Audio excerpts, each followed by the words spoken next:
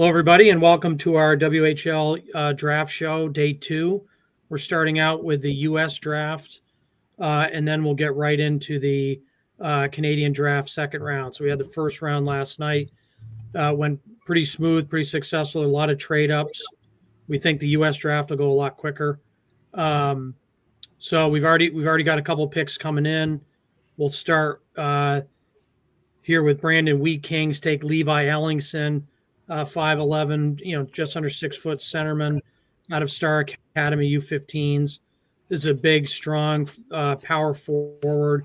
He's got soft hands. He was excellent at the Rocky Mountain and again at the John Reed Memorial. He graded out very highly for us. We had him as a top 10 pick overall in our rankings. Star Academy is a new program out of Washington. They're playing in the CSSHL, so he's played a lot in Western Canada this year. Very familiar among WHL teams, so not a surprise to see him go early here. Next pick, Moose Jaw, second overall. They take RJ Thompson, forward out of Detroit Little Caesars. So I saw him at Nationals recently. He's a rocket ship. What's impressive about him is he can stop and start on a dime and give you 2 quarters back or 2 nickels back. He's elusive. He's smart. He gets pucks to the net. He can ride his edges in sort of extraterrestrial ways. He wins a lot of faceoffs. His hands are very, very quick. So he's a high twitch player who seldom gets hit straight on. So he avoids direct contact. He rides contact. He feels contact. And he was very good. He'll be a high grade at Nationals when we get that out. Anybody else? I would add. I know RJ came up originally in the Minnesota youth program. Good skater, good balance, good posture. I know he's done well. I hear his name pop up around the rinks here all the time with what he's doing over at Caesars. Yeah, and I think one of the things I noted is he's not fully mature yet, and he's got a little bit of a kick at the end of his stride, which isn't a bad thing. It's obviously not slowing him down, but I think it shows that as he grows, he's gonna get faster if that's possible, because he was one of the 2 or 3 fastest players at all of U14 Nationals in Plymouth, Michigan. So he's got upside and was one of the best players. That's an awesome combination.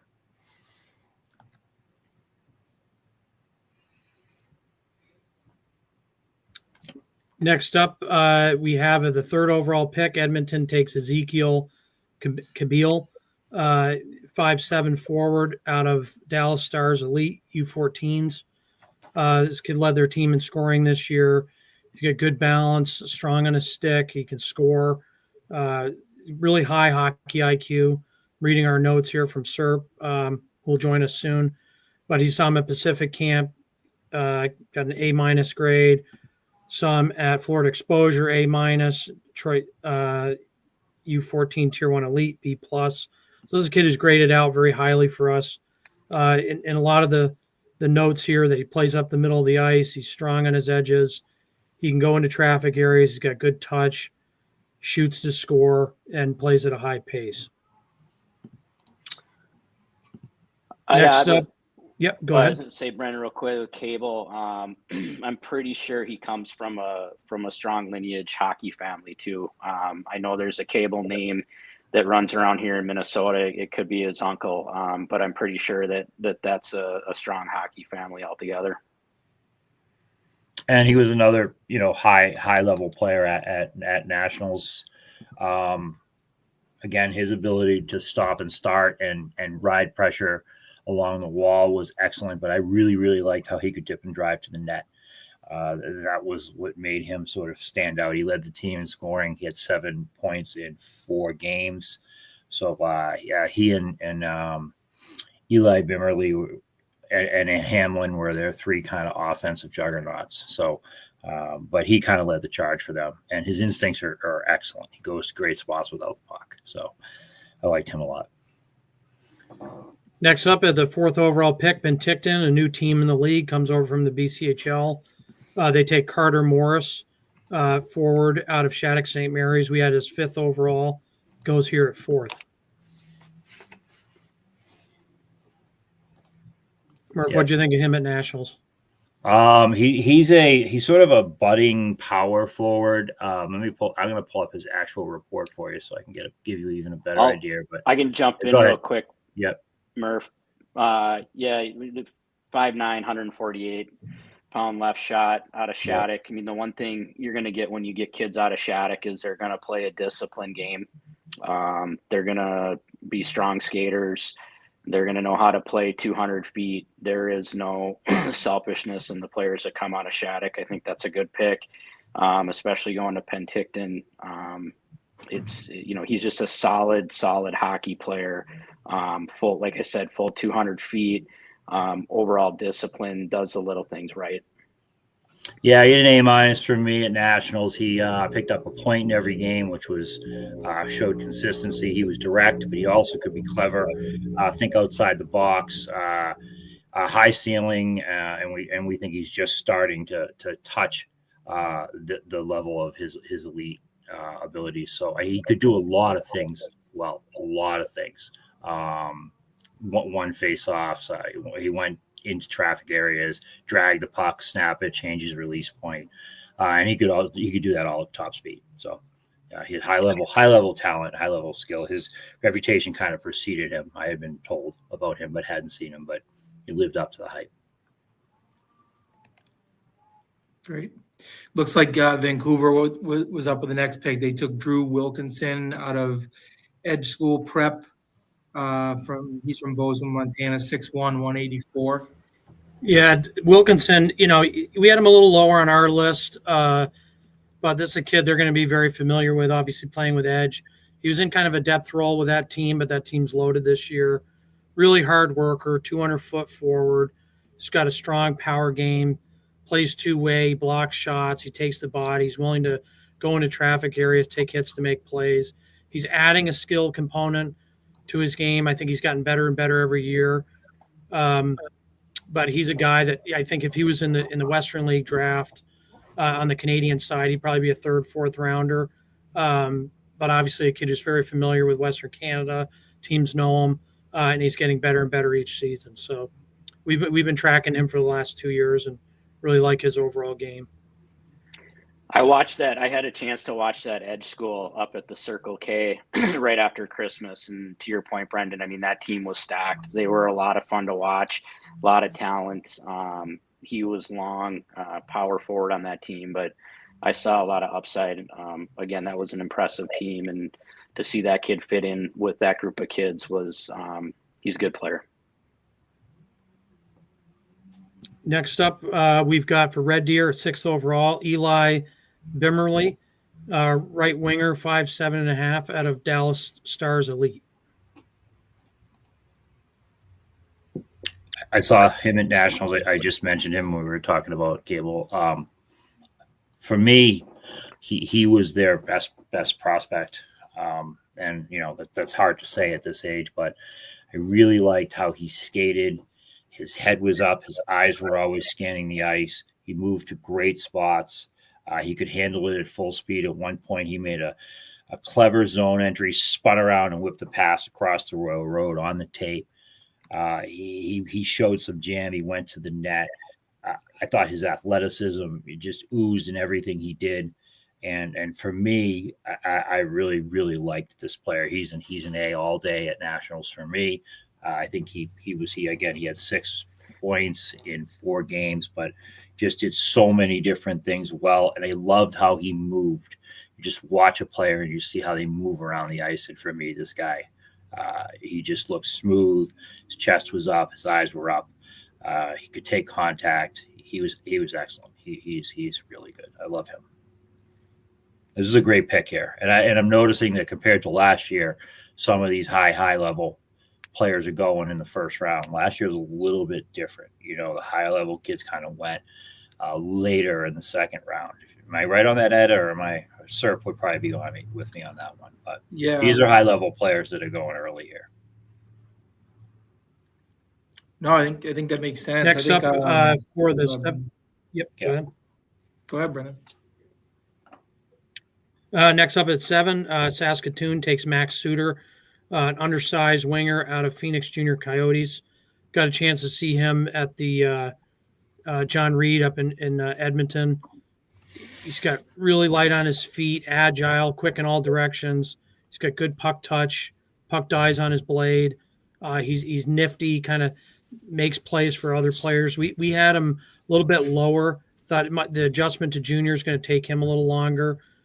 But in terms of IQ, puck possession skill, and quickness, he's right up there. So nice pick for Saskatoon. They've always done a pretty good job in their scouting department, especially with American players. Prince George at 8th overall takes Carson Yenko, right winger, 5'10", 140 out of Dallas Stars Elite. Anyone else want to go for him or? All you, Murph. You just saw him. Yeah, go ahead. So high compete player, has some length, some reach. I liked him in his end. He clogged lanes. His stick was in great places and great spots. He anticipated well, but he showed some jam, some skill, soft touches, long stride, covered a lot of ice. He's rangy. So again, another player that I think maybe he didn't make it, but he had a few goals, a couple of assists, was very good on the power play. I think he's a player that can be used in every situation, and again, highly athletic with some wingspan, and call him kind of rangy, sort of lanky, but he's got a lot of tools. So he's another high level player on that Dallas team, which had a nice tournament out in Plymouth. So I like the fact, Murph, like to your point, he's rangy and lanky, but he's got a lot of room to grow into his frame. And given his long stride already, as he continues to put on added strength, especially added leg muscle, he'll be able to cover ice with more power, more efficiency. Oh, yeah. So he's got great foundational skating, and that's really going to help him as he continues to build out his frame. And, that's kind of the next level stuff that's going to help his game translate. And he was good in traffic too. Like he could move around and was mobile enough. He wasn't like, some of the longer, lankier, rangy players who, when they get into traffic, they don't know how to move. He knows how to move fine, which again, his athletic feet, in my opinion, and he can really wire the puck. So I like this pick a lot. All those kids are very good, very good. Next up, Kelowna at 9 overall takes Drew McDevit, 5'10" centerman out of California Gold Rush. He's been their best player all season. He's got 44 goals in 50-something games. But I think where he probably solidified his draft stock here was at the Pacifics. Serb gave him an A, which was only a few A's in the whole tournament. He was an A- by Jeff at Bauer Elite out in British Columbia. Jeff was on the call last night. He'll be with us later for the Canadian draft. But big, strong power forward. He handles the puck well. He's got some finesse to him as well. He shields it. Hard to knock off his line, and the kid can really shoot the puck. Reads the goalie, puts the puck where it isn't, and has a quick, accurate release. Wenatchee at 10th over. Oh, go ahead. No, he's got some work to do to add some pace, but his stride is long and powerful, so he's able to play through his stick checks. Showed a little bit of wiggle. There's a long handle. He can move the puck from one place to another to create passing lanes and shooting lanes, and he can make people miss. So he's an interesting player that, again, they were at Nationals. They took a little bit of a beating, but he could wheel. He could win puck races and make plays. So he stood out, while his team, by no fault of their own, they just were a little bit overmatched, struggled some. So he's a good player. We jump after that back to Wenatchee here at 10. They take Jake Mintenko, big 6'3" power forward, another guy who's got great size and can really shoot the puck. He had 44 goals this season, I think, in 50, maybe 55 games. I have not seen this player, but just looking at his stat line here, big, strong, and can score out of Colorado Rampage. The 11th overall, Tri-City takes Riley Volkov, a centerman for the LA Junior Kings.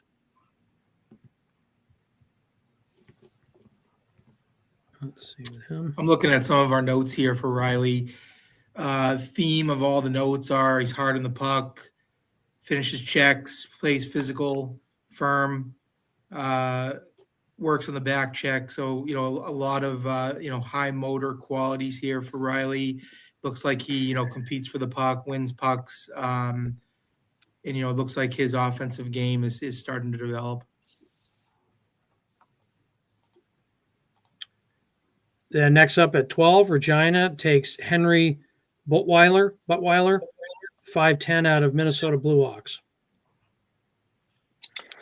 Yeah, we've been watching Henry all year. He was also part of that Moorhead Bantam AA team that won the state championship here in Minnesota, and then the Blue Hawks that won the national championship at 14s. Henry, 5'9", 140-pound left shot forward.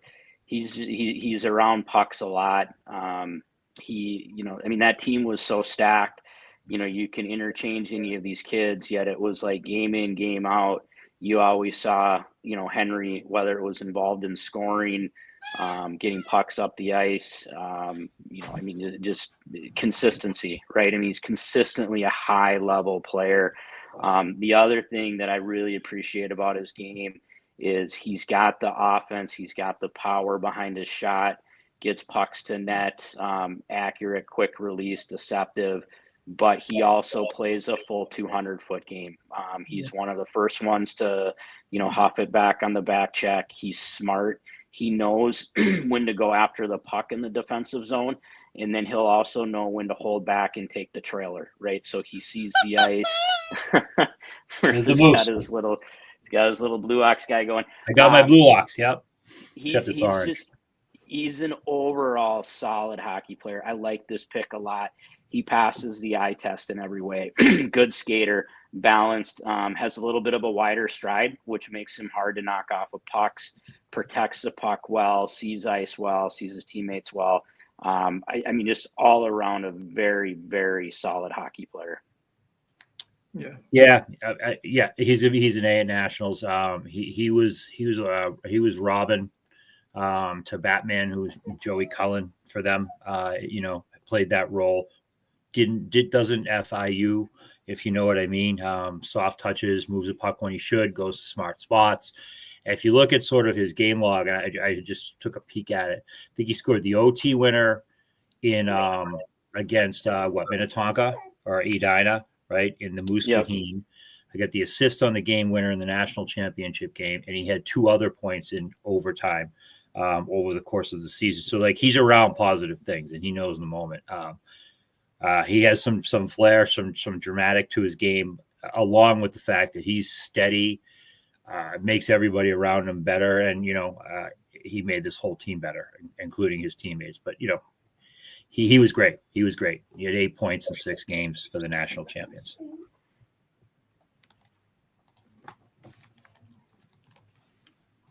Perfect. Next up, we have Easton Dozark for Swift Current, 13th overall, 6'1" right shot defenseman, also on that Moorhead team, and played with the Blue Hawks at Nationals. Yeah, we all just saw him maybe last weekend or the weekend before out in Minnesota with the HP camp. He was playing on that D15 team with a lot of the Moorhead kids. This kid is calm on the back end, no pulse, and I mean that in a really good way. He is a one-man breakout. He can carry the puck, but what I really like about his game is he slows the game down, and he's able to quickly identify reads, identify coverages, and pick them apart. When he walks up from behind his net on the breakout, he picks up his wingers and snaps a pass tape to tape, or he'll wait for the center to swing. He'll hit the center. He's always thinking the game one step ahead at this level, and just time after time on the ice just made plays that got his teammates the puck in space. And that was one of the big takeaways from the weekend for him, was he did things to make his teammates better each time out on the ice. Yeah, at Nationals, he was first out, 3v3. Yeah, he's legit. NTDP candidate for sure. It reminds me of a young man I know that played, and I don't want to compare U14s to NHLers, but this one's kind of dear to our heart. But he reminds me of Ian Moran. The way he plays, he rides contact. He's really good laterally. His touches are excellent.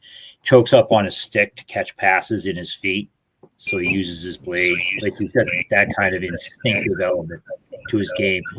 Times his keeps very well. He's an excellent player. One of my favorite in the age group for sure.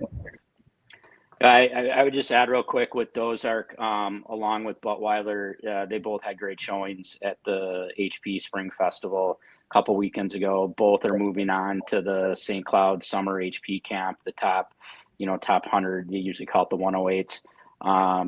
But he's also, Ed spot on, Murph spot on. Again, great. All these kids that played on the Moorhead and the Blue Ox team, they do the little things right? Fundamentally, they're good skaters. They have good strides, good balance, good posture. They play the game the right way. They're disciplined. They score, but yet they know how to play defensively. One thing about Dozark, you mentioned he's the first out on 3-on-3. The kid's a marathon man, right? Like he could log 30 plus minutes a game, and I don't even think he breaks a sweat. But it's not because he's not working. It's just because he's got high end stamina that is, not many kids have. And, as he continues to grow, he's foundationally so good at the little things that his game's just going to keep getting better and better and better. I mean, this is a kid whose name that I think we will see in the game of hockey for a lot of years to come, along with a number of his other teammates. Yeah, he's great on the power just play. add to that, we had Buttweiler at 11, who went 12th, and we had Dozark at 7th overall. He goes to 13, so good value there. Next up at 14th overall, Seattle takes Cruz Armstrong, forward out of Mount St. Charles. Add SERP to the broadcast here. We can start with this one. SERP, you've seen Cruz Armstrong at Mount? Yeah, he plays just like his dad. He's kind of that secondary scoring on Mount. He likes to run his mouth a lot and get involved. Nice. Physically, he's an energetic forward. He goes to the hard areas. He's not going to score a ton, but he's not afraid to get a little intimate at the crease, let the goalie know he's there. He's going to have to extend his stride a little bit. He's not the quickest, but he is a high compete forward that loves to get involved in every aspect of the game. Awesome. Ed, you've seen him too? Yeah, I saw him in Pittsburgh this fall, and I think he had just enrolled at Mount. So it might have been his first weekend playing with the team. But like what Serp just said, just a pain to play against. Was in on the forecheck, physical, doesn't pass up the chance to bump into someone or hit someone, always around the net. I think he still rounded out some of the offensive aspects of his game, but high compete, and you're going to get, full effort every time he's on the ice. Next up, I'll go back to you, Serp, on this one. Colin Kim for Kamloops, left shot defenseman out of Anaheim Junior Ducks. So Colin's a pretty versatile skater. He played both forward and D this year when I saw him. He's a little thinner. He's still got a lot of growing to do, but he did a lot on his own this year. He didn't have a ton to work with, but he was still able to create. He's quick. He's shifty. Loves to have the puck on a stick. He can navigate traffic well with his head up. He finds his teammates, and then he gets to open areas. He can run a power play, get in shorthanded minutes. Pretty important piece of that team for sure. But he's definitely going to have to grow a little bit. Probably going to project better off as a forward. I don't know if he's going to stay as a defenseman. But yeah. Awesome. 16th overall, Medicine Hat takes Jake Burmis, left shot defenseman out of Rogers, Minnesota. Yeah, we just saw. Well, I've seen Burmis play a couple of times. We saw him up at the Blue Ox, and also saw him recently in the HP Festival. He was also a kid that was chosen to move on to the summer camp up in St. Cloud. They have him listed at 5'7", 130. I think he's grown since then. He's a left shot D. Good player, sees the ice well, makes solid outlet passes. This is a compliment. He makes the simple plays look easy. right? He's poised with the puck. He doesn't panic, especially coming out of his own defensive zone. He transitions well. When he transitions, especially when he's going back into the defensive end, he'll transition more towards the middle of the ice to push guys on the outside. So he's playing his gaps and his angles smart. He knows on the offensive blue line when to walk it and find shooting lanes. Or if there's a lot of traffic out front, especially through the seams, he'll make the smart play and just get it back down in the corner to allow his forwards to cycle through it. So a good player, smart player. I like him. Rogers is a program that's really continued to get better and better, especially over the last 5 years. Their high school team just went to the state tournament for the first time at the Class AA level this past season. They're kicking a number of Division I commits out of that program, and I think Burmis is kind of that next level that's going to come up and replace some of those guys that are graduating. So there's going to be a lot of spots coming open on the high school team. He's got a big upside, room to grow. I like his game. I think this is a nice pick. Okay. Great stuff, Mike. Next up, we've got Parker Colmer for Spokane at 17th overall, 5'9" out of Shattuck St. Mary's. Yeah, I saw him at Nationals, and he and and Cam Evans really with that first group put on a show. He scored a couple goals, quick stick rebound, come down on the rush, create his shot. His pace, was electric at times. Again, and he had a strong core, could swivel, react to bad passes. He could get to the net. Smart without the puck, timed his getting to soft spots well. Another high level player for that very good Shattuck team who got knocked out in the quarterfinals, I believe. But very solid player. His skating is what makes him go, but he's got kind of that. He's got the ability to pass, proper pace. He slips pucks through. Does a lot. He does a lot well. But what I think again really made him stand out was he was electric with the puck at full speed. Yeah, we saw him at the 68. He led the tournament in scoring last summer at the 68 in Chicago there. And to echo everything that Murph just said, dynamic with the puck and just made plays in tight, made plays in space. And when he's around the net, the puck's going in the net. Yeah, to add, we had him as a 4.5 star, which, we only have 4 of those on our list at 4.5 today. Obviously, those change over the years, but he's an electric player. I mean, this past season with Shattuck, 59 games played, 57 goals, 65 assists for 122 total points. So the kid knows how to produce. Obviously, he's surrounded by a lot of good players coming out of that Shattuck program. Had 12 points coming out of nationals at 8-4. He, like all of the Shattuck kids, he can be offensive, but he also plays disciplined, right? He's still maturing in his game, makes smart moves. Physically, he's sound. They teach the fundamentals the right way out of that program in Shattuck. It's, obviously a history, traditional program, but I think this kid's got a big upside, and, we had him very high on his list, and clearly he can produce. At 18 overall, Portland takes Maverick McKinnon, 5'7" forward out of Forest Lake High School in Minnesota. Yeah, so Mav, right now, 5'8", 164, right shot forward, very sturdy frame. He is hard to knock off the puck, protects pucks really well. It's interesting. He's one of the few guys on this list that played high school hockey, and he was an 8th grader last year. That's a rare thing in this state. You have it happen every once in a while. Usually when you have those 8th graders, that's not only underaged, you're like underaged at that point, but, you get them into the lineups and they're there to progress and, try to, work on their game and develop. Mav came out and he was leading in points on that high school team. And he scored some absolute highlight reel goals this year. And that's against kids that are 4 years older than him. So he has the experience in playing against older kids. It does not intimidate him. He does not back down. He obviously has his older brother that plays up in the BC right now. Maverick comes from a hockey family. He's got an older sister that plays NCAA Division III at Bethel here in the Twin Cities. Dad also played at the NCAA level. Maverick's a smart player, protects the puck very well, knows how to get to the net.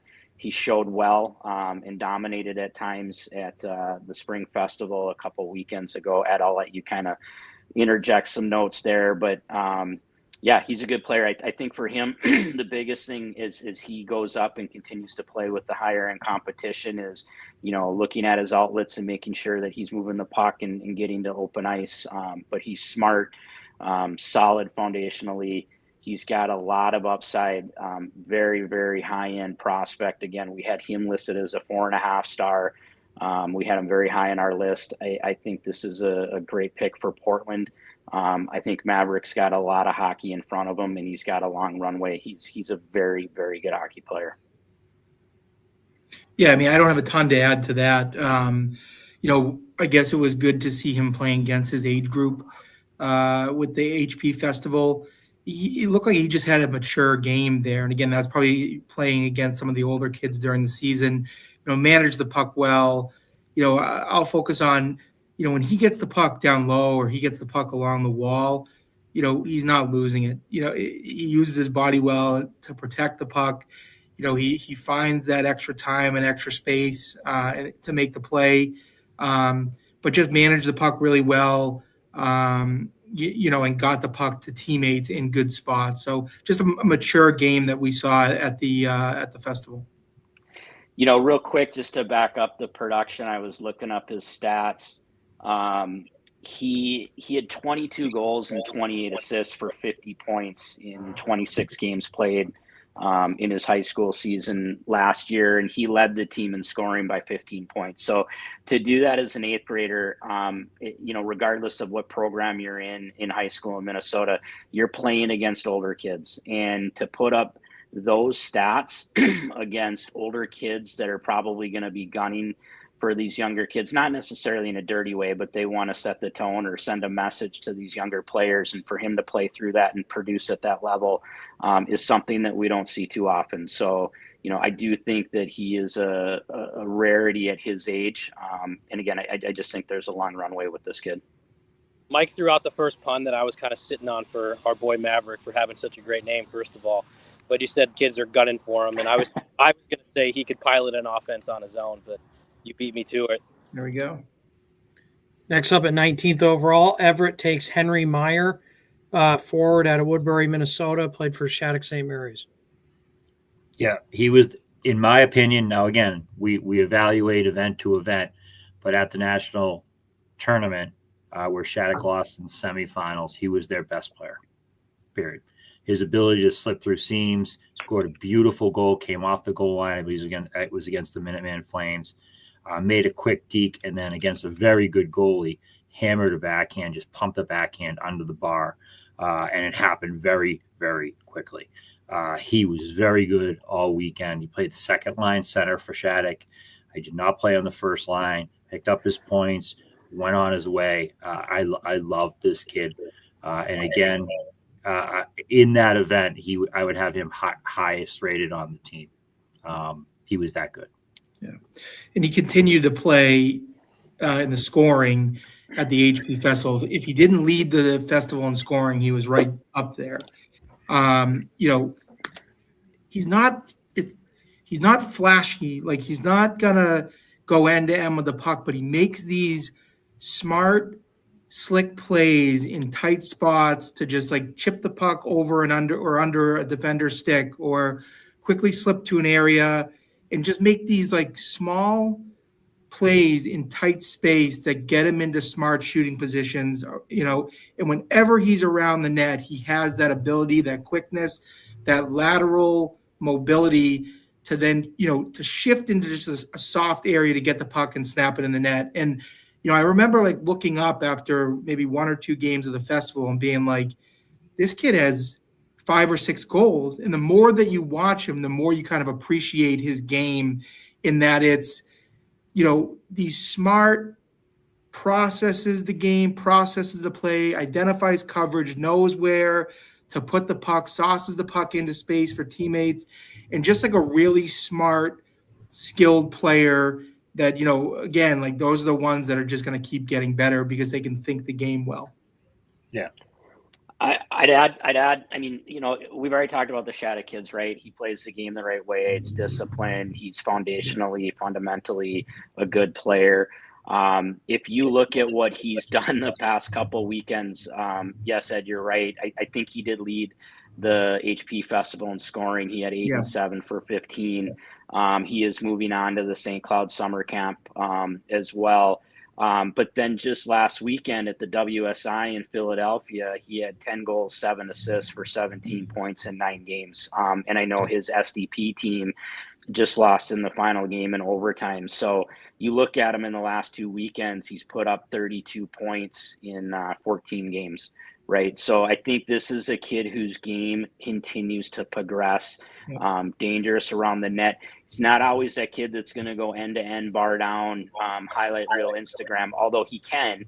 But I agree with that. It's the things he does in the little areas that he gets open. And then he finds that little area to get the puck to net, and he's just got an ability to find the back of the net as well. Good player. I think we've, said it all. I mean, I think he's got a lot of upside, and obviously it looks like he just continues to progress. He's excellent. He's relentless too. So when he doesn't score, he impacts shifts. So. Correct. Yeah. Next up at 20th overall, Victoria takes Joe Cullen, forward out of Moorhead, Minnesota. Also played on that Blue Ox team. I'll kick it off to these guys. Know more about them than me, but for the Western Canadians following, this is probably the premier player in the U.S. He wouldn't be, Maddox Schultz, but if he was going last night, if he was Canadian, he'd probably be the second forward off the board. I know that might be controversial, but he's probably better than Pugh. And Victoria has a way of getting some of these kind of later guys in the draft. They took Eli McCamey last year, who was exceptional status in the BCHL with Penticton, committed to North Dakota. People thought that was nuts, that he wasn't going to go. And then NCAA rule change happens, and looks like he's going to be playing there next year. So don't sleep on Victoria. But I'll kick Cullen to you guys. I know we got some big fans of Cullen here on the show. So I'll just, Macklin Celebrini was the last player that I saw play that I had this kind of reaction watching. This kid manipulates defenses with his stick blade, with his edges, obviously with his wiggle, his stick handle, high level IQ. He sees the play beyond the next play. His team needed a goal. Got the puck with 30 seconds. The NTDP kids were all there. They all stood up. It made a kid fall down. The last kid I saw do that was the youngest Hughes brother playing for Caesars. Went in, started to ride his outside edges like he was going to go across the net, and then just cut back and backhanded in the short side. So he manipulated the goalie just with his edge work. He's just, again, just NHL wise, he's like, Macklin Celebrini and Pat Kane had a baby. It would be him, and he's very close to being a 5-star in my opinion. I mean, I think we could talk about Joey for a long time. I mean, he does everything elite, right? I mean, you look at his skating. He's a tremendous skater. His edge work is next level. His balance, his posture, his stride length, his power, his glide, his efficiency, all of it is elite level. And then you look at how he handles the puck. He's poised. He's strong on the puck. He's incredibly hard to knock off pucks. I mean, he's slippery. He's just as fast and quick laterally as he is north-south. He can turn on a dime. The first viewing we had of him this season, Serps and I were up at the Blue Ox, and he made a goal that I think made its way around social media in the matter of 24 hours, where I think the vast majority of the U.S. Youth hockey players had watched it. I mean, it was an absolute highlight reel goal. He can fire the puck, quick release, incredibly accurate, moves pucks, hard, flat, can sauce the pass if he wants.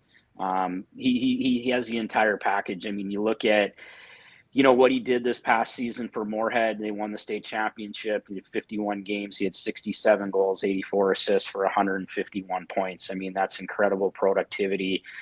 He had 48 PIMs. He's not afraid to mix it up. I mean, this guy will grind it out in front of the net. He'll play with a little P and V. He's not afraid to punch back. He doesn't have a temper. He's disciplined, but he doesn't back down. He doesn't let kids push him around. I think even more impressive, and I can't believe they kept track of the stat, he was a plus 127 last season. And then you just look at the stats that he's put up, his postseason when he was at the Blue Ox and they won the national championship. I mean, 6 games, he had 8 goals, 3 assists, 11 points. That includes the game winner in overtime in the Natty Championship. So this kid plays under the lights. He knows, I mean, clearly, I think everybody knows, comes from a big hockey family. His older brother, Brooks, he was at Fargo. He was on the Moorhead High School team that won the state tournament, their first in their history. Dad, Matt, multiple Stanley Cups. He's also got his middle brother is in the program at the National Development Program. I think more importantly, and I want to call this out with Joey, he's a good hockey player. He's also a really good kid. Everybody I've talked to will say how good of a kid he is. He's great in the locker room. His teammates all love him. He, is well respected. He puts in the work. Obviously, it's God-given talent, but he just comes from a solid background. And, I think this kid, he's got just a tremendously long runway. And I honestly think we will hear his name for many, many years to come. Next up at 21, Calgary Hitmen take Gabriel Belanger, left winger, 5'11", out of Detroit Little Caesars. Serp, you got him? You see him? Was Serp not here? I think he dropped. Oh, now he's coming back. Serp, you got Belanger, Little Caesars? I had him in national, so I'll start. He's hard nosed. That whole team walks the line. I'm not going to mince words. Absolutely, he's got a strong stick, plays tough hockey, can score when he has to. The team was up 7-1, and he's diving on the penalty kill to get pucks out. Call that whatever you want it, but I considered it effort. I considered it, a kid that doesn't know when to shut it down and just plays hard all the time. And that's what I saw from him. And he's a core part of that Caesars team that won 70+ games this year. So Next up, Prince Albert at 22 takes Gavin Hamlin out of the Dallas Stars Elite, 5'10" centerman.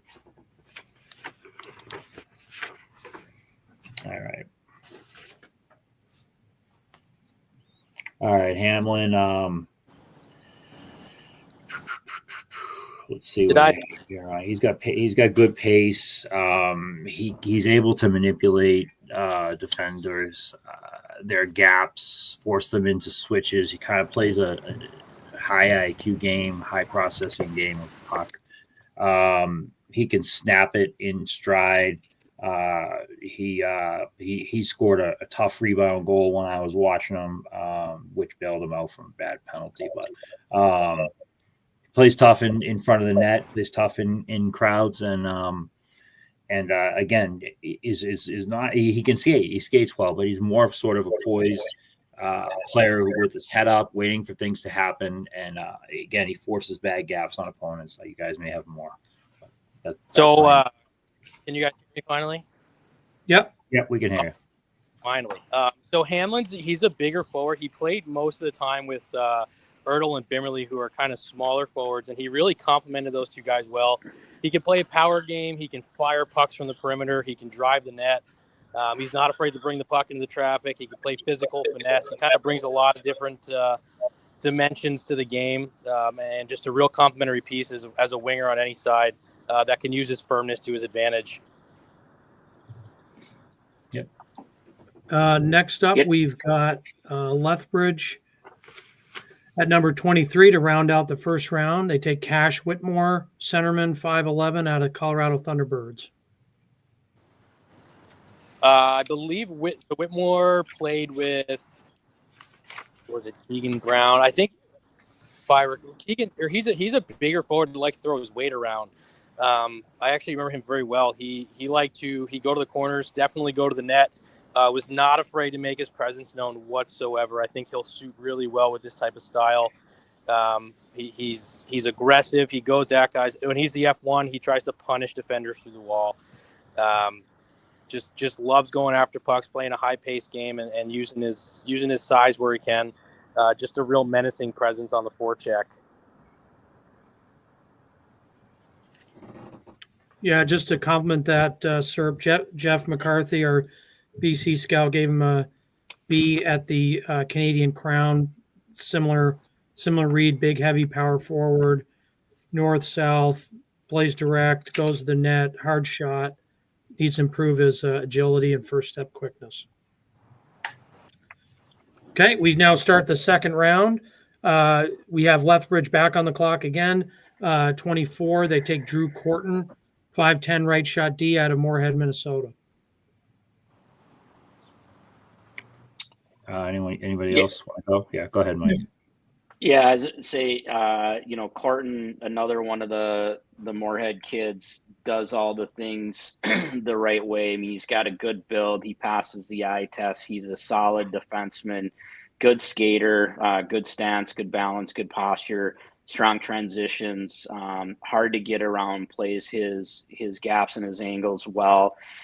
He's got a quick and active stick too. So if you're an opposing forward, you're trying to go down on him, he'll gap you well, but he might give you a little bit of a head fake, so it makes you make a move, and then he'll use a quick stick to poke check the puck away.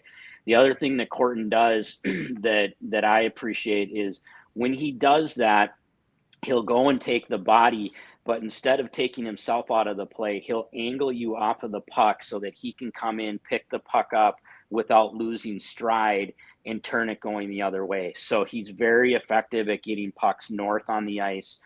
He does it with fluidity. He does it with poise. He's got a lot of confidence in how he plays that side of the game. He's still growing into his body. But, again, I think just overall strong foundation. Offensively, he's very, very good at finding shooting lanes. He's also disciplined at keeping pucks low and hard to the net, which creates secondary chances for his forwards, whether that's tips or rebounds. A lot of times at this age, we see a lot of guys shoot the puck high and it nicks off the plexiglass, which is a huge pet peeve of mine. This is one of those defensemen that can walk the blue or even shift it back laterally, and he'll just go low, hard, far post to try to get the goalie to kick out a rebound in the seam. So he's smart, plays the game with a high IQ. He's dependable. Again, he was part of that Moorhead State Championship team at the AA Bantam level, and he was also on that Blue Ox Natty Championship team. He's a big part of their back end along with Dozark. I think this is a great pick. I think, again, this is a kid that's got a long runway in front of him. Disciplined, fundamentally sound. Avon was good back there too. My guy. But what did they say, Brendan? The only team that could beat the Spuds varsity this year was the Spuds Bantam. Minnesota. Yeah, there's something's in the water up there. So we'll see what happens and how that all plays out long term. But yeah, I liked his mobility in every direction with the puck. It was kind of pretty to watch. So at 25 overall, Prince Albert takes Mason Schumanauer.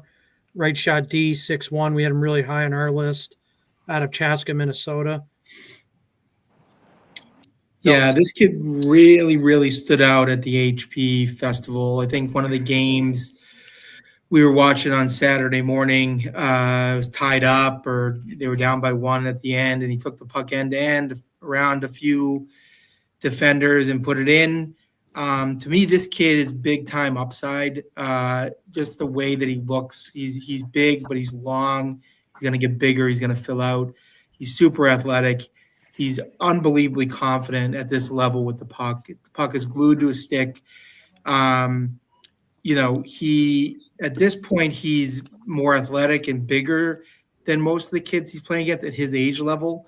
So he does have the ability to kind of go end to end with it. And make people miss. But I also saw, he does have the ability and does process the game quickly and does move the puck to the right spots and does utilize his teammates. But, from what we saw on the weekend, I know we had talked about it after a few of the games. He was probably, if not the best prospect at the HP, got to be one of them because of just like the upside and the runway that this kid has in front of him.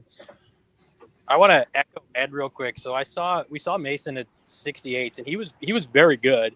Yep. I wouldn't say he was one of the top D there, but then I saw him at Blue Ox in November.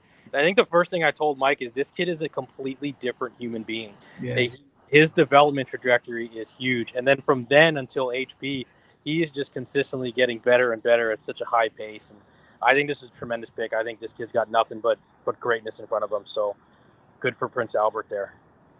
Yeah, the comp I would make for him is at a similar age. We'll see how he develops. He reminds me of when I saw Logan Hensler playing on the Woodbury Bantam team. I don't know, 4 years ago, whenever that was. I think there's some similarities there for sure. Yeah, second round. Yep, go ahead. I was going to say Schemenauer plays in the Minnetonka program, which is a big program in the West Metro here in the Twin Cities. Yeah, he's long. He's got a lot of upside. I mean, I agree with everything everybody said. He at the Blue Ox really did stand out. He's a guy that, as the season progressed, he kept getting better and better and better. He's another kid that obviously he showed well at the HP Festival 2 weekends ago, and will be playing up in St. Cloud this summer. It'll be interesting to see where he takes his game. Long runway. I know there's a lot of scouts out there that like him. He just continues to get better. And I think as he adds strength to his lengthy frame, it's just going to improve his game because he does play it with a high IQ. He's a headsy player, especially on the back end. So a lot of upside. Next up at 26th overall, Calgary takes Keegan Brown, centerman out of Colorado Thunderbirds. So Keegan's a smaller-ish forward, but he just absolutely lights up the score sheet every game.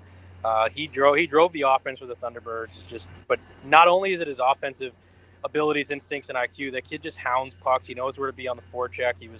He's got a quick stick to strip pucks. He can get on his edges and just quickly accelerate away from defenders with the puck.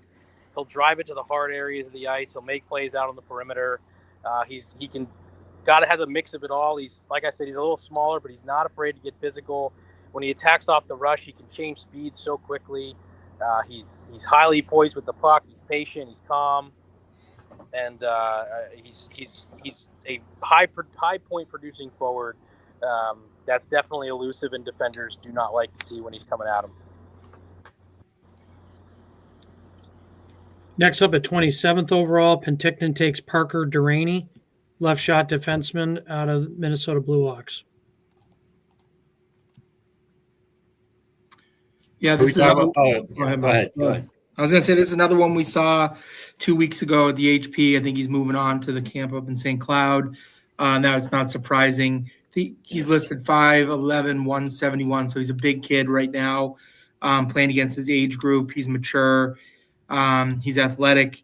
On the defensive side of things, I guess I'll talk about that and then defer to Mike. He can talk about the offensive side. He is tough to beat. He's big. He's strong. He uses good angles. He keeps good gaps through the neutral zone. He has a great stick. His stick is always in the way. It clogs up lanes. It cuts down angles. It strips pucks. He's really difficult to get around in tight spots. And he uses his stick and his reach and his body positioning to really angle forwards into bad areas and then close them down. So, just a really good player in his own end first. But then he also, has the ability to chip in offensively. Yeah, I would say Duraney, he's one that kind of flew under the radar during the regular season. He played up in the Detroit Lakes program on their Bantam A team, and the only reason he was on the Bantam A team is because it's a community that's smaller and they don't house a double A team. And I think real quick, just for people to know, in Minnesota it's a little different. It's not the same triple A, double A style hockey. Like the double A level is equivalent to maybe like a triple A within their own communities. But I digress. So anyways, Parker, he's a good player. When we saw him at HP, he stood out. He was poised. He maybe didn't light the lamp from a goal scoring standpoint, but he had 7 assists. Ed, you're correct. He is moving on to the St. Cloud camp. I think he was, foundationally one of the more solid defensemen when you look at it from how he played, red line back, didn't let a lot of guys around him, gaps and angles really well. He's disciplined in his own zone. He picks up guys in front of the net. He uses his strength to clear net front presence. He's able to get to pucks in the corner, win puck battles on the forecheckers, make the outlet pass. If the outlet pass isn't there, he certainly has a skill set to skate it up himself and get it out of the danger zone. So I think a lot of upside. And then you look at what he did with Pro Hybrid at the WSI, 4 goals, 2 assists in 6 games played there. So, again, a kid that has kind of flown under the radar, but as he's come up and people have started seeing him in some of these bigger festival events, he's produced and he's shown really well. So I think he's making a name for himself. When scouts watch him, they see an honest player, strong fundamentals or foundational fundamentals with room to grow. I think he's got to keep working on his strength, keep working on his overall, stride length and maybe lengthening that out a little bit. But a lot of upside and like what we've seen the last few weeks out of Parker. Yeah, he's growing. I think he grew over the time I saw him at Nationals with Blue Ox. He's an end of the game. Yep. If you're up, end of game, PK, all situations type. You can do anything you want. Swiss Army knife with size. Like he looks bigger than 5'11" to me. So that's it. That's all I want to add.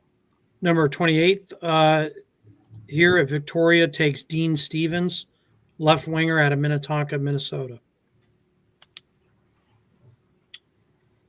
Yeah, so Dean has been he's been a well-known player his entire youth career here in Minnesota. I mean, he's played on the top teams coming up through the Minnetonka program. He's a very creative player. He's very quick. He's shifty.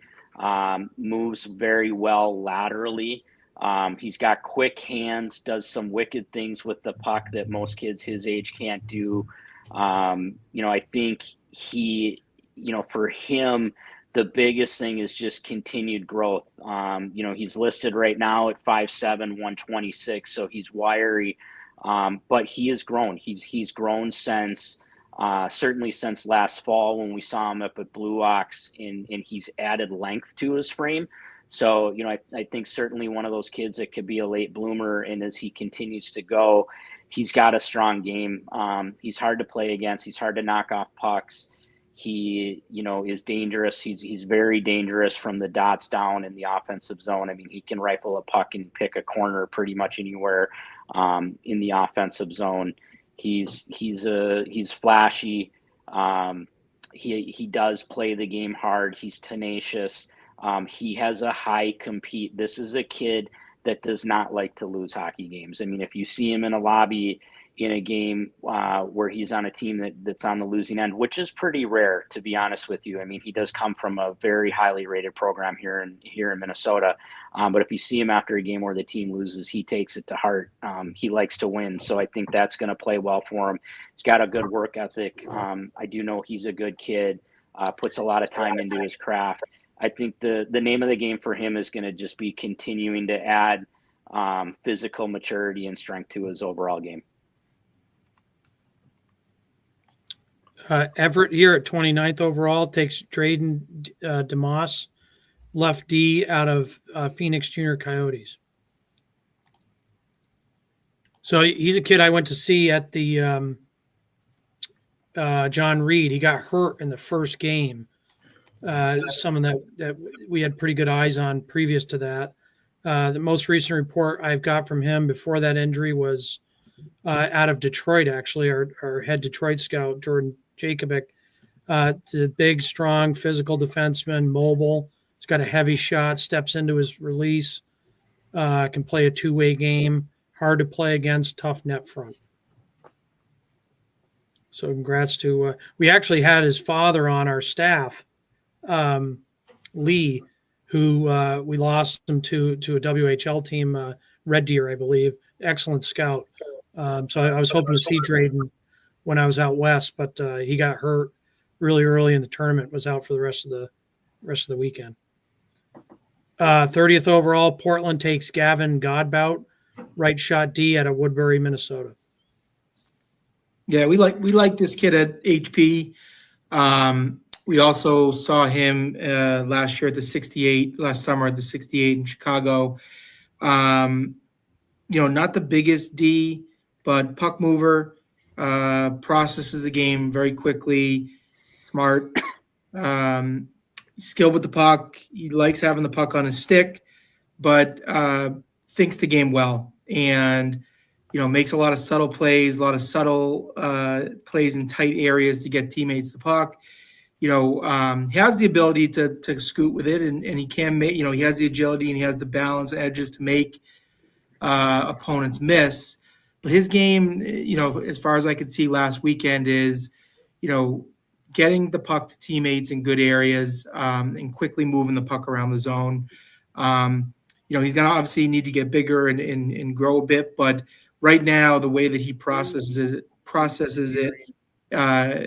which is what makes him, a really good prospect right now. Yeah, I would add with Gavin. Again, he had a good showing at the spring festival, moving on to the summer camp in St. Cloud. Gavin comes from a hockey background. Dad played at the University of Minnesota. He was also a defenseman. He's undersized now. Still has room to grow. Kind of a late bloomer, but look, he's an underage kid that played at Hill Murray this past season. He was a swing guy between JV and varsity, but logged some varsity minutes, which is a hard thing to do in that program. That is a very storied, historied program. I would say, arguably, I think I heard some guys talk about this previously. Hill Murray might have been one of the top teams in the state of Minnesota this year. They lost in their section final game to Stillwater. And I say that, so a kid like Gavin to be on a team that plays at that level in the state, he's a good player. He's surrounded by good hockey players. He's surrounded by older players. He competes hard. He's developing. When you see him play the game, he plays it honest. I think there's a lot of upside with this kid. He is a high IQ defenseman, gets the puck out of trouble, knows how to make the simple plays, doesn't try to overdo it, but he has the skill set where he can make big plays. So I think this kid is a player that's just going to continue to get better and better and better. I think this is a good pick. We had him high on our board, had him as a 4.25 star rated player in the top 10. So, I think this kid, again, it just continues to ooze the upside. Next up, we've got Spokane takes the first goalie off the board today. Kid we saw at the CCM 68s, Brody Johnson out of Shakopee U14s.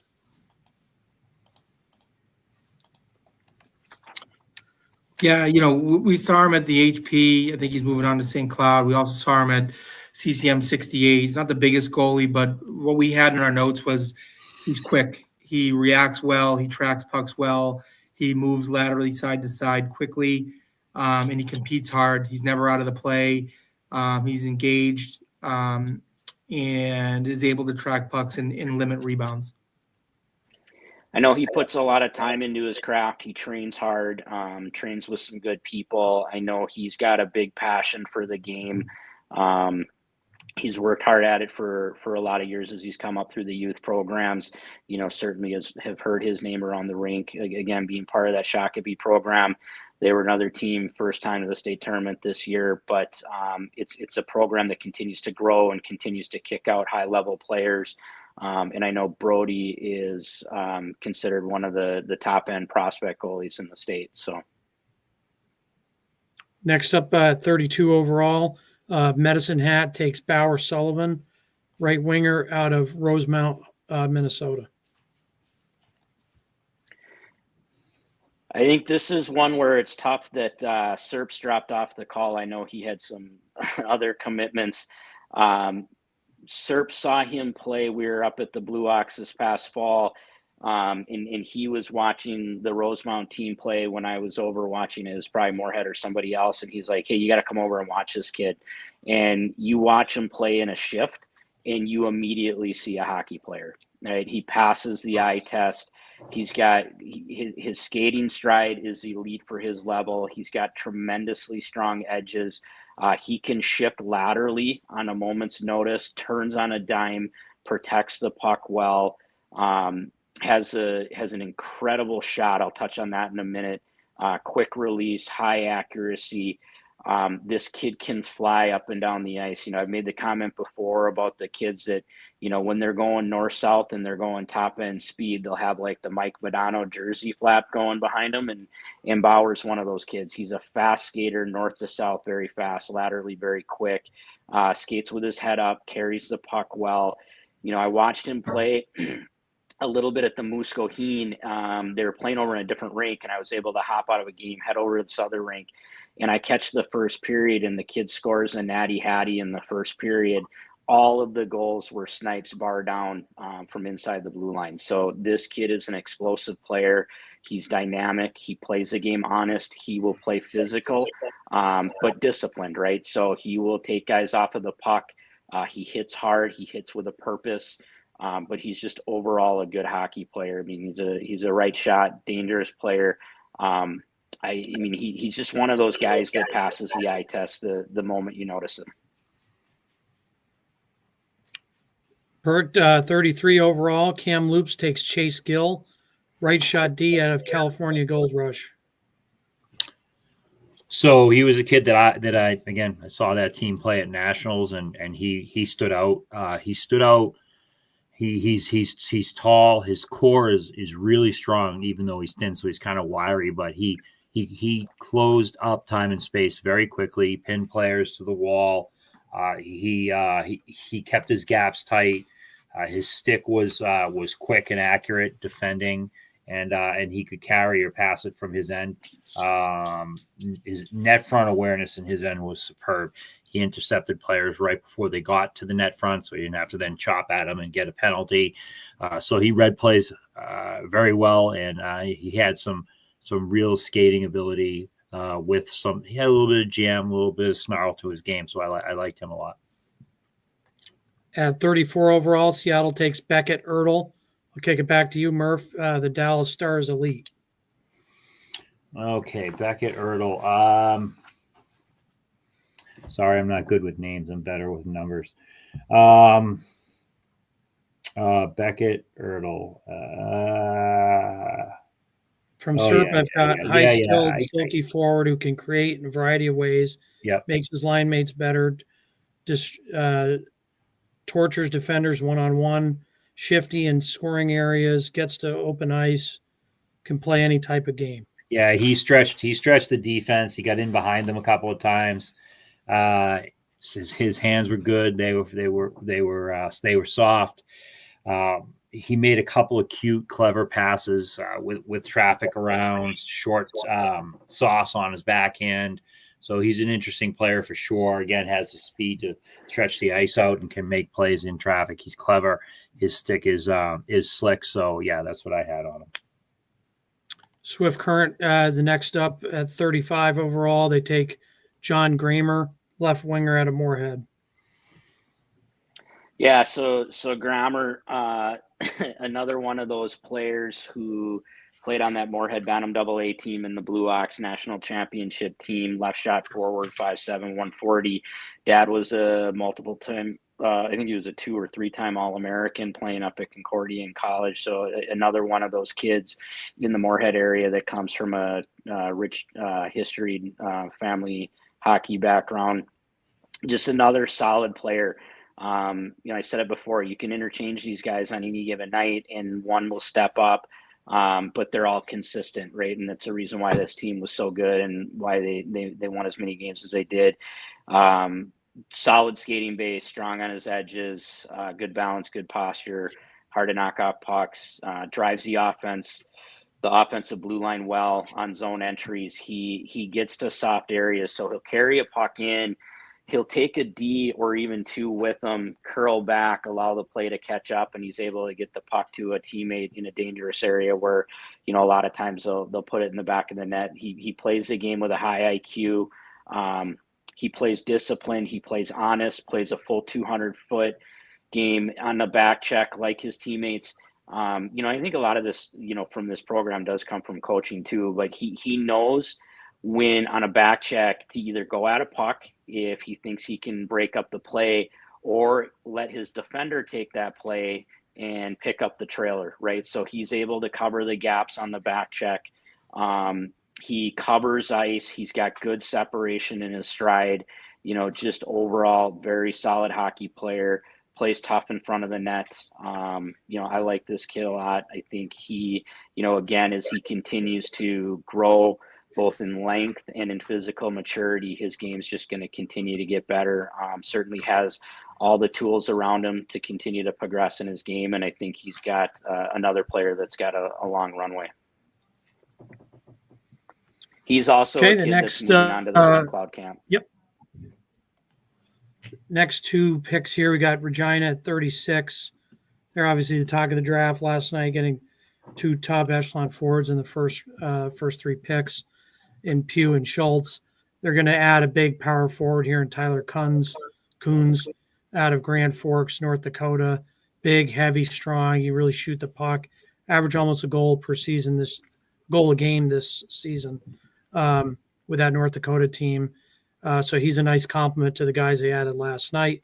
And then at 37 overall, Tri-City takes Blake Redpath, good-sized defenseman, 5'11", out of Colorado Thunderbirds.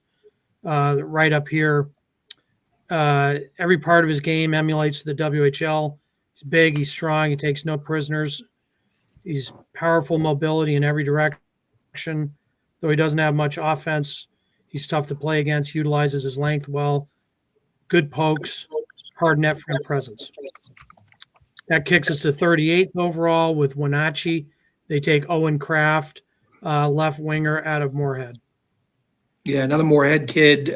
Saw him a couple weekends ago. The HP camp, a bit undersized, but very skilled. Handles the puck well in tight spots. Dynamic with the puck. Changes speeds well. Work through the neutral zone as he's entering the offensive zone. Is able to change speeds to kind of manipulate defensive gaps, find some space. To get the puck to his teammates. So very skilled with the puck, handles it well in traffic, handles it well in open ice, and just makes plays in each of the zones. 45 goals, 43 assists for 88 points on the Moorhead Bantam AA team, plus 121 on the season. Agree with everything Ed said. Same kid, same type of kid out of the Moorhead program is moving on to the summer camp in St. Cloud. Also one of these Moorhead kids, and we've talked about this before in some other podcasts, right? And Murph said it's something in the water, but he's also a kid that comes from a family background.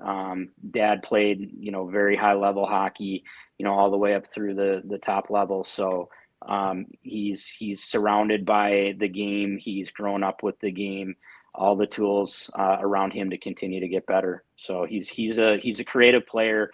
And he's also just one of those guys that finds ways to get the puck in the back of the net.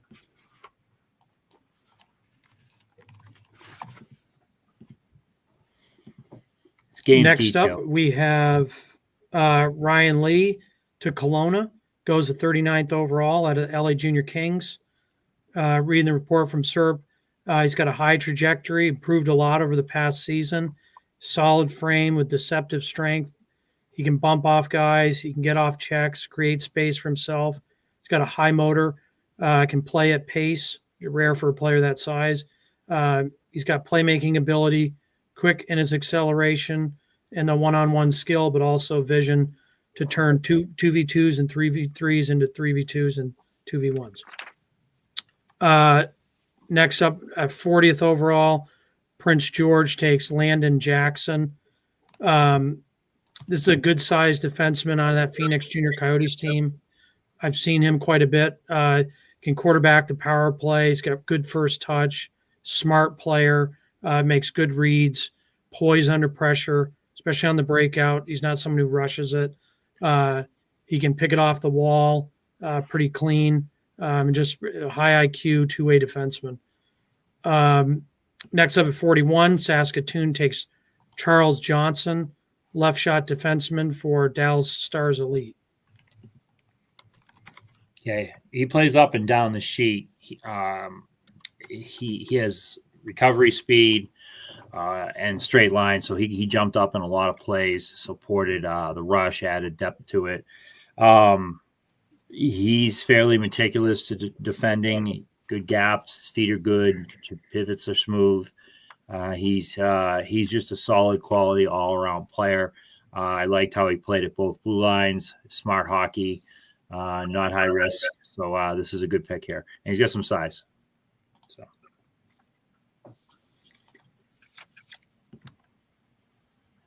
Perfect. Next up, Red Deer. We're getting towards the end here. 4 or 5 picks to go. Paxton Mattel out of Red Deer, 42nd overall, out of Duluth, Minnesota. Yeah, we liked him 2 weekends ago at the HP camp. Our notes on him were that he's small, but he is very skilled. He's very fast. He's quick. Great balance and edges. Makes people miss. Makes some defenders look foolish in open ice. Puck is glued to his stick. We noted that even for a smaller player, defenders couldn't get the puck back from him.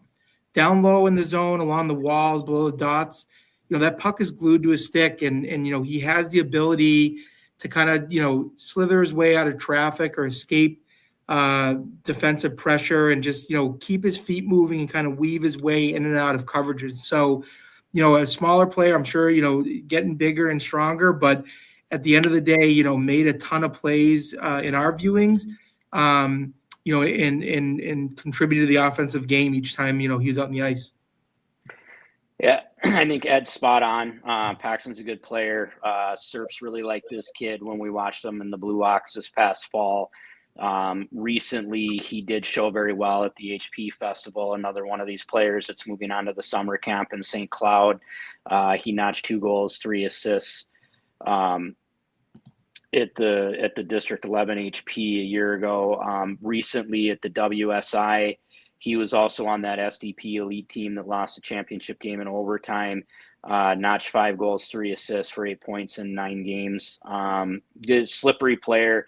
Agree, he's got to continue to put some length and put some physical maturity, some size on, some strength on. He plays the game hard. He competes. He doesn't play like a little guy. He's smooth. He can score. He's effective. I think this is a kid where, for all sake and purposes, it would appear that he's a late bloomer. And I think, with the game that he carries today, as he continues to grow and add strength, he'll continue to develop his overall game. So I think there's a lot of upside with this guy, and it's a good pick. Next up, Vancouver at 43 takes Daniel Makovetsky out of Star Academy. Again, saw this kid at the John Reed. He's stocky, really strong in his edges, but he's got real touch on the puck. He can corral really bad passes. He can settle pucks. He can shoot it. He's got a powerful release, and he's got excellent hands in traffic. He can bounce off checks. He stays really low in his stance and just has a really powerful balanced stride. Number 44, Edmonton takes Carter Nash, goaltender out of Hermantown, Minnesota. So Carter, he was a kid in the Blue Ox who, their team was getting absolutely shelled, and he was making unbelievable saves. He, moves laterally very well in the net, sees pucks, is able to center up, especially when shots are coming either from the outside or back from the blue. He also swallows pucks very well, controls his rebounds, keeps them in close, doesn't kick a lot of things out into the seams. I think he's athletic from a goalie standpoint, good flexibility. Last time we had him listed at 5'10", 155, so still growing. I think, just quick hands, quick glove. Overall, I think he is a solid goalie that squares up to the puck well. In the 45th pick overall, Moose Jaw takes Derek Langkow, a good-sized centerman out of that Phoenix Junior Coyotes team. He's a 200-foot presence. He's honest. He blocks shots. He plays physical. He defends out in front of his net front, clears out bodies. He crashes the net offensively. He's got to improve his skill a little bit and maybe play with a little more pace, but he's hard to play against. He's really tough and physical and plays an honest two-way center game. And then last but not least, at 46 overall, the Brandon Wheat Kings take Aiden Hontfit, left shot defenseman out of Minnesota Blue Ox. Murph, this is your guy. I call him the Big Cat. The way he played at Blue Ox, the minutes that he played was exceptional. I think that he's probably grown and he's a little bit further ahead physically than a lot of players. His skating, needs some improvement, but his instincts, his will to win, willingness to sacrifice his body to block shots, get pucks out of the net, scored the game tying goal in the national championship with 11 seconds left to send it into OT and leave it to Joey Cullen to finish off. I thought this kid was sensational. He's not pretty, I tell you that much, but he clogged lanes. He was physical. He played in every possible situation. He looked huge compared to other players. And again, I'm happy for him because I got to be honest, he was steady, he was strong, mistake-free at the blue lines, solid on the wall, efficient puck mover. He's a kid that deserves some record. He'll be a high grade when the 14 report comes out very soon, by the way. And Ian was with me, and he latched on to him too. We loved his game and loved what he did for Blue Ox. I'd go as far as to say Blue Ox doesn't win the national championship without this guy, plain and simple. So this is a great pick. It'll be interesting to see how much upside and how he improves over the next couple of years. But without him, they don't win. I'm just telling you, he was excellent. Yeah, I just add real quick, Murph. I know you're a big fan. He's 6 foot 215 at this age. Obviously, a little bit ahead of his peers from a physical maturity standpoint. And I mean this as a big compliment. He is a blue collar player that is a lunch pail hard hat type player, right? He blocks shots, makes sacrifices. He's a team guy, right? He's just the guy that's out there and just grinding away every shift. And I mean that with a lot of compliment. A lot of these players that we've covered today are high skill players with long runways and big upsides. And this is the type of kid that will just eat pucks for your team for the sacrifice of winning hockey games. So blue collar player, happy for him, nice pick. Yeah, the Big Cat. He's the Big Cat. We loved him. We really did, and genuinely. And a huge play in the final. So he made a lot of plays to help them win. So that'll conclude our U.S. portion of the WHL draft. I want to thank, Ed, Mike, and Murph, and also Serb for jumping on, giving insights into all these players. We'll take a little bit of a break, and then we'll be right back here for round 2 of the main draft. And that'll be streaming pretty much probably for 5 or 6 hours. So we'll be here for the long haul. We appreciate everything that Mike, Ed, and Murph have added, and we'll be back soon. And great job by all you guys and all our U.S. and scouts here, because looking at our list, we have there's still some players out there that maybe will get signed, but it's excellent. And we don't try to mirror the draft when we do those rankings, but but all the players we mentioned that we liked, and they're on that list. So check it out if you have a chance. It was a great job. Yeah, I'd add thanks for having us. Good luck to all these players. Good luck to players that maybe didn't hear their name. You got a big summer in front of you. Work hard. Continue to develop your game. Most importantly, have fun. Never lose sight of enjoying the game and keeping the passion going. So I wish all the players the best, and appreciate the opportunity. Thanks, Brendan. Yeah, and there's quality here. A lot of quality players taken in this year's American draft. Lots of quality. So it will be very interesting to see what happens going forward. Thanks, everybody. All right, take care, Brendan. Thank you. Thanks, guys.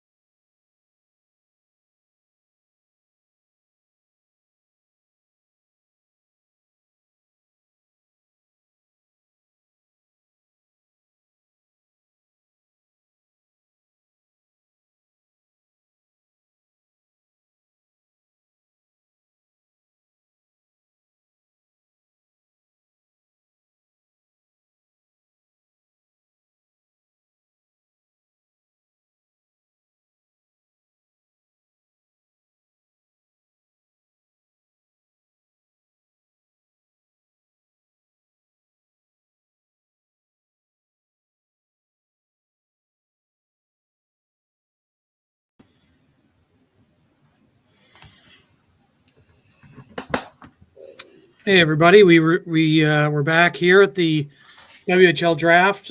We just finished the American version, which is nice for those kids. And obviously, there's going to be, I would assume, more and more Americans coming to the league given the recent NCAA CHL rule changes. But now we're back for the main draft. We're waiting for the second round to start here. League hasn't really indicated when that will start, so it could be any minute. Could be longer. We'll see. Yeah, it's must be running out of Alberta with 3 20-minute periods with 20 minutes in between for floods. And so we just wanted to recap the first round a little bit and maybe say our favorite picks. I think mine obviously would be Kashelki at 18 to the Moose Jaw Warriors. I think that's great value for them, and they're getting a player who could very soon be their number one center, and I think he's a future captain for that team. For me, it's a bit different. I mean, Virginia had a day and a half, I would say, getting Schultz and Pugh. Many had them going 1 and 2, and on their draft board we had with Pugh going number 3, but them getting Logan Henry, I think, is a really underrated pick there. That's going to be a guy that's going to really complement them in terms of just the way he plays and what he brings to the table. So that Regina team, they got a really good haul there, and they got another pick coming up here at 27. So I'm very interested where they go with this. There's a lot of ways they can go with it, especially with getting 3 really good forwards. So I'd go with Nolan Wolitski. Thought he was the best kid at John Reed. I think he's got NHL upside. We'll see if Red Deer's going to be in a battle there. But if they can get him, I think that's a real steal at number 7. Yeah. I also think that Brandon did a great job getting Cruz Jim at 12, and then coming back and getting Levi Ellingson at number 1 in the U.S. draft will be huge for them. Those are 2 big kids. But also talking about Regina for a second, they averaged 4.5 stars through their first 3 picks. We had Pugh at a very high 4.75, Schultz at a very high 4.75, Pugh at 4.5, and Logan Henry at a very high 4.25. That's great value for your 3 picks, and they're going to be. It's honestly, they're the only thing that's going to detract from them winning a championship in 5 years is the NHL, and losing Schultz. And maybe more to the NHL before the end of his junior eligibility.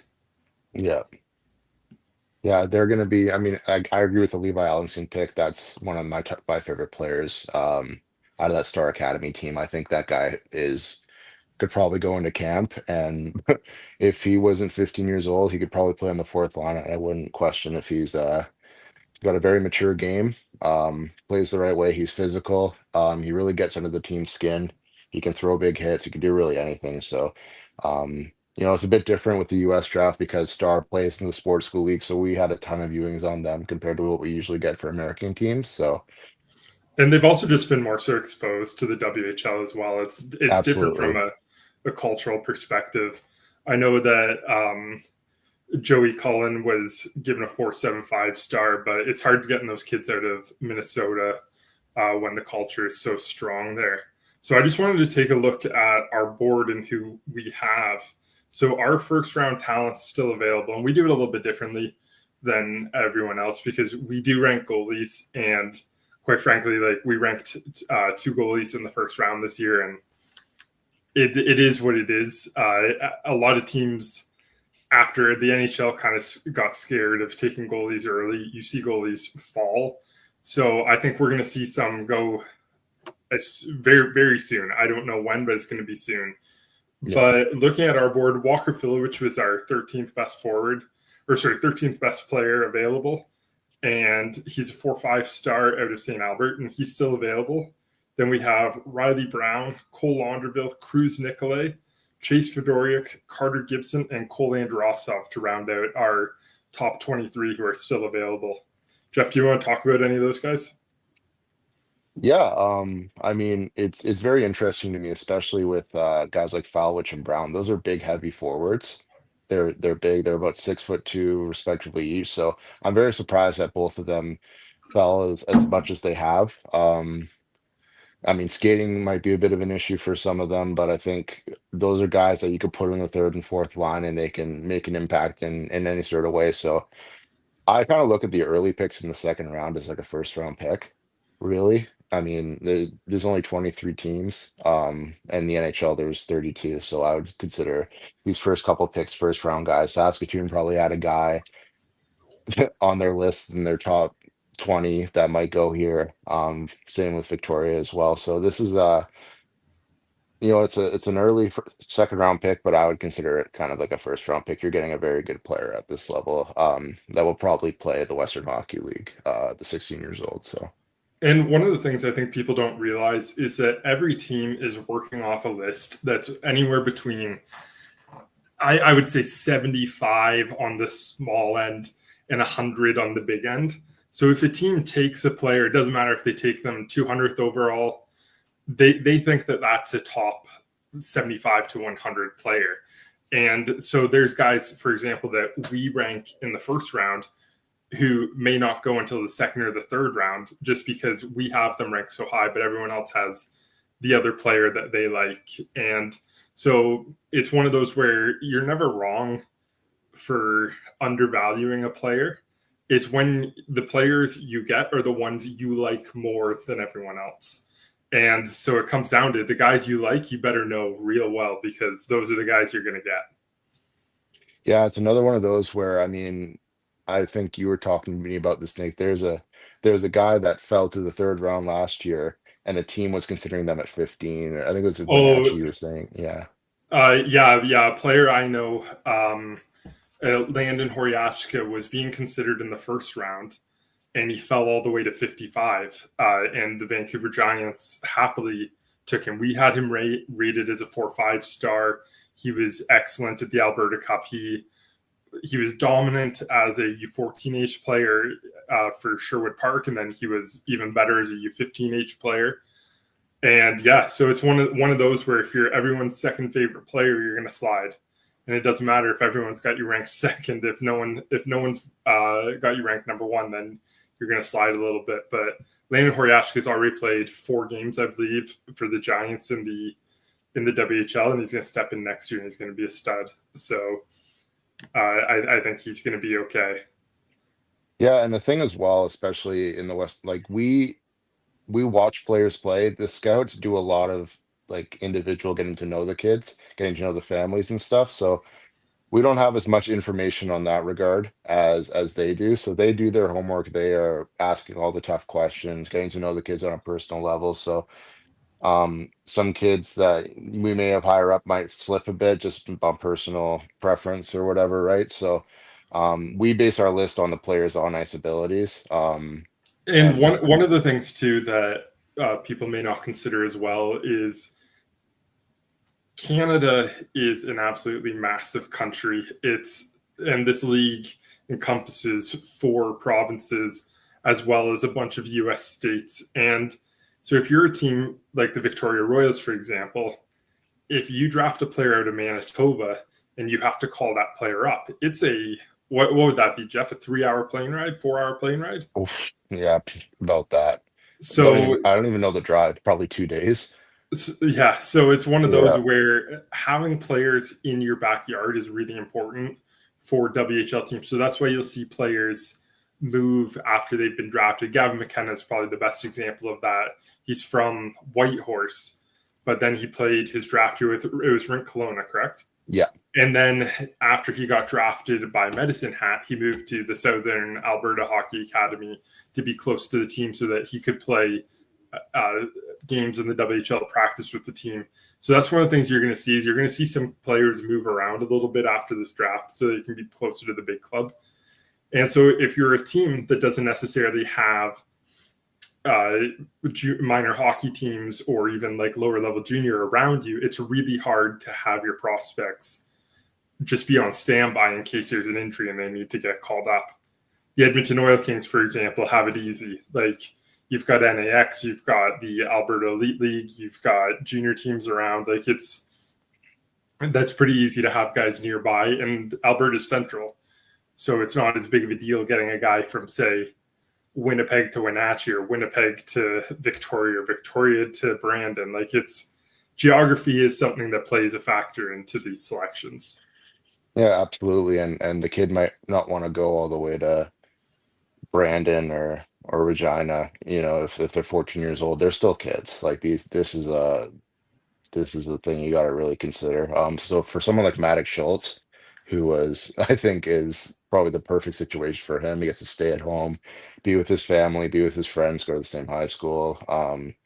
This is a perfect fit. So we don't know these things in terms of where the players, where they prefer to play and stuff. That could have a big factor. I know a lot of teams, when they draft in the first round, they want to make sure that kid's committed to play for that organization. They don't want to waste a first round pick on a guy that I don't know if I want to play here. You know what I mean? So there's it's in their right, and it's good for the players. They have a preference of where they want to play, and that's fine, completely fine. It's valid. So yeah, just things to consider, especially for guys that we have a bit rated higher up that have kind of fell off a bit. There could be some other issues there, not in terms of the kid itself, but just wanting to stay a little bit closer to home and having a preference on where they want to play. So yeah, we are taking our time on this pick. I really hope yeah, we're I not have no waiting. idea. They didn't say anything about how long they're going to take, so that kind of I irritates really me. hope we're not waiting until the top of the hour. Yeah, But it wouldn't surprise me if we are. yeah. I mean, I hope all the teams had breakfast by now, so maybe they're all out to Denny's or something. I don't know, but I mean, the first pick, Saskatoon. Who did they take again? Sorry, I'm losing it here. Saskatoon's pick was Kane Martinook. Yeah, So they went forward. Our top available defenseman's Cruz Nicolay. So if they wanted to switch that up, they could go with Cruz Nicolay. I'm trying to think who else is available. Oh, we've got I think there's been a lot of undervaluing of Saskatchewan-based players this year. I went to their top 80 camp, and their top end kids are as good as any of the other provinces. And we've seen them slide quite a bit just in terms of who's been taken off the board. I think that Elke and Schultz might be the only Sask guys off the board. Yeah, it is. So only two Saskatchewan-based players in the first round. One of the things I found from viewing is that a lot of the top-end scorers in Saskatchewan aren't the best players in Saskatchewan.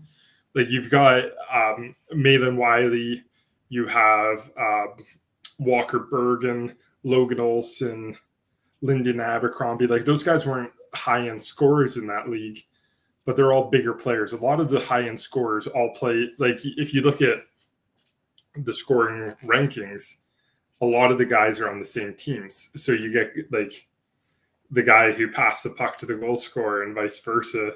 They're doubling up in a way. So it's easy to score when you've got a line mate who can set you up. So if you don't have the supporting cast, the guys weren't scoring at the same rate.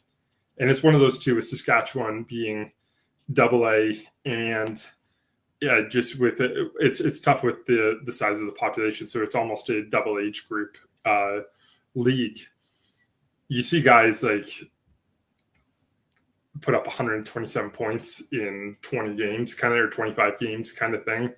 And so yeah, it's one of those where the scoring's all over the place. So if you're not close to, and only a few guys were over 2 points a game this year, actually. Like, there was only maybe 10-ish. So scoring was down a little bit this year in that league, but I think there's still a lot of really quality players left who haven't been selected. Yeah, I was going to say as well, the Sask first camp was in February, so there might be a little bit of recency bias as well. I'm not to say that there should be any bias, but I mean, fresh on the memory, you had the Manitoba camp, and then the next week you had BC Cup, and then Alberta. So having the Sask a little bit early, I think it was a couple months early, is, I don't want to say it's a bad thing for them, but I think it's one of those things where your opinion might change on a guy moving up or moving down based on the tournament and just recency bias in general. That's just kind of how the mind works. Obviously, there's going to be guys that stand out and that you're going to have an opinion on regardless. So that could be a little bit of a factor. I don't know exactly, but yeah, from what I've heard about the Sask first, it was a great tournament. So I think we're going to see probably in the second or third round a lot of Sask kids, I would imagine, here coming off. So yeah, and I'm surprised Riley Brown's still on the board. When he plays his style of play, there's not many players in this league like him, or players in this age group, like him. He's kind of a throwback, but he needs to be told to play like a throwback. And at the SAS Top 80, for example, he was trying to be a puck rusher. He was trying to play a transition game. It's like, dump it in the corner and go hit somebody, and wear down the defenders with your cycle game. Use the fact that you're 6'2" and strong to your advantage. So yeah, it's gonna be interesting to see what happens here. We got Saskatoon, Victoria, Kelowna, Regina, Spokane are the first few picks off the board. So they're all traded picks. Yeah. So I mean, that kind of like I was saying, in terms of the first round being kind of, it's like a late first round. Teams want to have those picks. Technically, it's a second round pick, but it's, you're getting a player that I think teams would probably have guys that are in their top 15, top 20. So if you pick a guy in the first 3 rounds, first 2 especially, you expect that player to step in at 16 years old. So that's one of the things teams factor into. And the London Knights, for example, out of Ontario, I think do the best job in terms of the management of their picks. So one of the things you'll see is an elite level London Knights draft pick playing junior B as a 16-year-old instead of playing in the OHL. And what that does for them is they just get minutes, right? They get to play the game all the time. They'll play 20 plus minutes a night. They're the go-to guy instead of riding the pine, because the London Knights are competing for a championship every year, it seems. Yeah. So what they'll do is they'll put their second round pick or their third round pick or whatever in the lineup. He'll play 5 minutes a night, and it's really hard on the development, but it's one of those where it's like, you weren't going to play anyways, but you get to be a London Knight and you get to be in the OHL at 16 years old. So I think a lot of kids jump at that opportunity, but at the same time, it shelters the higher end kid who then has a longer runway in terms of their development. So that is something too that gets factored in, is, do we have a kid who can step in right away, or does this kid need some time? Yeah, another thing that I want to kind of point out too is when we get into the later rounds here, we do have our list. There's going to be kids flying off from really anywhere. I mean, I don't know how every team operates, but a lot of the times a GM will ask the scout who they like, and they'll take from their specific region one specific player. So obviously in the first couple rounds, we have our list, and we think all those players are kind of in a general area there. But we have, when we're getting down to the 3.75s and 3.5s, there's a lot of players in that mix, right? So we had a top 300 list, and then we had, I don't know how many players was on the honorable mention. 170 something. I think 174. Yeah. So we had about close to 200 players at 3.5s. So those are guys that we think, I mean, that is, again, a preference thing. I could put a kid on the honorable mentions list in the top 300, and if he goes earlier than him, I wouldn't be surprised. So, in our top 300, we're taking kids and putting them towards the end who we just like, and it's absolutely, this kid might not necessarily be better than the kid on the honorable mention list, or vice versa. But it's like, I know this kid pretty well, and I like what he does. I think there's upside here, and I want to make sure he's listed. And teams will do the same thing. Yeah. Like I was saying, if we could have had a top 400 list, I think that would have been fine as well. I just wouldn't have wanted to try and order. Oh no, yeah, that would have been. Our honorable mention list is in alphabetical order, which is a lot easier to organize when you're going, absolutely. Okay, you're trying to keep straight 400, 500 different players. You start to forget who people are. So. Yeah, and everyone on that list and our 300 list, we think any of those guys get drafted. Like there isn't really a preference of who we like better in terms of when we're getting down to the 200. Like I said, it's personal preference really. But again, the regionalism is huge too. Like if you're, it comes down to what is the percentage chance of a guy being good enough to play in the Western League, and what is the percentage chance of the guy reporting to camp. So you kind of balance those things. And going back to Ontario, for example, and you're going to see it here in this year's draft, you're going to see high-level Americans get taken towards the end of the draft because that kid is better than the 200th best kid in Canada. but they're less likely to report. Yeah, and with the CHL NCAA merger there, I think that's going to be a little bit more common. It always happens. Every single year, we try to make sure that we get every single player, but a team like Portland will throw a curveball and take a kid from Switzerland, and we're like, I've never seen this kid in my life.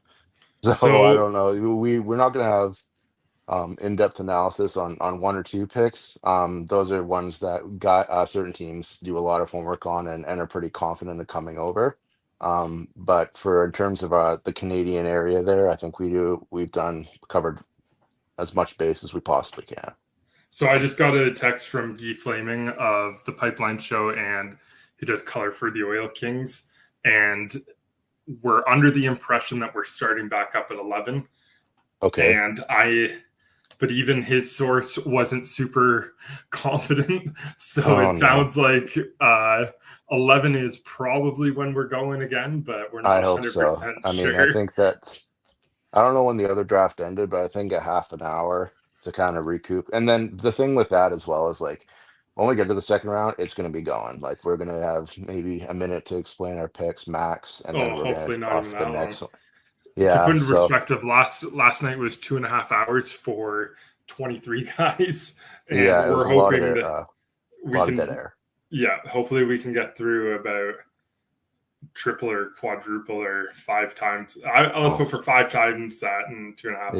Yeah, absolutely. So, but then again, like we said, that's where the lists are going to come in, and I think the GMs and the head scouts are the ones that are really going to focus on the early round picks. Where I think more of the regional guys are going to be kind of more of an asset. Not that saying that they aren't, but they're going to have a lot more of a say of, okay, well, we should take this kid. It's one of those too where you got to think about the risk associated with picks. If you're a GM, the guys who matter to you are this is the first kid you take, and maybe the second kid. But after that, that's why you pay people to scout for you. Is you've got to be in charge of the day-to-day of the team. You've got to deal with the owner. You've got to deal with budgets and travel and stuff like that. So you don't have time to see everyone. So, and then the regional guys, for example, your job is to say, in my region, say it's Alberta, these are the 50 best guys. And then your scouting director will come in and say, okay, I agree with 1, 2, 3, but I think the 4th best guy is actually the guy you got listed 10th or whatever. So it's basically you take information from the bottom and you push it up towards the top.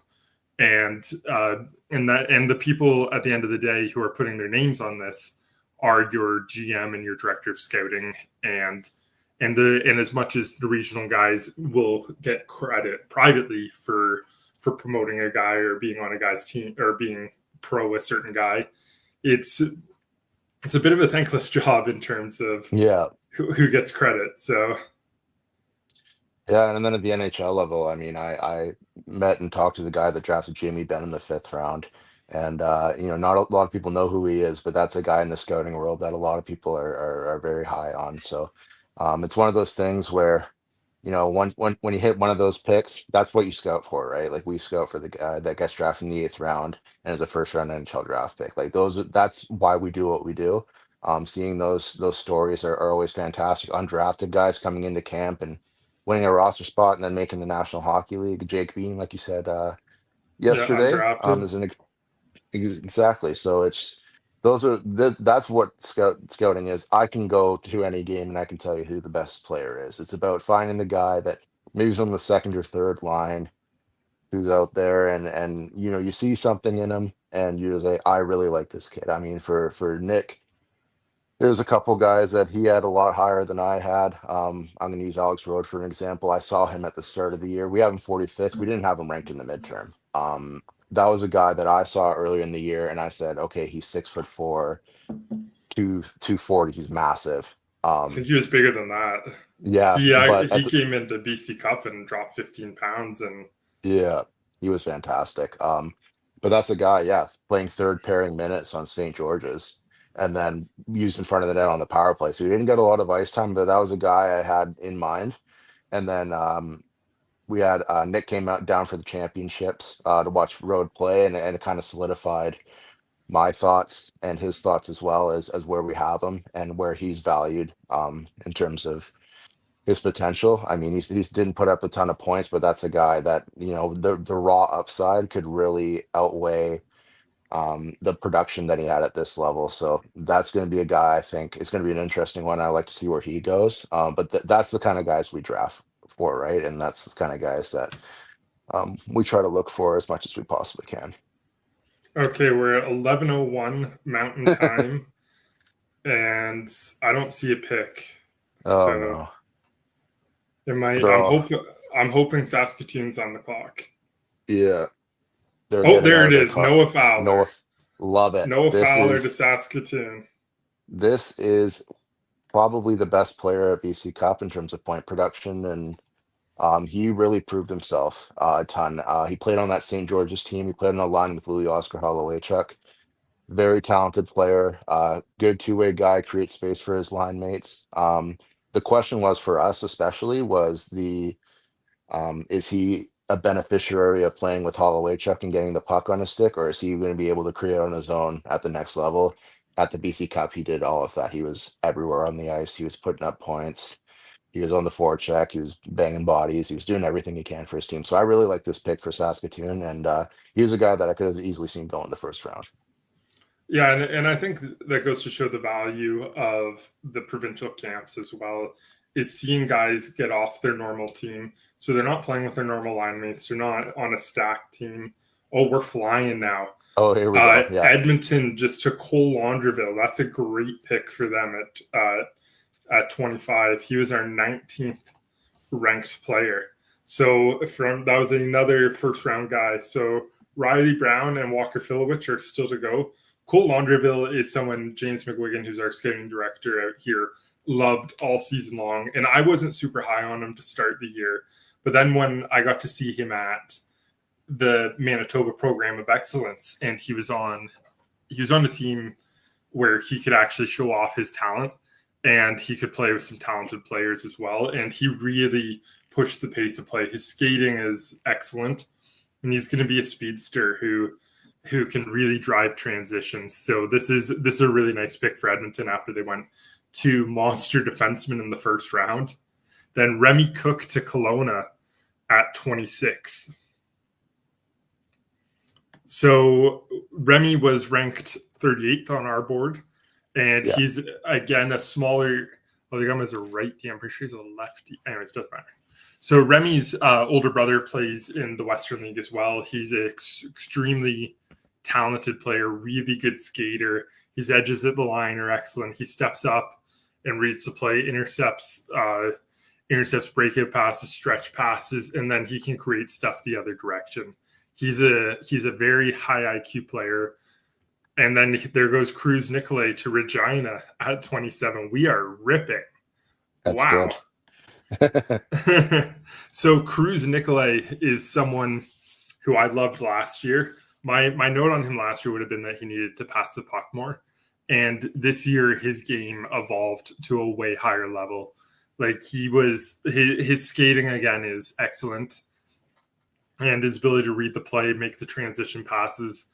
I'm pretty sure it was him at the Alberta Cup, made the most ridiculous alley-oop pass, I call it, where like the Erik Karlsson pass from the playoffs a bunch of years ago. And he like just put it right in the breadbasket for the forward to catch and going on a rush. He's high IQ, unbelievable skater. He's physical, plays a great two-way game from the back end. Regina's having a heck of a 2-day span here. That's a great pick. He was our top defenseman available and was I think he was our third 20th. Player overall, but we had him ranked 20th over. Yeah, sorry, 20th overall. You said, sorry, I think you said 28th. But he that's great value for them there. I thought he would slide into the first round. Yeah, and now D are starting to fly off the board here. And speaking of defensemen, we got Riker Doka from Delta Hockey Academy. He won the most valuable player at the championships. Delta was shorthanded on the defense core for most of the tournament, and he was able to step up and make a ginormous impact. Skilled offensive defenseman, reads the game really well. confident as he can be. He will drive the play when he needs to, He's a make the pretty tough passes. kid too. He is tough. He's a Sask kid too, so Right. that kind of explains it. He went from Notre Dame there, so really good pick. Kamloops just stepped up on Brady Andrus. Yeah, who I love. Brady Andrus is a lunch pail player. Like he on that NAX team, you would think he was like he was a grinder type, but then we saw him at the Alberta Cup and the skill really popped. This is the type of kid who he will go through a wall for your team and he will do everything it takes to win. I think he's, again, we're talking about adaptability. He's a kid who will be able to play on your top line and go get the pucks for your top guys, or he can play lower down the lineup. I think he's a very versatile player. Yeah, he was one of my favorite players on that NAX team when I saw him at the championship. He's another guy you just root for, right? Like works hard, isn't the most skilled player in the world, but he does a lot of little things right. I think his dad played in the National Hockey League for a bit. I'm not too sure. He has some bloodlines there, but now we got a Red Deer taking Chase Durchak from the Calgary Bisons. Yeah, Turchak, sorry. Nice. So Chase Turchak is, like you said, the Calgary Bisons. He was their captain. He had over 50 points in 30 games, I believe. He was pretty good at the Alberta Cup. He's someone who I think might take a little bit longer to get into the Western League. He's very raw in terms of his skill. Like he's listed at 5'10", but he kind of looked bigger than that. And I think that he's got power forward upside. Oh man, we're moving. So this is someone who I think Red Deer is gonna get a lot of upside out of. Then Owen Murray from Everett out of the Winnipeg Bruins program, Winnipeg Bruins Gold. He was excellent at the Program of Excellence camp. He's a really high skilled. He's a bit smaller, but high skill player. He moves really well. He moves the puck well.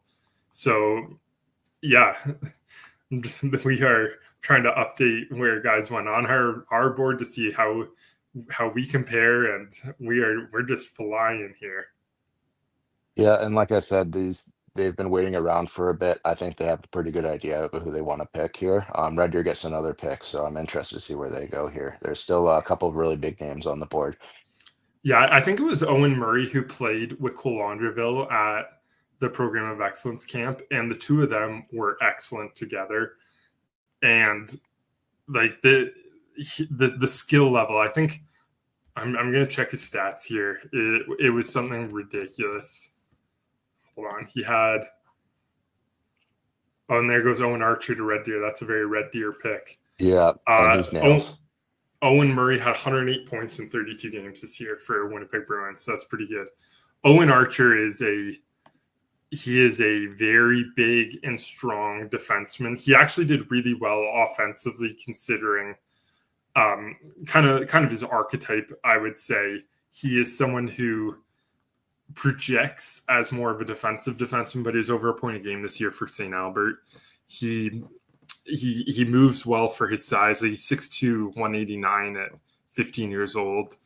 And he's someone who he's probably going to play either bottom pairing or second pairing minutes for you, but he's a very good defenseman. He's a bit of a throwback too. Yeah, I was going to say that he's a throwback defenseman. That kid is going to irritate you a lot. I remember watching him the year before on OHL Edmonton, and I thought, wow, this kid's got size already. He was probably the same size as he was now in terms of his stand length, but he was hard to play against. And that St. Albert team was very good. I saw them play, and he was a big part of it as well. So that's a Red Deer pick. Classic Albertan lunch. Him and Nolan Willis could be pretty good together. That'd be tough to get into the defensive end or the offensive end. Yeah, absolutely. So Wenatchee's on the board here. I have no idea where they're going here. Like we said, Walker Filowich and Riley Brown are still on the board. I'm surprised to see Chase Fedoriuk still on the board too. Oh, there goes Riley Brown. Brown at 33 to Wenatchee. That's a really good pick for them. And Wenatchee's gone heavy with their first two picks. You've got Riley Brown and Kalen Miles out of the NAX program. And those guys didn't play together. I believe they both played down the middle for the most part. I know Brown's listed here as a right winger, but he played a lot of center. He does project as a winger. at the next level anyways. But I think that if he can play his style of play, which is a dump it in the corner and go and get the puck, he's going to be very good. And you just need to remind him that that's who he is and that's what he needs to do. Because if he tries to get too fancy with the puck, then he's less effective.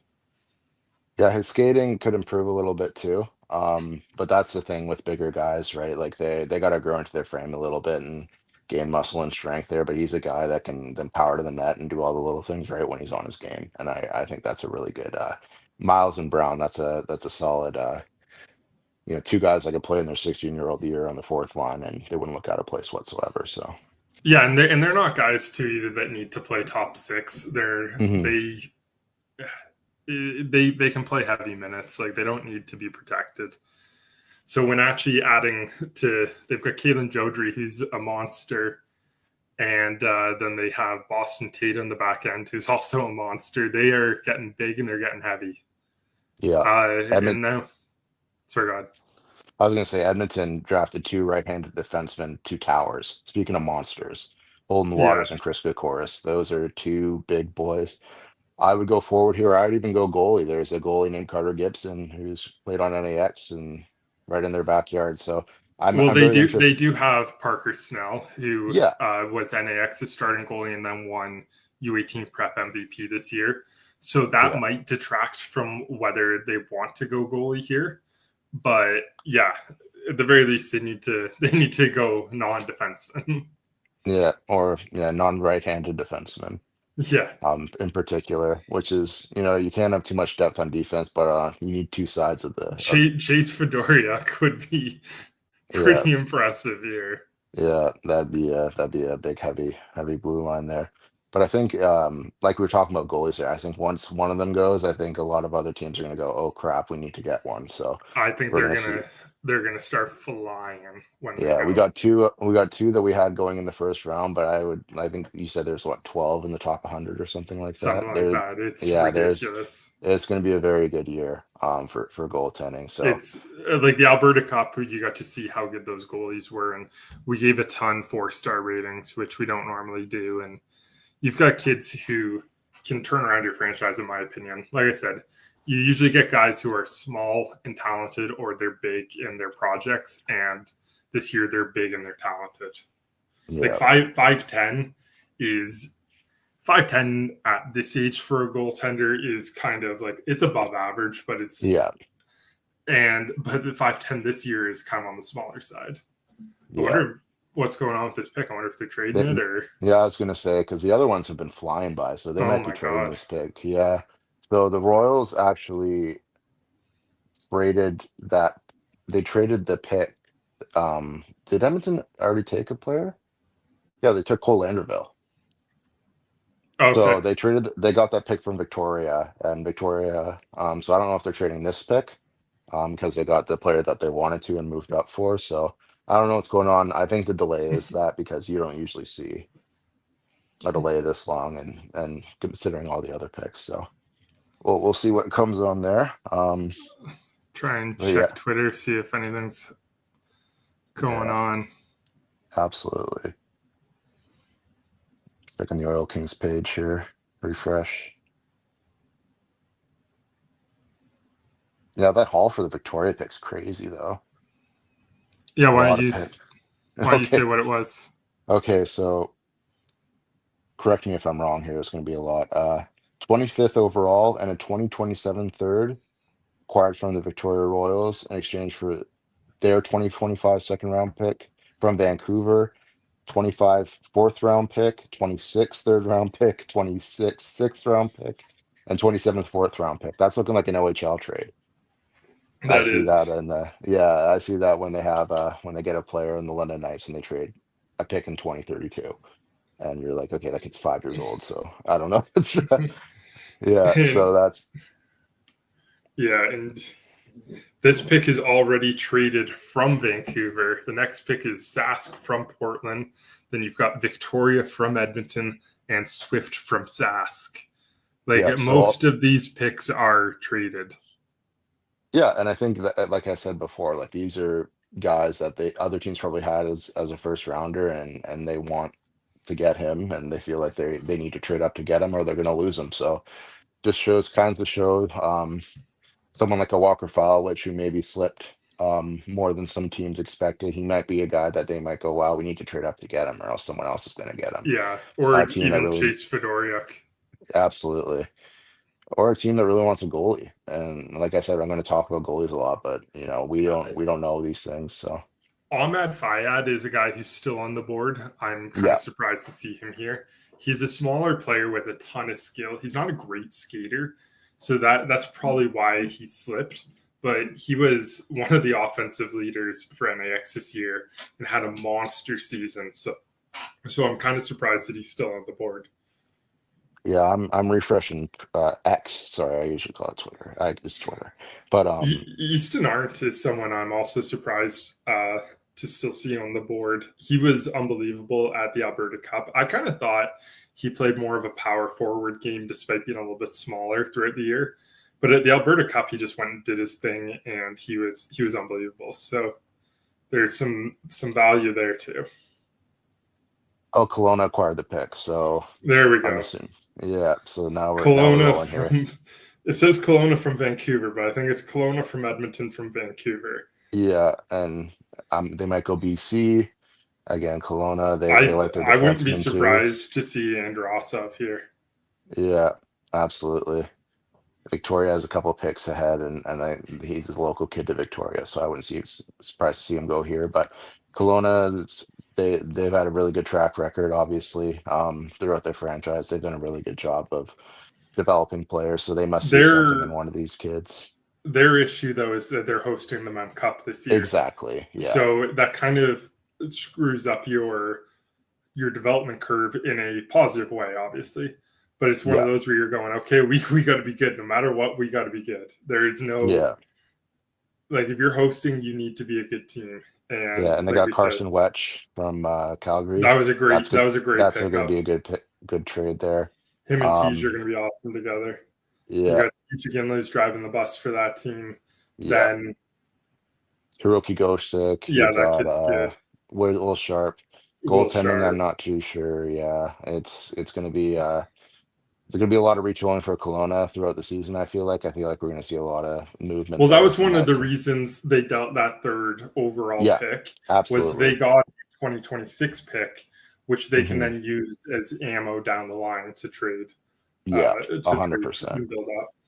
Yeah, I know it's not the flashy picks when people say there's a trade to announce at the draft and the NHL, and there's pick trades. Everyone goes, "Oh, they don't really care," but it's a smart move from their part. But I'm wondering what Kelowna's doing here. Hopefully they don't trade this pick. So a trade on a trade on a trade. Although honestly, I wouldn't be sure. I could see the GM being on the phone with a couple teams being like, "Hey man, like."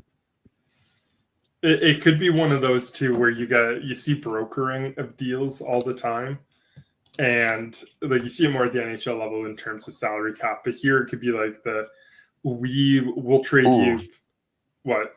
Oh, never mind. Sorry, that's the U.S. draft. I was going to say. You'll see a trade where it's like we want player X and a second round pick, and they go, okay, we don't have a second round pick. We'll go get one, and then they get. So that could be what's going on here because there still hasn't been a pick yet.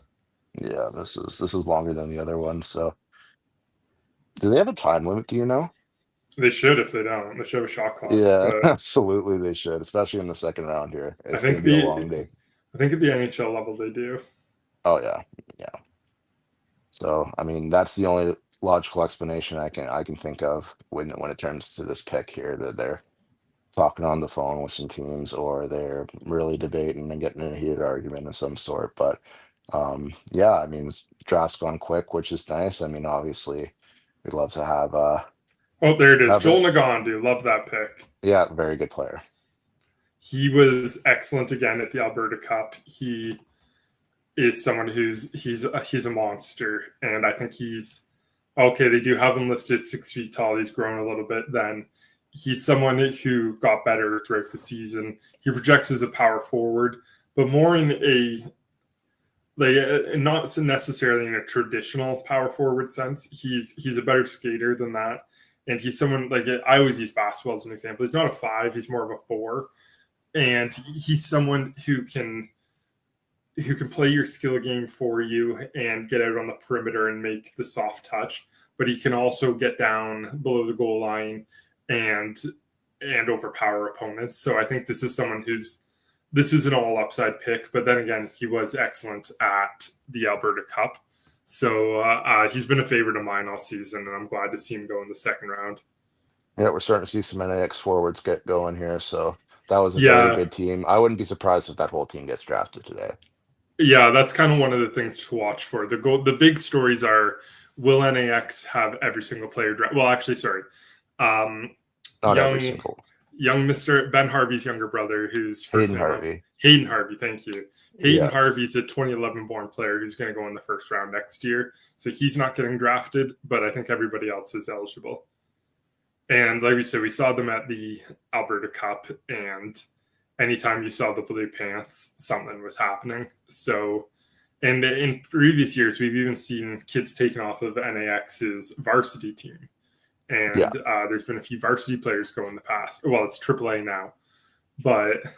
And we have a few U15 AAA players ranked too, in Taylor Green and Thomas Figura, both of whom played for CIHA. So Taylor Green, just talking about, is one of the most competitive players in this draft. He's a smaller goaltender, and so I'm not necessarily sure he'll get taken, but can he compete?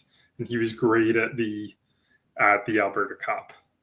Yeah, Rocky Mountain Classic, he was very good too. That was a team that you put him against. There was Edge was there, NAX was there, and then CIHA was a varsity team playing at that event. And Edge had their varsity team too. Yeah, exactly. So like this is a guy that's able to compete with some of the guys already taken already and make a name for himself. So usually we don't see that. A lot of people look at that AAA team and they think, oh, they're just not good. That's just not the case. Or they're underagers. That's usually what most of those kids are. Yeah, absolutely. That's kind of a development before they go to the next level there. So I'm blanking. What's the name of the Edge player who got called up for the prep championships? Brody and Tingani, I believe his name was. Yes. He's a forward, Yeah, Brody is a stud. He will go very high in next year's draft. He got called up for the prep championships from AAA. He set a record this year, or he scored 50 goals, and can't remember if it was something ridiculous. But he played on the fourth line at the championships. He didn't look out of place at all. I think he had a lot of quality chances actually. So that's going to be a player to watch for sure. I think we might have another trade. Oh no, sorry, that was Yad. Yeah, I think we have another trade. Kelowna. Did you say what the trade was? The Kelowna trade? So it was Edmonton received the 34th overall pick this year for the... Hold on. Kelowna received Edmonton's. Yeah, I think they made this graphic backwards. And Edmonton got a 2026 second and a 2025 third, which is 66 overall. I think Kelowna, if you guys are listening, I think you made your graphic backwards. So that's okay. I don't think the GM's the one making the graphic. At least I hope not, because that would be I'd actually be pretty impressed, to be honest. No, that's an intern, and any interns are listening, that graphics backwards. That's okay. That's a cool graphic. Yeah. Calgary's got the pick now. Yeah. I think you're right. I don't think they took anybody. I think they're going to be stepping up on Walker Filowich here. That's what I'm calling. They're either going Walker Filowich, or they're going Chase Fedoruk. Those are my two picks for this. Yeah, I was going to say, I don't think they're taking a goalie. They got Eric too as a stud. That guy's going to be Eric too got thrown to the Wolves this year. He played 15 to 20 games, and I think he played them all in the first half of the season while they were sorting out their goaltending situation. But that's a kid who is actually a late birthday, so he's not eligible until 2027. But that is a high level goaltender, and he did well considering how tall of a task he had Yeah, you're right. I don't think they're going goalie here. Yeah, so we gotta play the good old waiting game, or well, they can't be trading this pick. No, I think I think they're gonna take you would somebody. think they were ready for this, but I Yeah, guess not. 100%.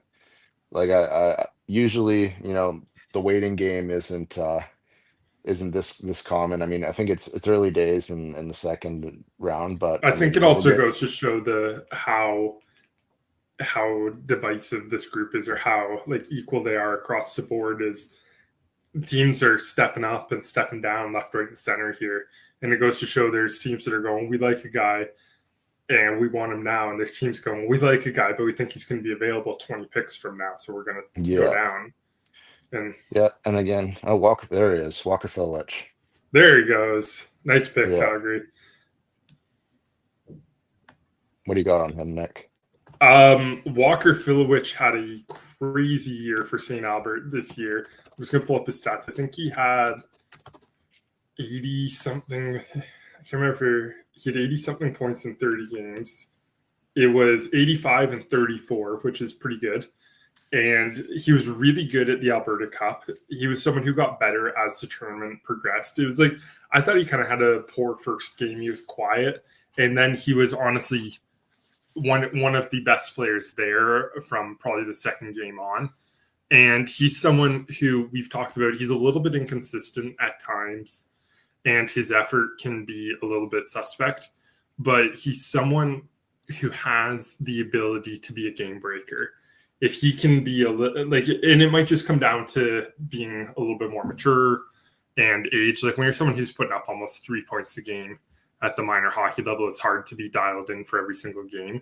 But he's like a lot of the guys we've seen out of St. Albert recently in terms of Ozzie McIntyre or Ty Munier, Jesse McKinnon, they're a little bit smaller, whereas Walker's on the bigger side. He's more of like a Luke Ruptash in terms of size.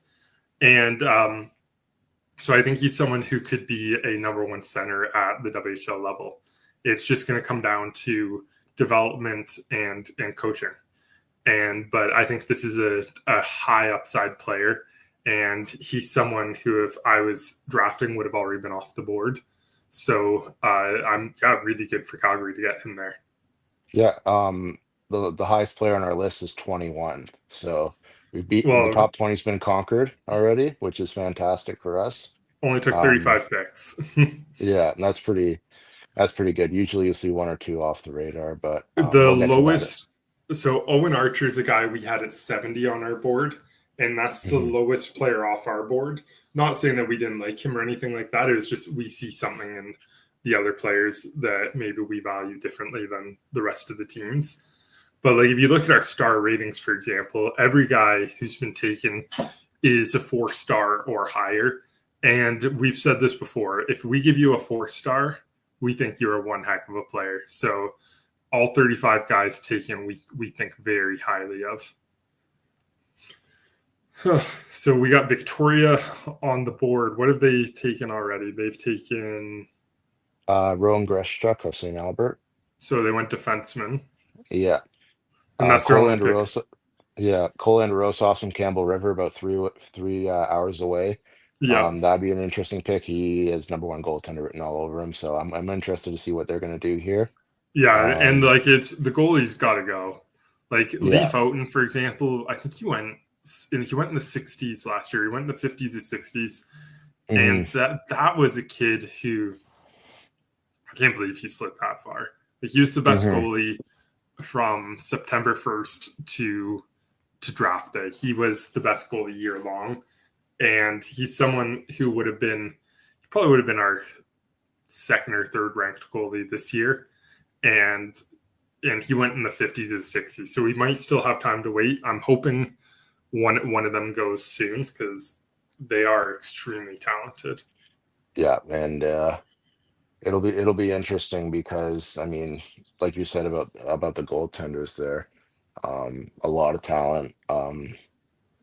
Just a really good group overall. I mean, Team BC, I'm thinking for the WHL Cup is going to be a tough.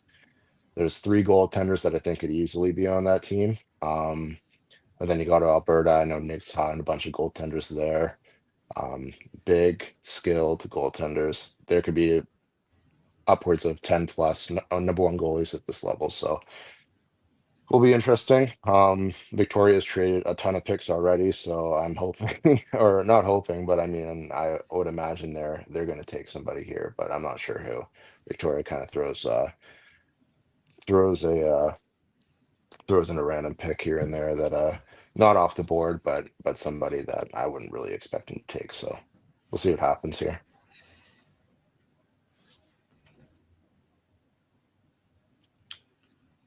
They traded it to Medicine Hat. Oh my goodness. Jake Heisinger is a busy man. That guy's probably got 3 burner phones there trying to wheel and deal. So it's gonna be the Kyle Dubas meme. Oh yeah, pretty much. Yeah. I mean, that's another young GM there that's done an excellent job, by the way. He has gotten some very good players. So Medicine Hat gets a pick. So that'll be an interesting one. They might, I don't know what they're playing, but that's a team that's, yeah, I don't know what I think they're going goalie here. I'm calling goalie. Yeah, because who they got? They got Menigan, who's overaging next year. Then they've got the thing about who they have who's young. They got the Ruck twins. Then they took Luke Rucktash last year. They have Kane Wright. They haven't had a lot of picks lately just because of how good they are. So it's going to be interesting. The Ruck twins are 2 of my favorites, so I think Liam Ruck is going to go very high. Yeah. Two very fun players to watch at the Bantam level. I'll tell you that for free. That was a pretty easy. They went Luke Warner. So Luke Warner's a local player. He's a 2009, so we didn't have him listed, but we had him as a 4-star. His Rhett Warner's son. He's kind of what I would say on him is he's a big stay-at-home defenseman type at the moment. He's not the best skater in the world, and he can kind of struggle with the pace, but he has the upside to be a top pairing guy. I don't know if I would necessarily play him in the WHL next season. I'd probably give him a season at U18 again or at a lower level junior league. But he's someone he's got his 6'3.5", 185. His dad played in the show. He's going to be very good. Yeah, local guy too. Yeah, Warner was he was at the NTDP evaluation camp, seen as one of the top 50 players in the country in the U.S. He had a good showing there. He's still a little bit raw, like Nick said, but big, strong. He's got some jam to his game. There's pro upside there. He's got a really firm first pass.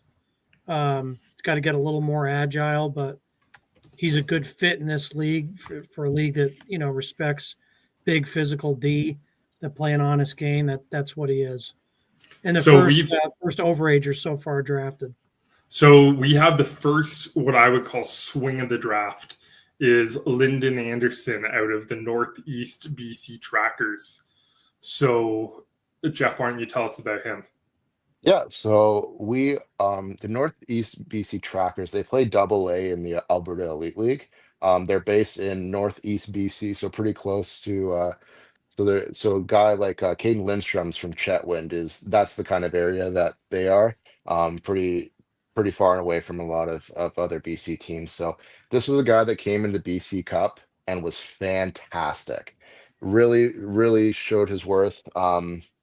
Small puck moving defenseman, very agile, confident. He didn't look out of place whatsoever. He was on a Burgundy team that was very good.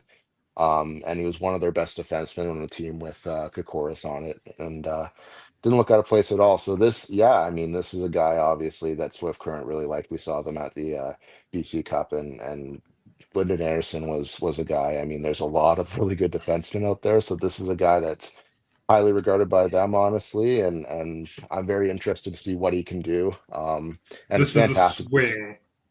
Absolutely, yeah. So Lyndon had 83 points in 32 games playing AA this season. We have him at a 3-5 star. We ranked him 223. I think that this is a kid who's going to have to play AAA or prep or whatever next season. But they obviously like what they saw, and this is an upside pick. So off the board, I would say. But like I said, the BC Cup, they did a really good job this year of showing guys from smaller markets who weren't necessarily playing AAA. And Linden was one of those guys who got his chance, and now he's a second-round draft pick. Yeah, absolutely. There's going to be quite a few of them, I believe, coming out of minor hockey there. They did a great job evaluating those kids and bringing them in, and Lyndon Anderson was no exception. I'm very interested and to see what other teams thought of him if he went that high. I'm not saying that he could have won. Well, he could have won later, but he's a guy that we kind of had, in the later As rounds there. he should go, but it's going to be a risky pick. But hey, so second round when you got a guy like Chase Fedoriak, who we had at a 4.25, like is pretty. They must really believe in him and see something that we don't right away. But we only got. And they might have had additional viewings too. Absolutely, yeah. So Cohen Rotar was their first pick. So Swift Current's kind of going off the board. They're going small and skill rather than big and mean. So we'll see. Yeah. And then I'm wondering if this pick's getting traded again. Yeah. You guys, just an update from the real world. Joel Quenneville's been named the head coach of the Anaheim Mighty Ducks. Okay. And there's been a new pope named. I just got the notification too. I was going to say the same thing. So I know you guys are in the bunker in hockey only right now, but just giving you some feedback to the world. You got to be pretty excited though. First ever American pope. Oh, I didn't know who it was. I just saw that they named somebody. So it is Robert Prevost becomes the first American pope in the Catholic Church history. He is now Pope Leo the 14th. Oh, interesting. 4-star. Yeah, there you go. 4-star. He's an identity pick. The kind of some of the promo videos they had for the Pope stuff was pretty funny. They were doing like college game day breakdowns of the popes. They'd have like John, 78 years old, out of kind of like the Key and Peele. Yeah. I gotta say the movie Conclave was a little disappointing at the end, though. I was locked right in, and then the ending was just so abrupt and weird. But Ralph Fiennes, I think, who played Voldemort in Harry Potter, was unbelievable. He would have had my vote for Pope. So. Yeah, Neutral Zone, we do everything. We provide you with world news and hockey evaluations. So we're a very diverse group here. We got so much downtime. Let's go. I know it's crazy because the first few picks were flying off the board here, and now they're just kind of slowing down. So there is a lot of names, right? Yeah, I'm following in the background here, and I've got your top 20 has all been taken, which Jeff you alluded to earlier. 22 of the top 30 are gone, and then a lot in the middle from 42 and up. There's only an additional 4, so I think it's 30 of the top 42. 32 of the top 42 are gone. So there we go. And like I said, there's been some. I live in Alberta now, but I'm gonna defend my neighbors to the east here. There's been some Saskatchewan disrespect going on here, and I got to say there's some very good players here who have not been taken off the board, and Walker Bergen, Logan Olson. Oh, there goes Fayed. Oh, there goes Ahmed Fayed. Okay, so the Cruz Jim's teammate from NAX. Jeff, I'm just going to put where he went, so why don't you tell us about him? Yeah, so I got to see him at the championships. I really liked his game. He's not a burner per se, but he's a very smart, intelligent player. He's creative with the puck. He doesn't jump off the page at you right away, but he's a guy that makes a lot of really smart plays. We had him drop not because he was necessarily doing horrible, but there are things in his game that he can work on. His skating is one of them. I think skating's the big one.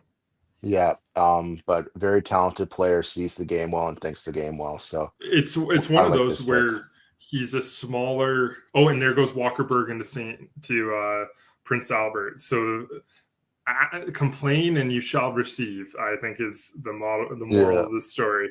So just finishing up on Fayed, it's one of those where the creativity and the skill are off the charts. He had 80-something points this year in like 30 games.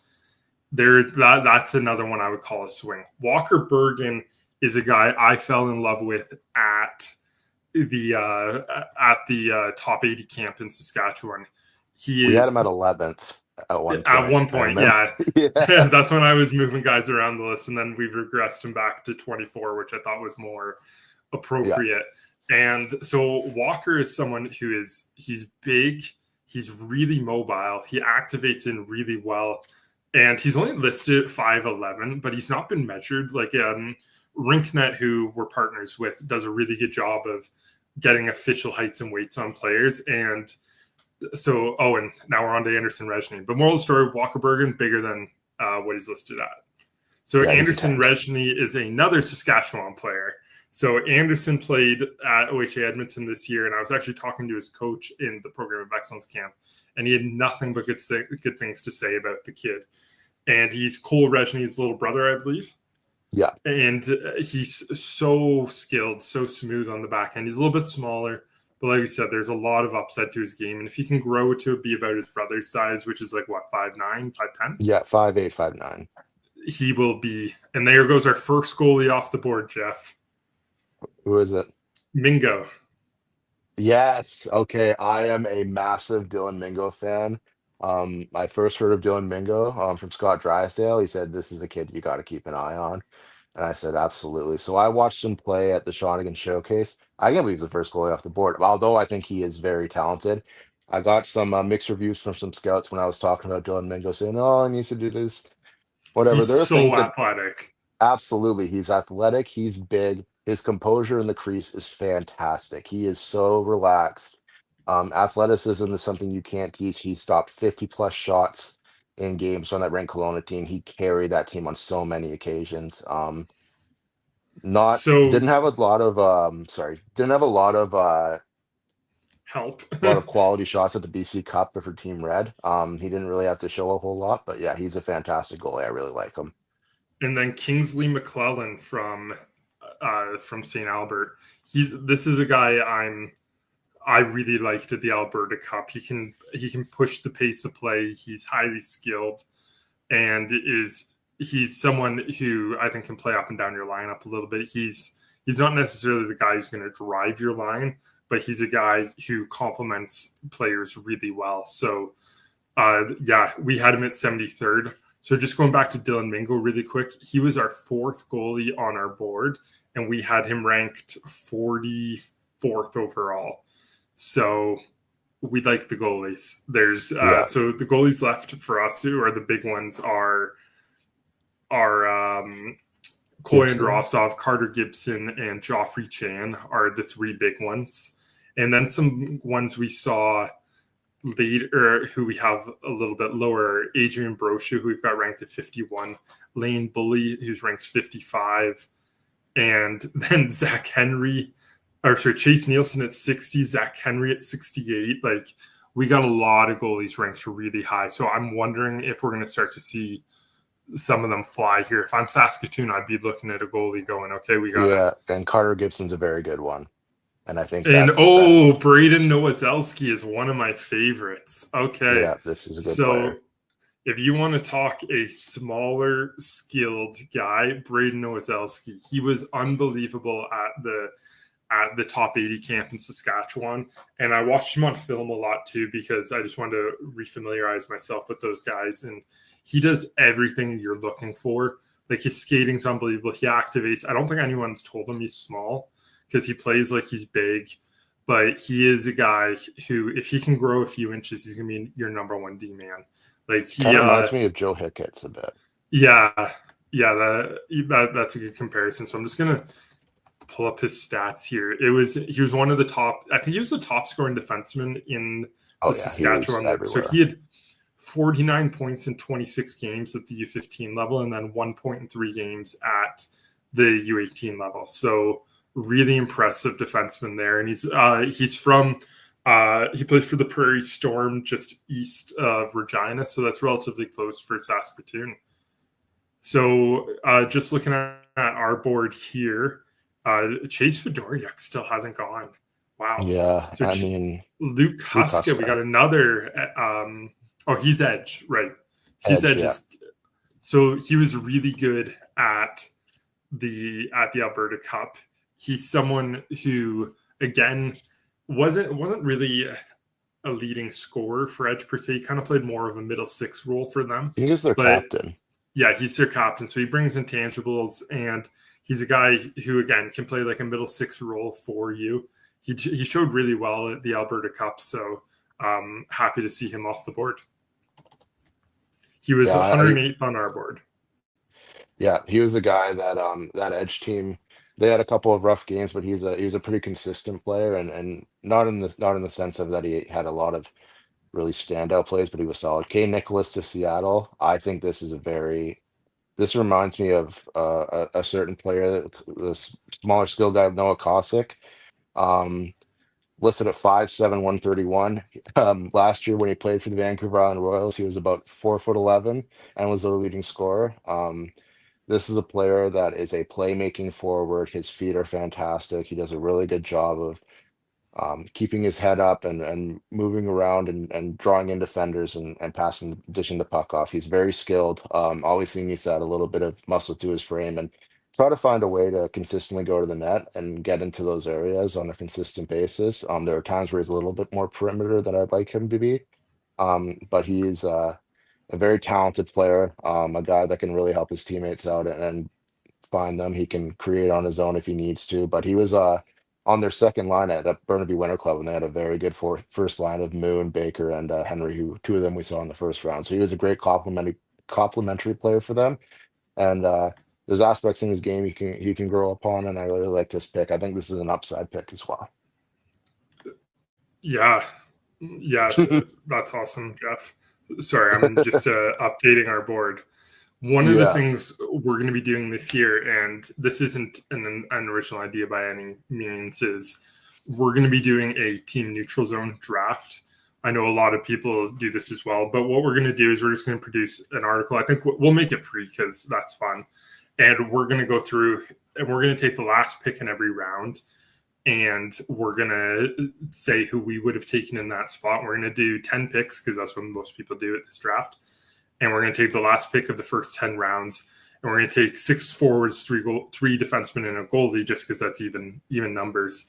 So I'm just updating our board. I'm not going to say who we're taking. I don't want to take away from the player who actually gets selected, but I am updating it to Jeff. You'll be able to see on our spreadsheet. I've just highlighted in green who are top guys. If you disagreed, tell me. But right. I'm just taking who our best available player on the board is. So yeah, it's we're now to the end of the second round. Regina from Everett, and we're gonna see if Regina's got any more magic left in the bag, because they've had an unbelievable draft. Let's recap real quick. With their first 3 picks, they took Maddox Schultz, who's a 4.75 star, if not like pushing towards a 5. They took Liam Pugh, who's the best goal scorer in the draft. And then they took Logan Henry, who is a power forward style. And now they've got a pick. It might be getting dealt right now. So I'm not sure what we're waiting for on this pick. It might be a trade again. Yeah, and this could be another goalie. They've got 3 forwards, a defenseman. It might be the goalie's time, but yeah. Oh, who's the defenseman they got? Sorry, I missed. Cruz Nicolay. Oh, Cruz Nicolay. Oh my God, have they had a day? Yeah. Wow, that is. Yeah, so to put into perspective, they've taken a 4.75, a 4.5, and 2 4.25 with their first 4 picks. That is, so one of the things about the CHL is you got to be bad before you're good, because you need the high-end picks. And just because players are graduating, it's not like you can be the Penguins and rely on having Sidney Crosby for 20 years straight. So they need to you need to be able to replenish the stocks, and the best way to do that is to acquire a whole bunch of picks and pick high, and that's what Regina's done here. Yeah, Alan Miller and leading the way, and yeah, they've acquired a lot of picks. Like they dealt Tanner Howe, they dealt Brady Whitehead, and then they swapped. Braxton Whitehead, thank you. Sorry, they swapped Cole Temple for Julian Mays, who's a smaller, skilled guy. So yeah, they're building something nice here. They've got probably my all-time favorite player in Zach Lansard, who I thought was a first-round talent who fell all the way to the 4th round, and then I think he had 17 points in 50-something games this year for them as a 16-year-old on a pretty bad team. Yeah. So he is a really talented player. You could see get drafted to the NHL next year. And now you're adding in everything you're adding in. They're going to be very good very soon. Yeah, but unfortunately for Pats fans, you're only going to get 34 games out of Schultz. You'll probably get 20 to 30 games out of Pugh. I think he applied for the Pugh did. I think he applied for it. I don't. You must not have got it then. Yeah, I'm not because too sure. Schultz didn't apply, so that's why he only can play. No, I meant the 30 game thing. Oh, the 30. So the thing with Pugh is that because he plays in the JPHL, it's unaffiliated to Hockey Canada, and it's insurance purposes. It's legal. Oh, there goes Charlie Leonard to Regina. Okay, but yeah. So just quick on Pugh, he needs to play for an affiliated program if he wants to do that. Yeah, so Charlie Leonard goes to the Regina Pats Delta Hockey Academy. Big, heavy defenseman, can rush the puck, can really kind of do it all, honestly. We had the, what is it called? The 200 by 60? 85. 85, and they had the top 2010s come out from all over North America, and he rated the best in the physical and the strength challenges. His physical tools are off the charts. Like if he was if we're just going on terms of his skating, his shot, like all the physical aspects, he would have gone in the first round. There are some question marks too. Like he was suspended for it was 4 games, I think. So he only played 1 game at the prep championships, and it was the final game and they won. So it's going to be interesting to see there, but this is a plug and play kid. He is someone who he could step in next year, and he's built like a man. He skates really well. He's got a hard shot. He's tough as nails. So I think Regina Pats fans are probably going to love him. Yeah, so this is another guy that needs to play between the whistles a little bit better. His discipline, and he's kind of the big dog right now with the size that he plays at the U15 prep level. So he's able to kind of, I don't want to say bully guys around, but he's able to make his presence known, and then that could cause a bit of a ruckus. So just working on his composure. The question was for us is he has every tool, but we just need to know if I don't know if we think he's peaked in terms of height and athletic build. So that's something we need to watch out for. I think he can get a little bit bigger, but he's 6 foot, he plays heavy. 6 foot 183, like 5'11.5. We round up, but he's got the size already to play in the Western League. It's just going to come down to how quickly he can process the game, and honestly, staying out of the box is the big one. Yeah, absolutely. Very. We saw him last year at Edge, and we were like, this kid is a monster. Like, he was unreal as an underager. He was better as an underager than he was this year, and but yeah. So that we dropped him on the board. Sorry.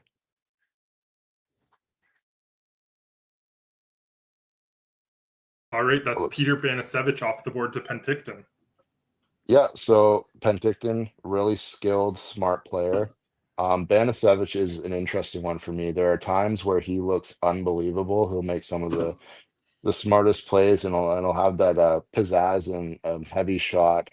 Really skilled player. He played on the Delta team that won the championship. I think he led that the prep championship in points. Don't quote me on that, but I'm pretty sure we gave him a first star for the tournament, I believe. Yeah, absolutely, and he was fantastic there. BC Cup, he was on that Team Bergantine team with Logan Henry and Noah Fowler, and I can't believe they have all 3 of those guys on the same team. But they won that little tournament there. But he was a guy that one game he looked very, very good, and then the other game you were having to kind of look for him on the ice. So maintaining his consistency in terms of his offensive impact is going to be huge for the next level. But a very skilled player, reads the ice very well, playmaking forward. So Dylan Sherban is off the board now from Seattle. So Dylan is someone who I didn't really notice in the first half of the season. And then in the second half, I was like, wait, who is this kid? So he is someone who is awesome off the rush. He's a big player who, like, he's the drop the shoulder, drive through contact kind of guy. He's got some nice hands in tight, and he protects the puck really well.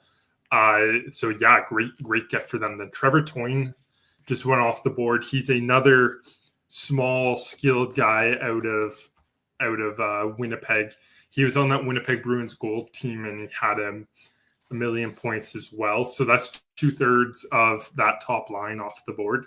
So we're just waiting for Krushamnowski. So we had him ranked 72nd, and he is someone who is, again, really highly skilled. He's a bit of a he's despite being on the smaller side, he's physical. He's a bit of a bulldog and tight. So he's a drop the shoulder, and he might take you out of the knees because of the height, but he's going to take you out. So he's another really talented player. Yeah, and Victoria has a pick. Let's guess if they're going to trade it or not. They keep lulling us into a false sense of security here. Yeah, we're getting. So this will be, like I said, so far, Dylan Sherburne. I want to say he was a guy at the CSSHL championships I really liked. Parker Tobin and him had a really good championship. Charlie Tobin. Sorry, rest in peace, Parker. Yeah, it was a great effort from them. Charlie Tobin had 4 goals. Dylan Sherburne was just a great all-around two-way player. Did a lot for them. So I'm really happy. I think he's a very solid two-way guy that's gonna surprise some people with his offensive pop. He just needs to work on, the consistency and just his all-around skill set. Also, Brendan, that is very cool what you got going down on the bottom there. So Chase Gregg is off the board to Victoria. Okay. So we've gone Manitoba 2 picks in a row. So Chase Gregg is, again, a smaller, skilled guy. Like, he's really skilled. He's quick. And his twin brother is, I actually had ranked higher, but it's one of those, we'll see if they get put together. But Chase Gregg, we almost nailed that right on the body. We had him ranked 53rd. He went 50th. So he's someone who, like I said, had 1 million points this year in Winnipeg, and I think is someone who's going to be a real go-getter for them. Then Elias Papadopoulos at 51 to Everett. Yeah, so he's a guy on Burnaby Winter Club that flew under the radar a bit. I really like his game. It's really kind of a no-nonsense game. Plays a lot of minutes, good stick work, can be physical when you want him to be. His offensive upside improved throughout the season. Just a solid overall defenseman. I think Everett's going to get a really good player that is solid. He's not going to jump off the page for you in terms of his abilities, but he's a guy that makes a ton of smart plays, and he's hard to play against in the defensive end. So if he grows a little bit and gains a bit of strength there, he's going to be I think a top 4 defenseman at the Western Hockey League level for sure. Yeah, I think he strikes as a middle pairing D-man. Yeah. He was really good for BWC this year. That was a team that was deep, and they put up a really good fight against. They were probably the team. Actually, no, they lost to Yale, right, in the quarters. Yeah, that was like a course. Yeah, that was a bit of an upset. But that BWC team was really deep, and so when I was living in Windsor, going to law school there, I watched the Windsor AAA team. It was the 03 group, I believe. Oh, Trip Fisher. I'll finish my story later. There we go. Trip Fisher off the board to Prince Albert. Yeah, so this is a player. I mean, this is another guy when it reminds me of Saskatchewan. This is the type of player you get. He's a hardworking two-way forward. Was the captain on the Delta team that won the championships in the Sports School League. He's from Lloydminster. He was at the Alberta Cup, though. So Lloydminster's right on the border. And so I think he must have been born on the Alberta side. Yeah. Came in, was their first line center, played with Banasevic there. He was a very good two-way player. The one thing that I will say about Trip Fisher is his skating needs to improve. I think he can be a reliable guy at the junior level, play in the bottom six, play on the penalty kill role guy, but he's leads by example. He works hard every shift. So that's a nice pick for Prince Albert there. So Dylan Coulter-Suddy just went to Kamloops, and I believe he led the Saskatchewan League in scoring. He had 80. Oh no, he wasn't. He didn't lead the league in scoring, but he had 87 points in 29 games. Again, a small, skilled guy. Skating is a bit of a question mark for me. So I think that's somewhere he's going to improve upon. But again, 87 points in 29 games is impressive. So there's a really high upside in terms of his ceiling there. And then then we're back to Victoria. Yep. So I think they had some guys in mind that they wanted to get that they think could fall over a bit. So they've traded a few picks here, but there's still, I mean, Chase Fedoruk still on the board in the third round. That's a bit crazy to me. Unfortunately for him, it must be because of the prep championship. So yeah, one of the things we were saying him, is, go ahead. Sorry, go ahead. With that ice surface at the Memorial Arena, it was a very small ice surface, and I don't think it complemented his game very well. He's a pass-first defenseman. He can make strong breakout passes. I'll let Nick like unbelievable breakout passes. Like he is, I would say he's the best transition passer in the draft. And he because of the small ice surface, he wasn't able to connect on passes, and I don't think it was his fault per se. So no. And that could be why he slipped. But yeah, so we have Coulter Suddy. I'm going to see if I can pull up my notes on him from the top 80 camp. Hopefully. Should have had these up already. Yeah. I'm trying to run through two screens here. Before on the first round, I was watching the video, so I was trying to read lips while it was muted, but now I just have the list going here. So I'd love to say I could do both and talk, but my attention span's not the greatest, so. So I actually didn't have notes on him at the top 80 camp. So that's going to be one of those things where I guess a more consistent approach to his game will be huge. And again, he's a little bit smaller. So hopefully he can grow and add some size. He's listed only 130 pounds. So if he can grow, then that'll be a big one. Yeah, that's the Bandits team. They had who was it? Nixon Arcan. Yeah, Nixon Arcan. I remember watching a bit of them on video, and that Bandits team had a really good offense there. Yeah, they outscored teams by a lot. But so Victoria's on the board here. I'd be going Braden Gregg. I don't know if. I don't know if we're nice little twin action there. Yeah, I don't know if we're Liam and Marcus Ruck style, just because one's a forward, one's a defenseman. I don't know if how badly they want to play together. The one I can think of was the Christolopoulos brothers in Ontario. Paul and I'm blanking on what the other boys' name, but they were both originally drafted to North Bay, and then the forward got dealt to Windsor, and the other stayed in North Bay. So this could be a situation where they don't necessarily need to play together. They dealt it to Lethbridge. Oh my goodness! Yeah, you know what? Busy man right there. I'm big on dealing back. Like we said, we've got kids still on the board who we had ranked really high. We had Chase Fedoruk, who was a first rounder, the goalies, and then Liam McFadden's still on the board. Wow, he's a very good defenseman. I liked him. Yeah, Logan Olson's on the board out of Warman. And then Easton Arndt, I can't believe is still on the board. Lyndon Abercrombie, Malin Wiley. We have some studs still on the board. Chase Huberdeau, I can't believe is still on the board. Mm-hmm. Joffrey Chan. Yeah. That's going to be an interesting one. I can't believe Carter Gibson's still available. That's the guy. I mean, the thing on that NAX team though is he didn't face a ton of quality shots throughout the season. But what I did see of him in the there he goes, Liam McFadden. There we go, Liam McFadden. Yeah. So Brendan just sent us a note, and it's something I completely agree with. He said there's a lot of good goalies in this draft, so teams are going to wait till they go because you can get a starter later. It's like we said, it's like the fantasy hockey, right?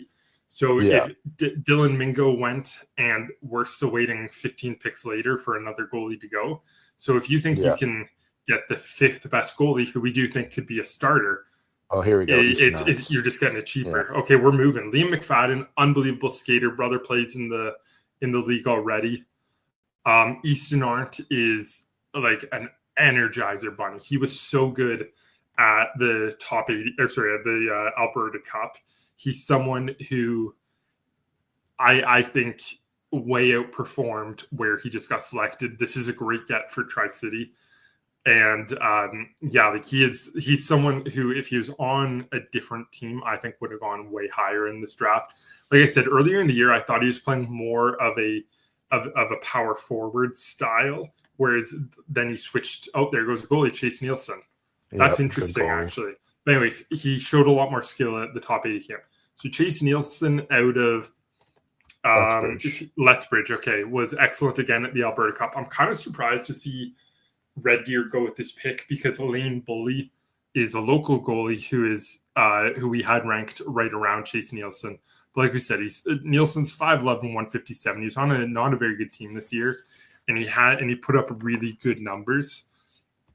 5'11", 157 is a great size for a goaltender at this age, and Red Deer must have liked him better than the other ones. So there's legitimate starter upside here for Nielsen, and I think he's someone who you're going to be seeing. He's probably going to be he won't step in as a 16-year-old. He may step in as a 17-year-old, but I think that if he's going to step in as an 18-year-old, it'll be right away into the starting role. So we were very close on that one. We had him ranked 60th, and he went 56. So. Yep, interesting. That's the second. And there's Miller Watkins.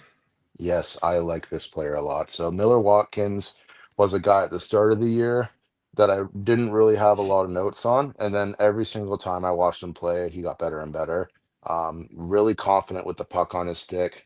He will show a lot more confidence throughout the season. Did a really good job of breaking the puck out and giving it to his forwards. Really good vision in the offensive zone, walks the line well, skates well, good edge work and mobility to walk the line there. Defensively, he's more of a stick guy. Doesn't throw the body around as much as he could, but he's a guy that's going to grow into his frame a bit.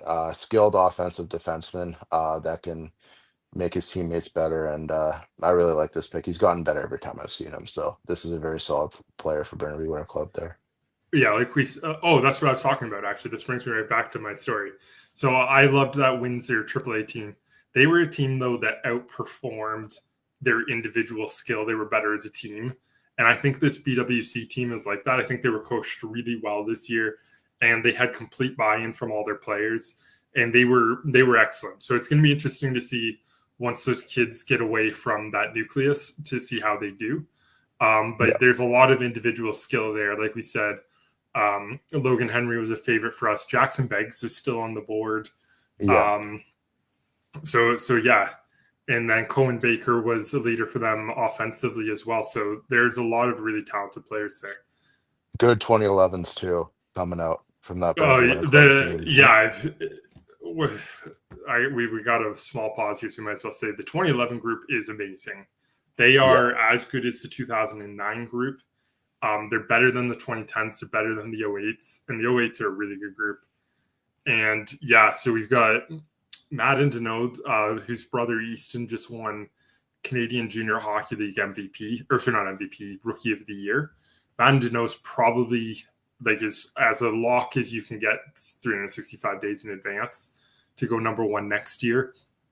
And you had Parker McMillan off of Yale Hockey Academy, who is probably going to be a 4.75 for us, would be my guess.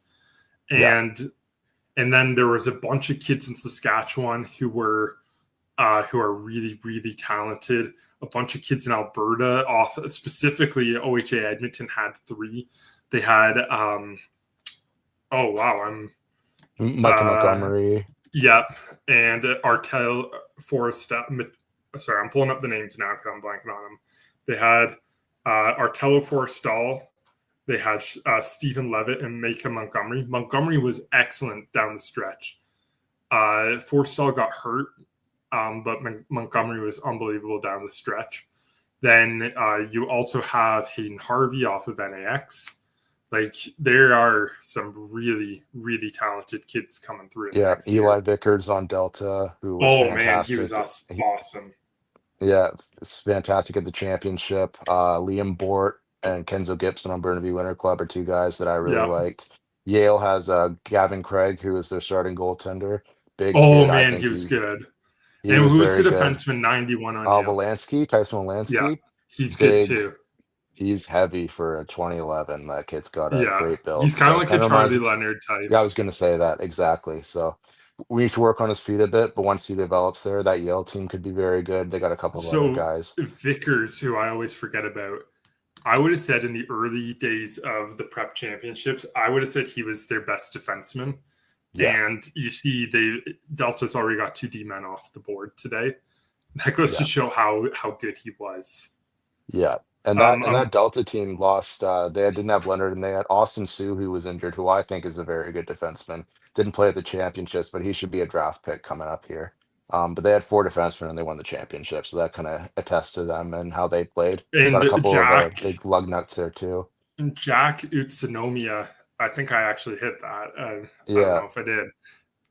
Unbelievable performance at the prep championships. Yeah, Like, that's I don't fantastic. like he made so many big saves, and like it's one of those where he played out of his mind that weekend, and they were able to get the win. And Yeah, honestly, against NAX. against NAX and Carter Gibson, who we've talked about at length here, was the goalie on the other side who maybe didn't have the best day, but it is what it is. That's youth hockey for you. I think there's got to be a trade here because Portland. Yeah, and it's Portland, so they might be trying to see if a guy's eligible or not. Last year they took a kid from Switzerland that we were like, what the heck's going on? But yeah, and I'm not sure what's going on here. I but- think that player's dad played in the NHL. I think he played in the Western League and then played in the NHL as well. Okay. Hold on, let's see if we can pull up who that was because we got a minute. Yeah. It's easy to find because it's the only player without a Canadian flag next to his name. So Alessandro Dominicelli is the player we're talking about, 45th overall from Portland out of he's playing with HC Lugano right now in Switzerland.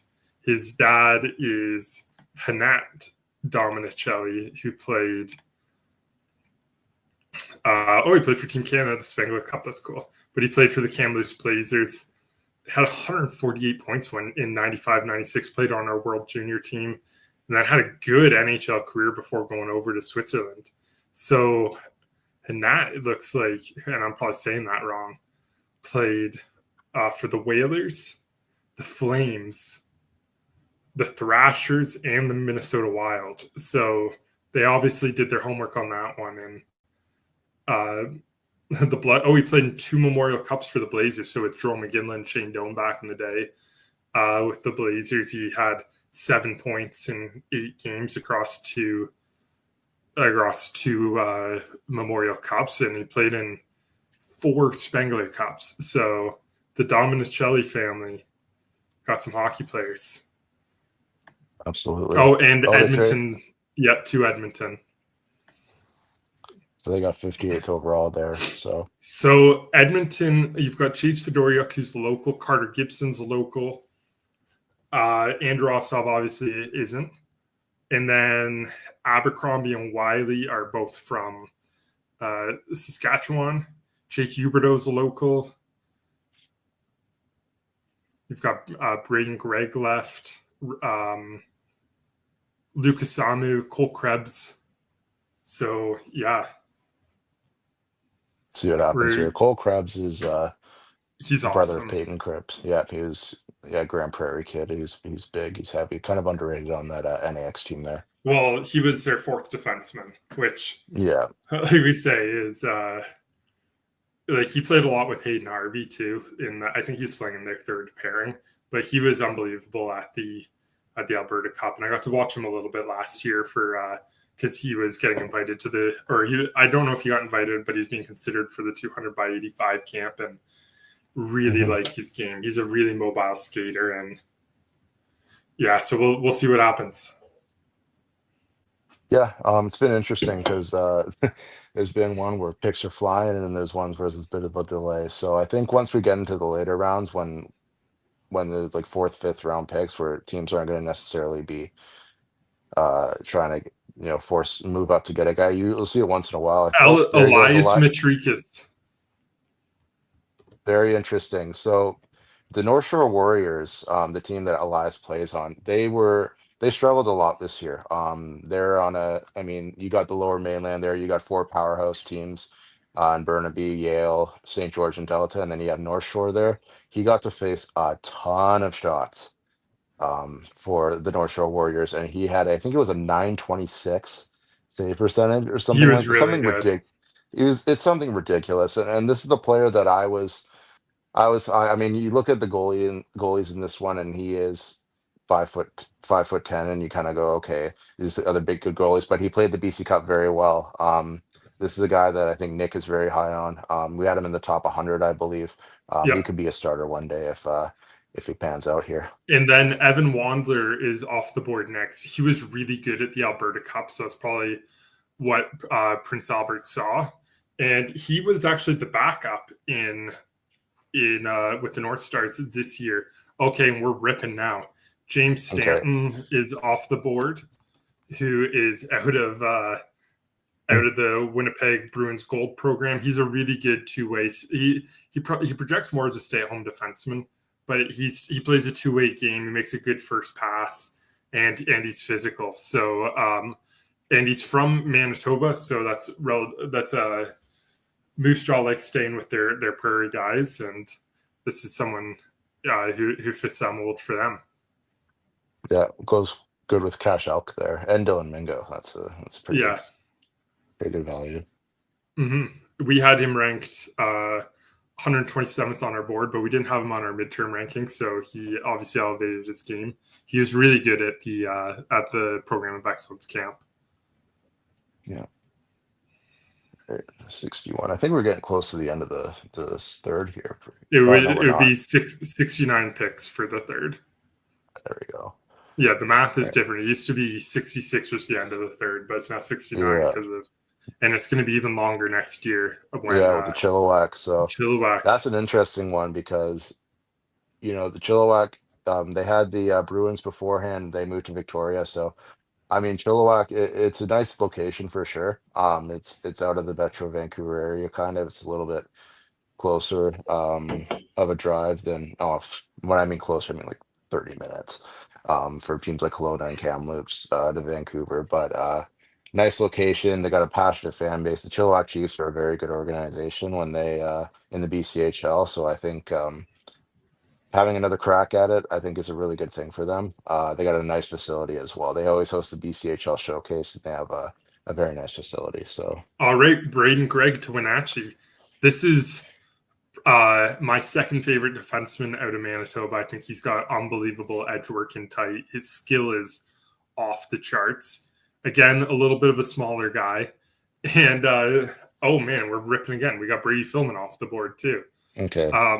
Who was really good at on a weaker RHA Winnipeg team. He was one of their leaders. He's a bigger player.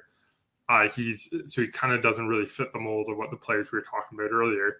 Neither does Braden Gregg going from Manitoba to Wenatchee either. That was so. That's a bit of a trek. So yeah, he's someone who can play a power game, and he's going to create space for some of the smaller guys on the ice for Prince Albert.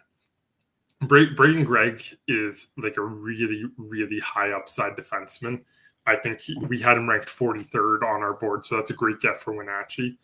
But it's going to be interesting to see if he can add some size and what it's going to be like playing away from his brother. But like I said, Chase is a forward, Braden's a defenseman. Where do we have Greg? I think we had him in the 40s. Braden Gregg, sorry. One of these things happens is you get old and your eyes start working or stop working. We had Braden Gregg at 43 and he went 61st, so that's great value. There's still some really big names still on the board. Yeah. In Chase Fedoriuk at 21, Carter Gibson and Cole Androsov 22 and 23. Lyndon Abercrombie 31, Malin Wiley 32. Yeah, those are big, heavy power guys. I like them a lot. There goes Androsov. There we go. Prince George. That's you got Joshua Ravensbergen. You're getting Cole Androsov. Same cloth, kind of. I mean, Ravensbergen was a late bloomer there. Androsov listed at 6 foot 1.75. He's closer to 6'3". Big goaltender, really improved on his athleticism throughout the year. With a goaltender of that size, the big thing for him is just getting in front of pucks and controlling his rebounds is a big one. Controlling his rebounds. So he was able to do that, but throughout the year, he improved on his composure and athleticism. I thought at the start of the BC Cup, he had a bit of a rough go.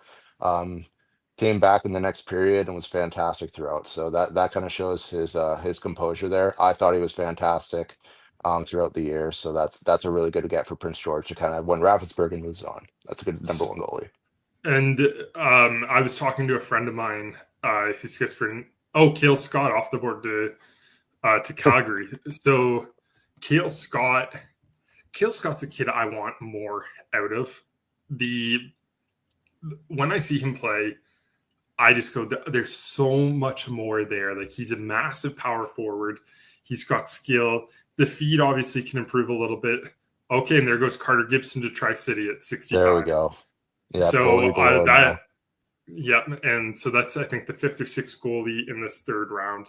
Gibson, I said on an interview with Guy Flaming earlier, he struggled in his first game at the Alberta Cup, and he saw more shots in the first period than I think he'd seen all season with NAX, and he had a bit of a rough go, but then he rebounded really nicely. He's big and he's athletic. Like, this kid is massive. 6'4", 192. He was really good for Airdrie last season. So yeah, and then just going back to Cale Scott, the sky's the limit with this player. I think he has the makings of a high-level power forward. He was a little bit lower on our board at 75, just because the dots weren't necessarily connecting on who he is as a player versus what he can be as a player. But I think if he puts it all together, you've got a really high-level player here. Yeah, and that was a quick pick for Carter Gibson, so they've been waiting on him for. They probably are. I think in Tri-City they're high-fiving here. That is they're doing that was our top top right now. Yeah, that was our top available goaltender, and yeah, the 22nd on our board. He is impressive. We gave him a 4.25 grade. So at 65. And one little thing about him that I really liked when I saw him at the championships, he's very vocal with his defensemen. He does a really good job of commanding them and letting them know if there's a forecheck coming or man on or little things like that. Those are some things that, some goaltenders at that age aren't as vocal and dialed into the game as others like that. But, for him, it's a nice little feature there that is a big part of his game. Helps his defense out a lot. Mm-hmm. And at the end of the third round, I'm just going to hop off for a second. I have a fat cat who needs his lunch. And if you want to talk about vocalness, there will be some vocality, if that's a word, if he doesn't get his lunch. So yeah, I'm the same way. So we're going to be here for the long haul. But yeah, there's the goal. Like we said, the goalies are starting to fly. We got 1, 2, 3, 4, 5 in that round alone with still a few picks to go.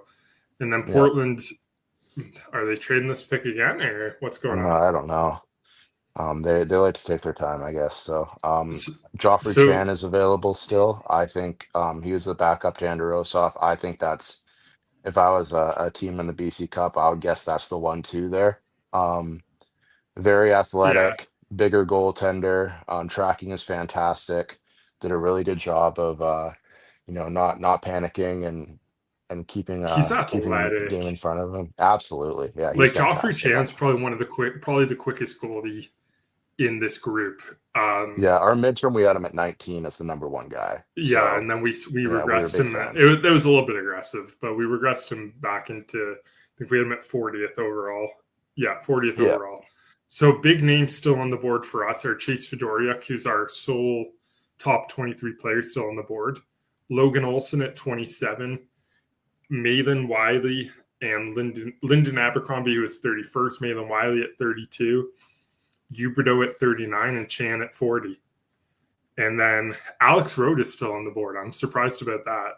Yeah, that's going to be some people are going to look at that as a swing pick. I think that is, I was talking to not at all, but I mean, I was talking to he reminded them of Matteo Fabrizi on the Prince Albert Raiders. They're big, heavy defensemen. If he projects well and fills out in his frame and keeps getting stronger, he is unstoppable. He hits like a truck. He had many big open ice hits that I'm surprised a lot of those kids got up. He can really hurt somebody up there at the U15 level. And he showed up at the BC Cup 15 pounds down too. Like he was someone who you're going, okay, the frame is ginormous, so you can put a lot of weight on there. But he came in, he was lighter, he was quicker, and like he was just as mean as he was before. Like it was an impressive showing, and I really liked him at the prep championships as well. So he's someone I think will go very in the next little bit. I'm surprised he's not gone already. He's got Western League defensemen written all over him. Yeah, absolutely. So that's going to be one where they're kind of, I don't know, whatever the teams are thinking. We're very high on him, obviously, but we've talked to a couple of scouts and they really liked what they saw too. So I thought everyone was high on him. Yeah, 100%. So we're just waiting for this pick. I'm guessing there's a trade. It was Portland again, and I mean, Chase Fedorik's still on the board. I mean, that to me is ridiculous. I'm going to be honest. That's one that I did not expect at all. No, we had him in the top 10. Krushamnowski is off the board. Okay. So this is a player we had in the first round at our midterm rankings, and then he's now ranked 87th on our board. This is probably the second best goal scorer in the group after the MPU. But this is a kid with a lightning quick release, really quick hands and tight. The feet are a problem. He's not a strong skater, but he's, like I said, the skill is off the charts. So if he can improve on that part of his game and improve his skating, then I think you've got a guy who can be a power play guy for you, and he can be someone who leads your team in scoring kind of thing. I don't think he's a guy who's going to drive the bus for you per se, but he's someone who, if you pair him with the right players, could be really, really effective. Yeah, there's always that kid in the Manitoba League that scores 70 or 80 goals in the season, and you're like, that is insane. And I think he was the leading scorer in that league. I'm not too sure. I just remember seeing his name. Yeah, on that Bruins Gold team. That Bruins Gold team was stacked. They would have done well against teams out in Alberta and BC. So Krushamnowski in 29 games had 111 points. But he also had a goal in one game at the U17 level and 3 points in 2 games at the U18 level. So Hunter Saddleback is the next player off the board to Medicine Hat. Great last name. Yeah. He was the captain of St. Albert, and he's someone who is a really smooth skater. Like he's good in transition. I thought he struggled at the Alberta Cup. He struggled with his decision making, and there were times when he looked to be either disengaged or struggling with the pace of play. But when he's at his best, he's really good. So that's an upside pick for Medicine Hat. And I think if you're the Tigers, you're going, we're really good for a really long time. Like if we can wait on the kid. And then when actually getting Ethan Parkinson, who is a defenseman who just got better every game throughout the year. Yeah, the championships, he was unbelievable. Like I remember just being like, yeah. Sorry, go ahead. And he's someone. Like, he was a guy that threw me off completely. Yeah, like I said, he got better every single game. He's physical. He's got a little bit of a nasty side to him, and he moved the puck well too. Like his skill is better than you would expect. Looks like Everett's got the last pick here in the third round. They had a couple very Everett picks in Reed Nickel. Who else did they get? They got somebody else. That's what Control F is for. Yeah. Oh, I went the wrong way, darn. The Reed Nickel at 5, Owen Murray at 31, and Cole Krebs at 69. Cole Krebs is an awesome get. Yeah, he is. He's someone who is so skilled, so smooth. he was like, we've got him ranked to 48th on our board. He, like we said, he got buried on that NAX team, but he was a standout for Grand Prairie last year as an underager. And he really stood out at the Alberta Cup when he got away from being buried. And he's quick, he's smooth. He can be physical as well. He's good on the defensive side of the puck. Like, he's playing with Hayden Harvey this year, was the lone underager on the team. So he kind of had to be a big brother out there, and I thought he did a really good job with that. So this is, again, another guy I don't think ever expects to step in right away, especially with how loaded that blue line is with DuPont and Brett Liskey.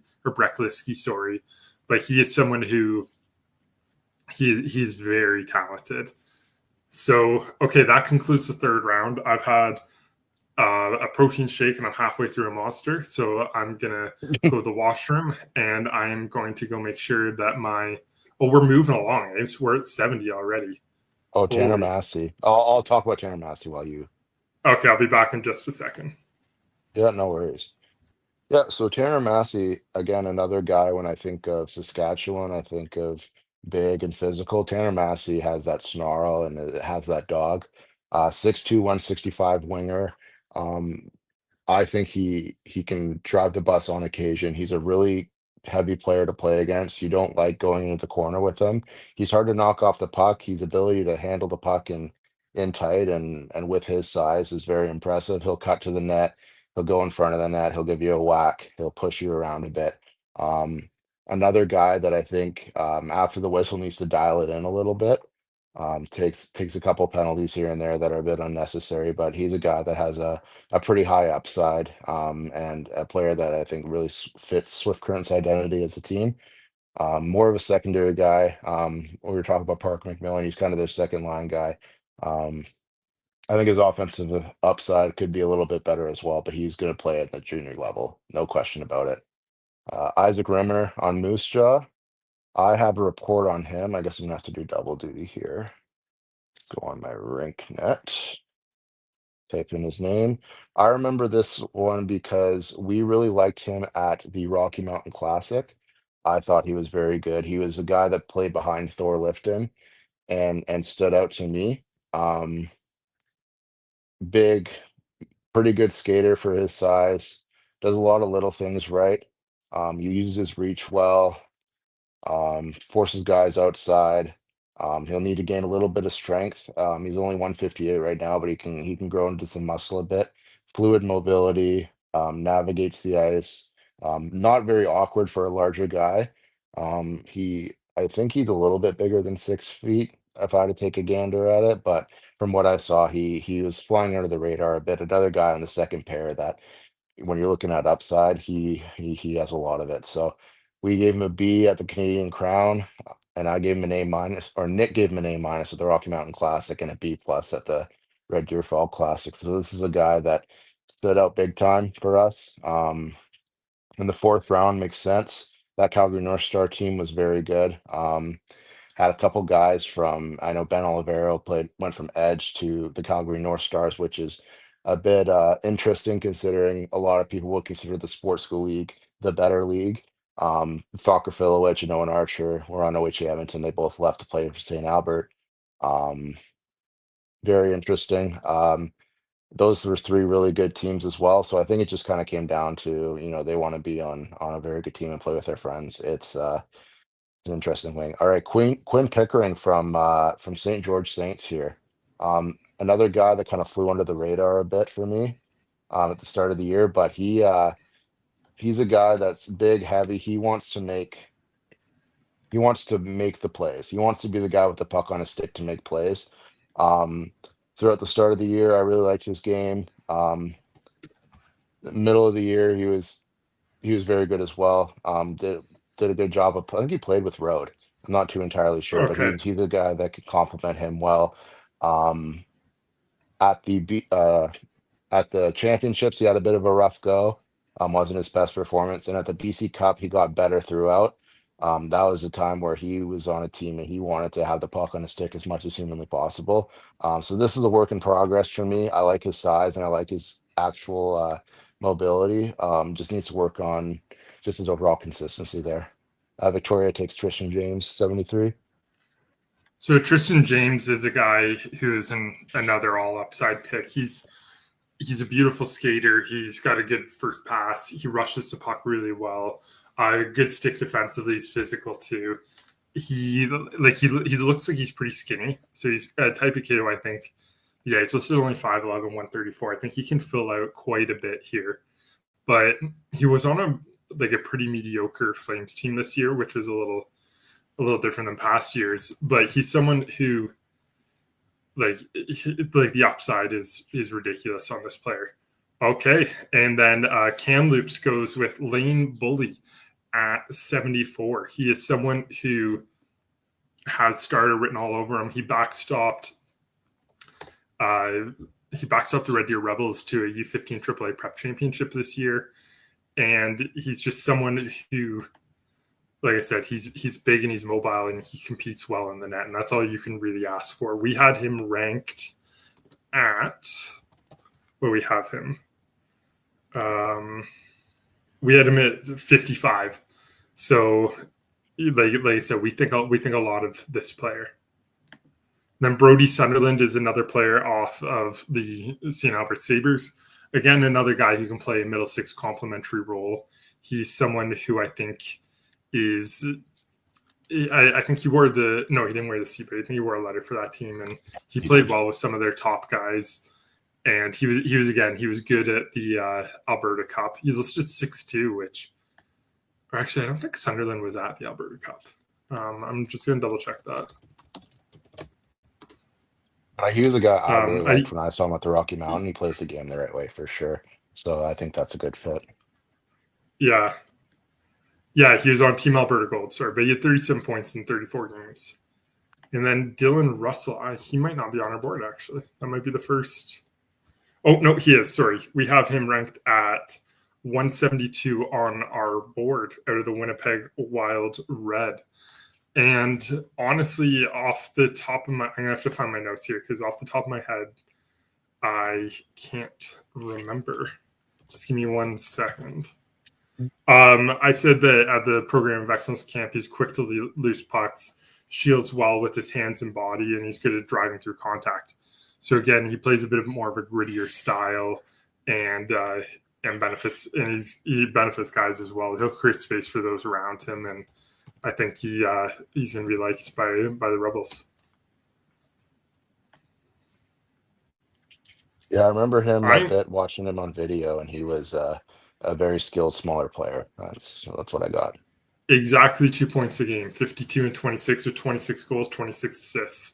And he's the captain of that Winnipeg Wild Red team. There you go. I'm curious as to why Chase Fedoriuk's not off the board. I don't know. I don't know. I don't know if he's a dual citizen. I don't know if he's Chase, Shadir, Sanders, Fedoriuk. We got. He hasn't come off the board yet. Yeah, I wouldn't. I'm just surprised that he's slid this far. We had he was a surefire first round talent, and now he's still available as 77th overall. So yeah, again, like I said, we watch the players play, and we evaluate the players. A lot of the Western Hockey League teams do a lot of digging. I don't want to make any assumptions here, but there might be some. He might want to play in a certain locale. Yeah, you can't make the NCAA. Like Mitch Marner was going to college before London got him in the OHL draft kind of thing. You can't do that anymore. I don't think they have a lot of nights in the WHL. Well, it's one of those with the eligibility changes. You can't say I'm going to college and then slide in the draft as a result. Yeah, I don't know. I don't know if this is a guy that again a lot of teams have as their second choice and just kind of fall because of it or whatnot. But I mean, this is even a guy, like, if you have questions on him, this is a guy you take. Like, this isn't. Yeah. There's no doubt in my mind. He was the captain of that OHA team. Yeah. And so with OHA Edmonton this year, he had 62 points in 35 games from the back end and 4 points in 6 games at the U17 prep level. he also had 2 points in 5 games at the Alberta Cup and 11-6 at John Reed. So like we said, he had a pretty tough prep championships. He still had 3 points in 3 games and 1.2 games at the Yeah, he wasn't that bad for him to fall this far. I'll tell you that for free. He's listed. He's from Sherwood Park. He's listed 5'11", 161. Like, yeah, he's a really good hockey player. So I don't necessarily. Any WHL scouts watching this? Yeah, I don't know if I know that OH Edmonton's coach is now scouting for Penticton. So I'm wondering if they don't have a pick coming up. It looks like. Yeah, I think they traded it. They don't pick until 96. So I don't think. I mean, yeah, if we knew, but yeah, I don't know. I don't know the whole deal with this. Victoria again. Sorry, Mike. Taking their time. Slowing down. Yeah. They're on island time here. Holy. Oh, we lost Jeff. He's on island Wi-Fi apparently. So island time is a different beast. So I said you're on the island Wi-Fi when your Wi-Fi went down there. Well, yeah. That wouldn't be. I get a lot of complaints from that. I mean, whatever. But yeah, no, they've been taking their time with their picks. Obviously, done a really good job these past couple of drafts and getting some very good players. So, I'm interested to see what they do. They've made. If I look at their Twitter account, I think they've made close to 6 or 7 trades already in the span of a day. Like we said, it's. Like the way I view drafting is legitimately throwing darts at a dartboard. It's one of those where it's like, if I stand 10 feet from a dartboard and I'm aiming for the bullseye, I might hit it 1 out of 10 times. If I stand 15 feet away and you give me 15 tries, I might hit it 2 out of 15 times. So it's one of those where getting more arrows in the quiver is kind of what a lot of teams do. I always think back to the 2015 NHL draft, where I thought Kyle Dubas did an incredible job with that draft. The Leafs obviously took Mitch Marner 4th overall. Then they traded back and got Travis Dermott in the 2nd round. And that was one of the best drafts the Leafs had, was that 2015 one. And you see guys like Sebastian Aho went in the 2nd round there.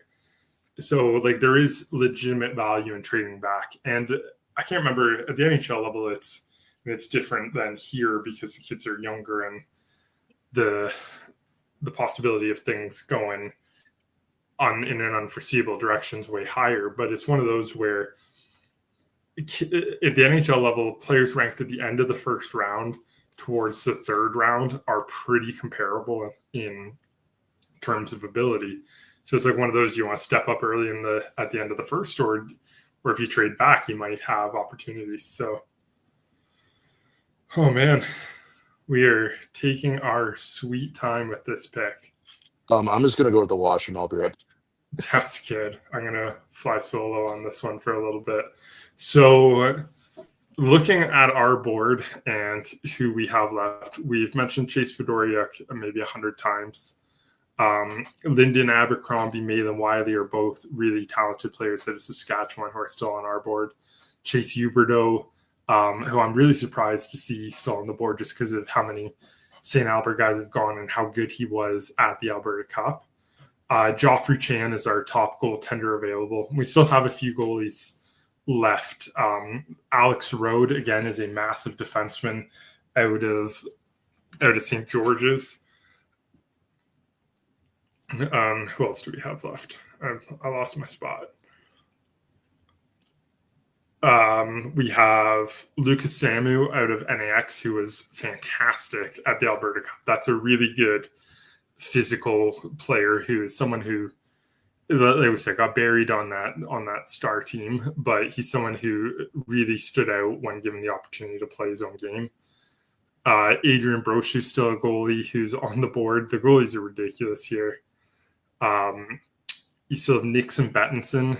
So I have a funny Nixon Bettinson story. So I was at the at the AHL showcase in Leduc this year. Oh, and Bracken LaRock, who is actually Nixon Bettinson's teammate, is off the board here to Saskatoon. So I guess I don't.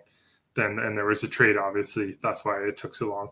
So Bracken LaRock is a really strong goaltender out of Grand Prairie. He was good again at the Alberta camp, and he's someone who we had him ranked really high at our midterms, and then we regressed him down to 92nd on our board, which as goaltenders go, that's really high. We got him as a high 3.75. He's big, he's athletic, he controls his rebounds well. He's square to the puck. Like there's not really anything to dislike about his game. And I think Saskatoon, who already have Riley Budd, who was really good for the Edge School this year, they've got another potential starting goalie here. So going back to my story, I was sitting at the AHL showcase in Leduc, and I was sitting next to a kid who was obviously part of the Grand Prairie team but wasn't playing. And this kid was living and dying by every play. Like it was like one of those where he's like, "Come on, hit the pass." Like he was so engaged. Like a lot of the times you see kids, they're on their phones, they're trying to chat to girls, they're trying to do whatever. And this kid was just locked in. And it turns out it was Nixon Bettinson. And I was like, "What were you suspended for?" And he's like, "Well, I hit a kid and it broke his cage and I got suspended for it." But really good kid, really engaged, great leader. So Ben Meyer is off the board now, who's a goaltender out of Notre Dame Hounds, where James McGuigan, who's our director of Western Canadian Scouting, was all over him. And really, really good goaltender, faced a ton of shots this season and did really well. Lucas Samu off the board to Lethbridge right after at 79.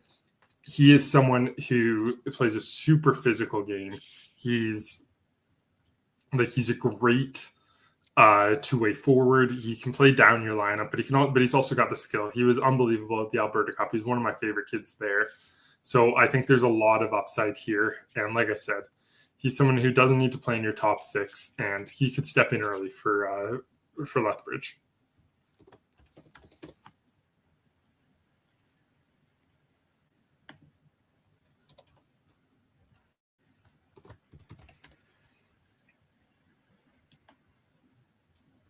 Picks have been flying over the past. I really liked Ben Meyer. Yeah. On that Notre Dame team, it kind of sucks for him in the sense that he did face a lot of shots. His record didn't really show how good of a goaltender he is. He competes really hard. Seems like a really good kid too. So I think that's a really solid pick for Medicine Hat. And he's 5'10", right? Like yeah, he had he's not small. So he had an .891 save percentage this year, but with a .473 goals against.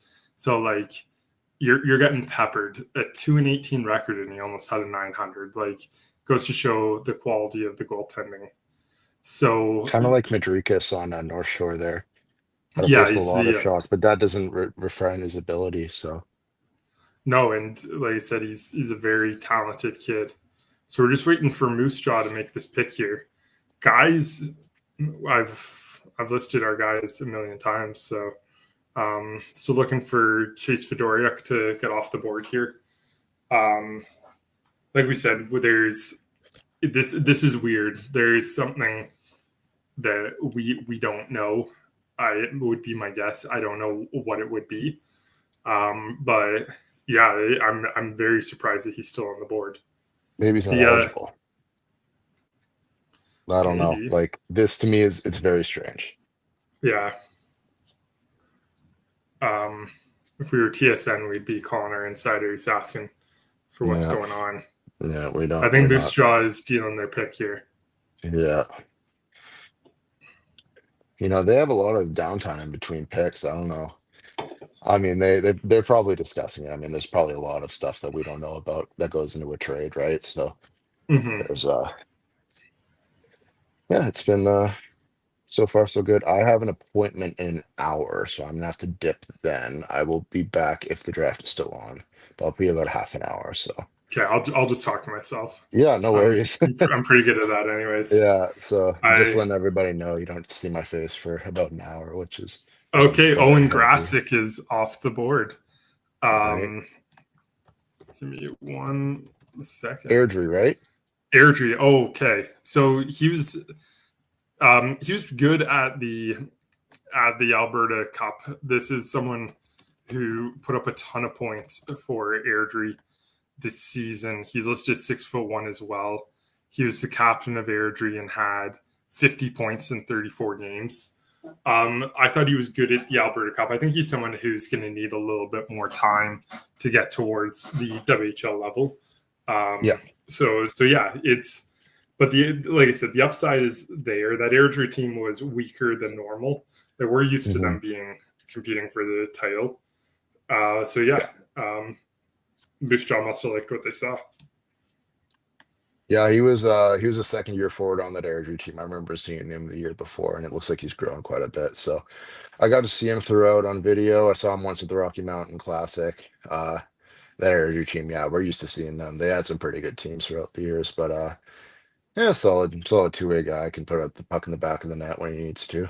Yeah, it's been about 5 months since I've seen him play in person. So yeah, and I saw him at the Alberta Cup, and I'm trying to think of what my notes said, and I haven't typed them out yet, but I probably have notes on him from earlier in the year. Give me 1 second. Also, by the way, anybody from BC, if you're interested, any player that played in the BC Cup, we have 142 player evaluations on the NutriZone website that I have written out.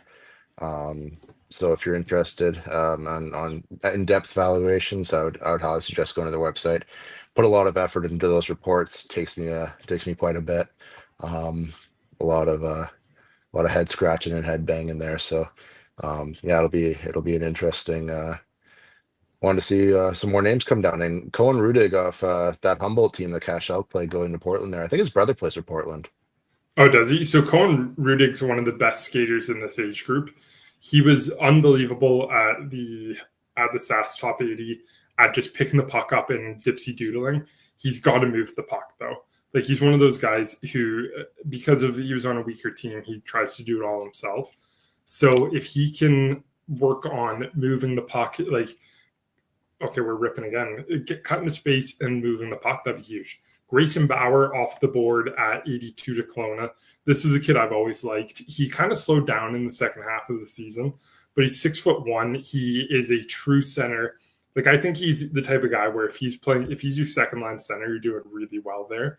And he's someone who is a leader for that edge team. And like we said, that edge team was a little bit weaker than normal, but they still did well. And yeah, he's got middle six center written all over him. He plays a good two-way game. He's got some skill as well. So yeah. He's a very translatable player. Like when I watch him play, he plays like a junior player. Like he has a lot of translatable skill sets. He's big. He's got a great frame. He moves well. He's not the prettiest skater in the world, but he can get going when he needs to. Good on the draw. It's good penalty killer. Didn't have the best championships in his eyes. There's a couple of teammates that outshined him a bit, but throughout the season, he had a really good showing for himself. There's a lot of good projections there. Yeah, he is. Like I said, he's big and he's athletic. Like there's a lot of he's a hockey player, and I thought at the beginning of the year he was a little bit better than he was towards the end of the year. But yeah, like he's never going to be a point a game kind of guy. Like I think he'll probably top out in the 40-ish points, like 35 to 40 points a game kind of, or points a season kind of guy. And yeah, there's, like I said, there's a lot of upside there, and he brings a lot more to the table than just offense. Yeah. So Saskatoon's on the board. We got some local guys in Lyndon Abercrombie and Malin Wiley who aren't off the board yet, who are high on ours. Wiley I really liked. I think he's going to play for sure. I think Abercrombie too will. He was on a, like we said, the guys who led the scoring in Saskatchewan weren't the guys we had the highest on our board. We thought there was a lot of bigger guys with more upside who were lower down in terms of scoring. So that could be why they've kind of snuck through here. But I think there's a lot of upside with the two guys we just mentioned. They're both bigger guys who can attack off the rush and are smart and intelligent. Like there's nothing not to like. And there's two Saskatchewan-based teams up here, so it'd be interesting to see if one of those guys goes. Yeah, we gotta wait and see here. We might have a trade. And Gary Bettman, if he was the commissioner of the Western Hockey League, would be running circles right now. He'd be He'd have going up to and throw down, some, get rid of the dress Yeah. shoes and put some New Balance on. Yeah, a lot of booing too, unfortunately. But Yeah, man, this would take me longer. Yeah, but again, it shows that this draft class improvement, like a lot of teams are trading up and trading down, and shows that there's a lot of different opinions. We have a lot of different opinions that people didn't necessarily agree with, and that's fine. That's what the art of scouting is, right? You're not going to have the perfect list. I'm wrong on guys. Nick's been wrong on guys. Like it is what it is, right? So I'm never if there wrong. was okay, yeah. No. So like I said, in a perfect world, there'd be the perfect scout, but that's just not the case. There's development such an interesting thing to really kind of master, I read a story about Jack Nicklaus, the golfer, and I guess he was giving a speech at an awards banquet, and he said, I can't remember it exactly, but it was like, in my career, I never missed a putt from less than 3 feet away on the 18th hole. Or I never three putted on the 18th hole, something like that. And some guy comes up and it's like, I saw you live. Like, you actually did. He's like, no, never did. It's just like one of those, it's like he just completely blocked it out of his mind. It's like, and that's how I feel about Sky. It's like you missed one guy. No. No, just wait and see. Yeah, 100%. Yeah, I can't say that about my golf game, unfortunately. That's I don't have the composure. Luckily, Victoria has some beautiful golf courses where I'll be heading out to quite frequently. Hopefully, get it a little bit better. But yeah, a little bit of delay here in the 83rd pick. We have been online for a while. Obviously, would like to be a bit quicker, but it is what it is. Yeah, this is usually it's a lot quicker. Yeah. Spokane and Medicine Hat in the finals. Two very good teams. Two offensive juggernaut teams. You got Berkeley Catton and Crystal. On Spokane, you got Gab McKenna. I saw a tweet that Lindstrom and Basha are playing for and practicing. They're skating. I don't know if they're playing, but they're skating. Yeah. But like that's the rich get richer type of ordeal. There, Gavin McKenna.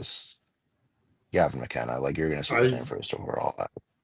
Yeah, and it's going to be interesting to see what happens there. I wouldn't be surprised to see that he commits to an NCAA program after the season he's had.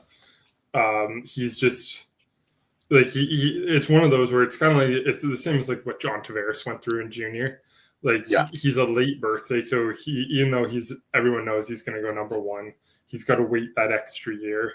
And Gavin McKenna would be the first player off the board this year if he was born before September 16th.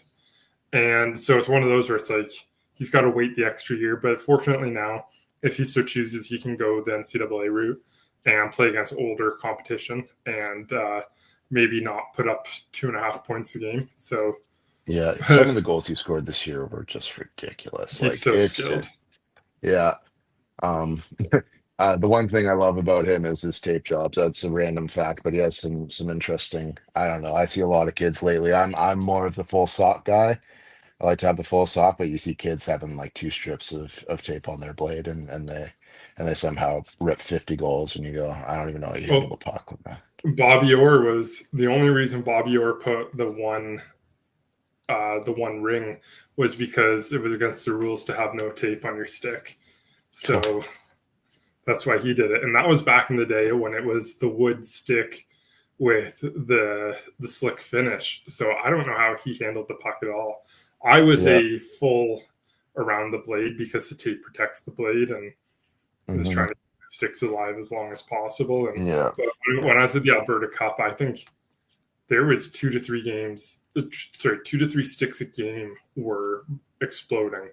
Yeah. So it's always funny to watch the parents when that happens.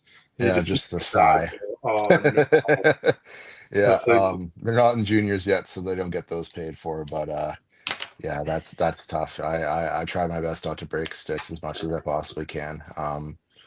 But yeah, no, the technology and the sticks and all the equipment, it really helps out these kids, obviously. But Yeah, I don't know what the delay is here. I'm going to be honest. I'm kind of. I mean, we're having a lunch break. No one Oh, told us. Yeah, but they need to announce that if they're having a lunch break. I don't know. At least I hope they're having a mid round too. I don't know why you wouldn't 100%. do it at the end of a round. Yeah. Wonder if there's anything online saying what's going on.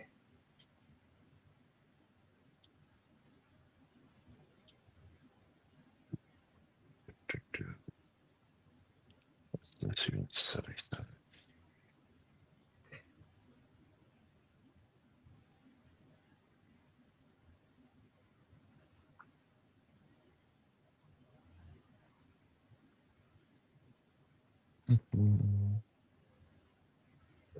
It is 12 o'clock on the dot right now. Well, for me it is, so I don't know if Well, that's... for you, it's 1 o'clock here. Yeah. That would be very unfortunate. That'd be very Western League to take a break right now, but Yeah.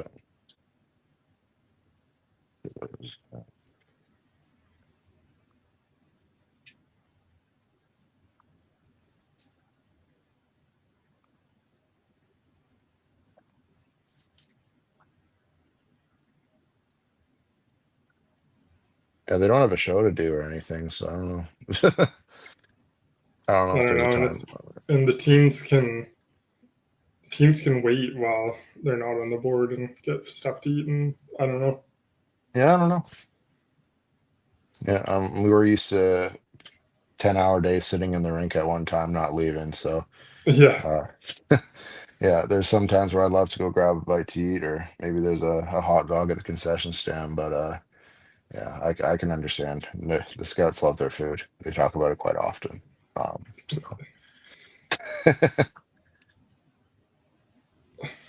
Oh, Brandon got the pick. So it was a trade. It's 4 hours to pull off that trade. Yeah. It's been we'll see what they go here with Brandon. Yeah, I mean, hopefully we get going here pretty quick. There's already been trades for these picks, so I don't need to be seeing a lot of these here. Yeah, like we've had picks get traded so at least 10 times. At least 10. Like it's ridiculous what's going on here. It's been a bit gnarly compared to usual. And I'm sorry for the fans watching. I'd put us in the background if I were you.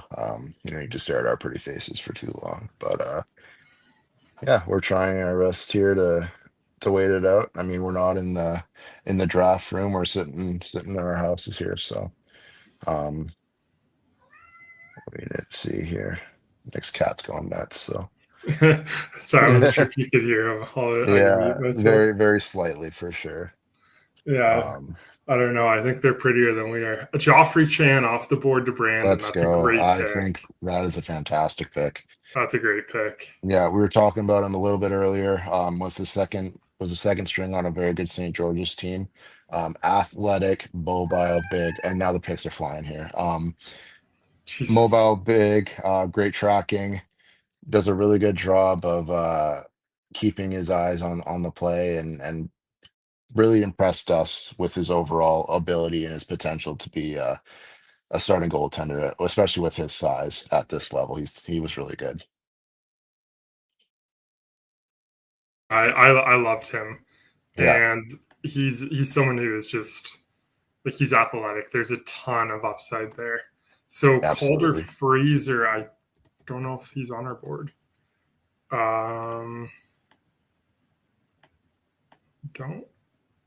We had him as a 3 1/4 out of the Red Deer Rebels, so he wasn't on our board or in our top group, but they must have liked what they saw from Prince Albert there.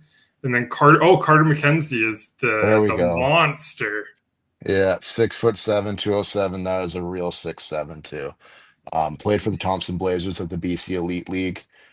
Kamloops kid at the start of the year. I mean, that's the first thing. Sometimes you think it's a typo when it comes to that kind of thing, but he's a real 6'7". Start of the year, wanted to do a lot with the puck, made a lot of plays. kind of he's surprisingly mobile too. Surprisingly mobile, gotten a lot better with his mobility. Obviously, at that size, you're going to be awkward. It's going to be hard to handle the puck. So, working on that and his puck control and gaining size in his frame. He's mean when he wants to be as well. So, this is an upside pick, and this is a guy that's a bit of an outlier there. Don Esler Twist for the Calgary Hitmen. This is one of the more underrated goalies, in my opinion, in terms of the BC area. He's 6'3", 160. He's big. He towers over the crossbar. Plays on a Shawinigan team that was struggling this year. Made a lot of saves. Big, athletic. Another goaltender that kind of fits that mold there. Nick, what do you think of him there? Yeah, he's a very talented goaltender, and like we said, he's very big. Graham Gard just went off the board as well to Lethbridge at 87. We had him at 285 on our board. And then Kevin Nee to Victoria is a very small, like highly skilled, but very small forward out of the Brandon Wheat Kings. He was Victoria-esque pick. Yeah, he was 259 on our board. So he's someone who, if he can grow, is going to be a great pick. And so the picks are getting deep into our board. The first player not on our board was Calder Fraser at 84. But like I said, we still on our spreadsheet that we got listed. We had him listed at midterms, I believe. I'm not necessarily, no, it doesn't look like we have him listed midterms, but we've got him at a 3.25 star grade. Yeah. So yeah, that's the first kid not on our board. Yeah, we're not going to nail every single kid in terms of, There's Malin Wiley to Regina. That's a great fit. Yeah. So, Jeff, you like him more than I do, so why don't you talk about him? Yeah, I believe he's a winger. I thought he was a centerman. I watched him on video. Big power forward, can create on his own if it needs to be. Good two-way game. Projects really well at the junior level. Another guy that just has a really good compete level. I don't know what his stat line is off the top of my head, but I think he was the top scorer in that Sask East team. That Sask East team. That's a very farm town area. I have a couple buddies from the Sask East area there, so that's a lunch and pail type of pick there. Yeah. And so then right after that, Lyndon Abercrombie. There we go. So Wiley had 4 points in 7 games at the U18 AAA level, which is really impressive. Yeah. Then Abercrombie to me is a guy who just causes havoc down low. He's a really dynamic forward. He's a great skater. He's massive at 6'1". We didn't even have him on our midterm ranking, and then he showed up at the top 80 camp and was one of the best kids there. I gave him an A- grade at that camp, which it's tough to get an A when you got Maddox Schultz. So scored a lot at that camp. Won races to pucks. The physicality, like I said. I had him going way higher than he went, so that's a great get for Moose Jaw. They've had a really good day or last 2 days. So that rounds guys we have left on our board in the top. We've got everyone in the top 40 who's gone except for Fedoriuk and Logan Olson. So I'm kind of surprised to see both those guys on the board actually, because I've heard Olson's name thrown around by scouts. It's one of those where you have a conversation with someone and you hear names come up. And that was one of the reasons we had there's Road right there to Victoria. There we go. That's going to be he's going to fall, and he fell to a really good spot there. Greg Batters had the saying that if James Patrick gets a hold of this kid, could possibly do some really good things. Big, mobile defenseman for his size, gotten a lot better at the mobility part. Hits like a truck. I've seen him hurt a couple kids, unfortunately, but he has size and knows how to use it. This is a very good pick. That is a high upside pick if he pans out. Just needs to work on his overall skill set in general, but this is an upside pick. And then Jackson Beggs right off the board, the next pick. He was 64th on our board. He improved a ton in the second half. Oh yeah, he was fantastic. Yeah, he's a He's guy. a He really played on the athletic kid. Yeah, played on the Burnaby Winter Club team last year. Didn't look like at the start of the year he grew much, but he has a lot of. He reminds me a bit of another Seattle Thunderbird, Grayson Tash they took last year. I think they're very similar. Both play for Burnaby, right-hand shots. More confident, plays pretty heavy for a player of his size and stature. Does a lot of really good things. I really liked what he brought to the table throughout the season, and we had him pretty high up, and we really like this pick for Seattle. And then Lucas Conrad right off the board with the next pick to Swift Current. So again, this is a kind of stay-at-home style defenseman. He's big, 6'1", 160, makes a good first pass. He did hit a good season with the out of the Vancouver Northeast Chiefs. He was really good at the top. Always fantastic. The top 160 camp. Yeah, he was. He's great at breaking out the puck, finding his own space, and then getting space for himself to make a play. Great first pass. Projects extremely well in terms of his size and mobility. He's probably the top defenseman at that in that league there. I really liked him the year before, and I think the BC Cup was kind of a coming out party for him in that regard. He's got a lot of tools and just needs to kind of refine his overall game and maybe produce a little bit more offensively. But this is another, for a 5th round pick, a pretty good pick. Yeah. And Jet Perpich off the board from the Warman Wildcats. I'm surprised to see him go ahead of Logan Olson, but Moose Jaw must have liked what they saw from him. He's a more stay-home defenseman. He's a pretty sturdy kid. He's a very strong defenseman. So this is another local pick for them, and he's someone who I think doesn't project beyond your second or third pairing. But then Chandler Fumerton off the board to Kelowna. This is a kid. He's from Yellowknife, I believe, in the Northwest Territory. So he played PCHA last year as a underager, and he's probably their second best defenseman there. Goes to Rink Kelowna and is their guy the entire year. Love his size, love his range. He really improved physically, I found. At the start of the year, I thought he was a little bit passive in the defensive end. He would kind of just go for the stick play and give the guy a little bit more space. At the BC Cup, he was throwing body, constantly. He was really good. Yeah, throwing body. Offensive upside. Has a ton of skill. His mobility is very good for his size. He's a lanky kid too, so he's got to grow into his frame a bit. But this is a very good pick here. And then Jack Utsunomiya off the board to Penticton. Like we said, we talked about him earlier. He's a goaltender who won the prep championships with Delta. Like I said, he's a very high level compete. He's just got to work on controlling his rebounds a little bit better, but he's got the resume that leads to being a 5th round selection in the goaltending category. Yeah, his overall athleticism improved a lot. I thought his recovery was a little bit slower than I would have liked at the start of the year, but throughout the year he showed a lot more compete. Played on a very good Delta team and played in a lot of big games and was impactful. So that's something you can't teach. That's a mindset thing, right? So being able to do that and play big in those big games in Penticton. So the V's must have saw him there and really liked him. So yeah, that's a good pick there. Yeah, he was lights out at that tournament. He had like 100 something. Like he played all 5 games for them. Had a crazy amount of saves. So Briggs Fabro off the board to Kamloops at 97. This is a kid who is a small, skilled player. We had him at 277 on our board. He was the leading scorer for the Lethbridge Golden Hawks team.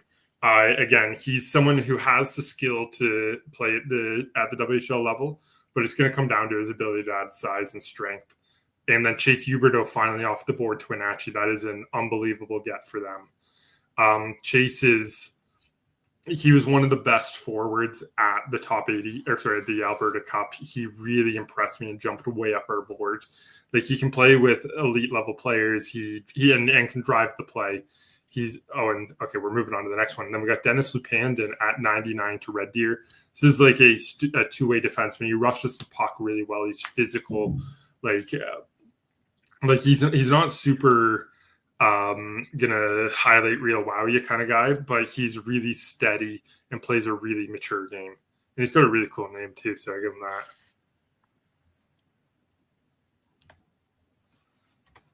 Then Brady Lutmerding. He was on the Bisons. Yeah, I really liked him at I think it was a AAA Canadian Crown. I thought he had a really good impact. He's a gritty forward, works hard, and plays a heavy game. So we had him at 249 on our board, and he just won 100th. So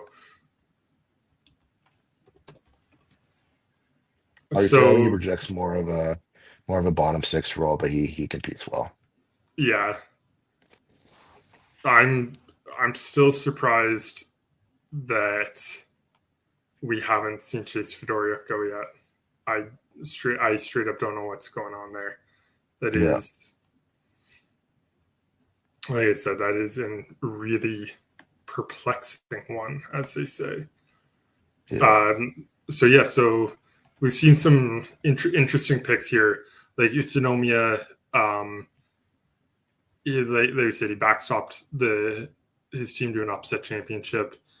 Briggs Fabro is a small skill guy. Chase Huberdeau is a bit of a can do it all in your top six kind of guy. Dennis Lupandin's a middle to bottom pairing defenseman who's not flashy. And I can't remember what you said about Lutmerding. Yeah, he's just a hardworking, competitive forward that can be the F1 and can grind pucks out and create space for his line mates. So that's my little analysis. On our board, we've got Chase Fedoruk still left. He was our 21st. Logan Olson was our 27th. And then we're all the way down to Adrian Brochu is our top available goalie at 51. And then we have Nixon Bettinson was our 56 ranked forward.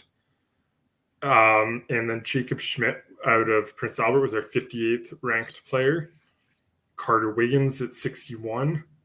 And Dawson Bad at 63. I've got a grumpy little dude, so I'm gonna go shut him upstairs because he needs a nap. All right, I'll solo here for a bit. Yeah, a lot of names that we didn't suspect to be falling here. Like I said, we watch the players play. We don't know these kids personally. We see them around the rink, but we don't really have a whole lot of say in where they go. And I think that's one thing we really need to keep in mind. We're a lot different than teams, right? We like I said before, we base them on individual talent in terms of that, and they get to really know the kids because they want the kids to fit into their organization and make sure they fit and then they want to play for that team, right? So especially as a 14-year-old, there's a lot of uncertainty there. All right, cool. We got another pick here. Tony Kabelka for Vancouver Giants, captain for the Yale team. Hardworking two-way guy, able to produce offensively once in a while. But he is a white collar, blue collar, sorry. Lunch pail kind of guy. Leads by example, works hard, got some size to him, can fill out a little bit, but he plays heavy. Does a lot of the little things for his team. He creates space for his line mates. Able to go to the net and bury rebounds. So a character pick for Vancouver. I think this is a guy that could play up and down the lineup if he pans out for sure. I really like this player. I think he's a local kid. He's from the area. From Langley, if I want to assume, right? So they got a lot of viewings on him at Yale there, but that's is that the first kid on Yale taken or Kokoris? No, Kokoris went. Yeah. And there's been a few off Yale. Has there? Okay. I'm blanking on names, but there's been a couple off Yale. Tanner Massey. Yeah. That kid's gonna play in the Western Hockey League, in my opinion. So there's a lot to like there. Yeah, Tony Kabelka is such a lunch pail type kid. Like he's gonna kill penalties and he's gonna play in your bottom six. Like I don't think he's gonna score a ton for you, but he's someone who you can throw out there in any situation. He's going to do just fine. Yeah, he reminds me a bit of Matteo Di Stefano from last year. I don't even remember him, but a very similar player. Bigger guys, hardworking, two-way guys, lead by example. Not the star players on their team, but they're going to do whatever they can to help their teammates out and get open and put the puck in the back of the net when they can. So I really like this pick. I think this is a solid depth player there. So we're at the hundreds now. Yeah, 101. Goodness. We nearly nailed it with Tony. We had him at 98 on our board, and he went 101. So there we go. Yeah, 100%. And we've only had one guy not be on our board. But then again, we had half the players in the league on it. Yeah, well, we had the Rhett Warner's kid because Craig Batters actually told us about this kid at the BC Cup saying, oh, he's eligible this year. I remember that. So, and yeah, there was a lot of confusion as to whether or not he was eligible because Rhett had him playing in Buffalo during the COVID year, and then he came back home and played in Saha, and he wasn't eligible last year for the draft, but he was this year. So yeah, that's interesting. And that's kind of one of the things that happens, right? Is you get the definition of an eligible player changes by the day, it seems. And you see it more in Ontario because you get a lot of high-level Quebec kids who play in Ontario for some reason. And so that's kind of where it is. It's less of an issue here. But one of the things with like the pro guys, for example, is you get guys where they're from, so we'll use Red as an example. It's from Southern Alberta, but the kid grew up in different parts of the world. So it's one of those where... Dean Martinook is a perfect example. BC kid played in Shattuck this year. Yeah. I wasn't sure of his eligibility in terms of, I thought he might be in the USA draft type thing for a while. Well, just because he wasn't at the BC Cup, but apparently his dad was there. So that's a family who knows how to play the game then. Yeah. Because his dad was talking with all the teams. And I think what it was he missed the tryouts. The tryouts, yeah.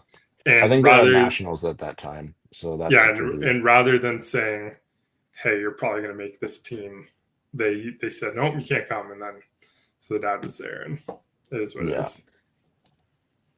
Yeah, so there's a couple. Sorry. No, I was just going to say 101 guys off the board. We've got everyone in terms of our top 50. Everyone is off the board except for Logan Olson and Chase Fedoriak. And then after that, it's Adrian Brochu, who's a goalie, so that's kind of not surprising. And then Nixon Bettinson, Jacob Schmidt. I liked him, yeah. Bettinson. Yeah, I think that's a guy that can really translate to that level. So yeah, he was great at the Alberta Cup. He's a little bit smaller than he's listed. Yeah. But yeah, I'm running out of time here too. I have a drop dead time of 4:00. I have a wedding preparation meeting I got to go to. So there you go. That's a bit important. I think. If I don't want to get divorced before I get married, I might want to. Yeah. Well, I'll hopefully be back by then. Okay. So perfect. That'll be one where I got to head out in about 15 minutes here. I'll be back. Hold the fort down. Yeah, hold the fort down. I'm hoping there'll be more than. I hope there won't be like 80 picks by the time I'm gone while we've been sitting here waiting for. And they're all going to be BC guys I've never heard of. Yeah. Yeah, Jeff, we're a bit behind here. Can you tell me about this? It happens though, right? Like I'll call you. So yeah, a lot of doctor's appointment. I don't think he'll appreciate that, but we'll take that into consideration. But yeah, so far it's been busy. It's a lot of trades, a lot of interesting pieces. Penticton. That's another thing I want to talk about is. Oh, Weston Kostyuk off the board here. Okay, yeah, he played for Martinsville. Yeah. Yeah. Okay. I'm surprised to see him go ahead of Dawson Batt. Like the two of them. Yeah, Dawson Batt's a gamer. Yeah, I'm surprised he's still on the board. But anyways, yeah, sorry, if you want to talk about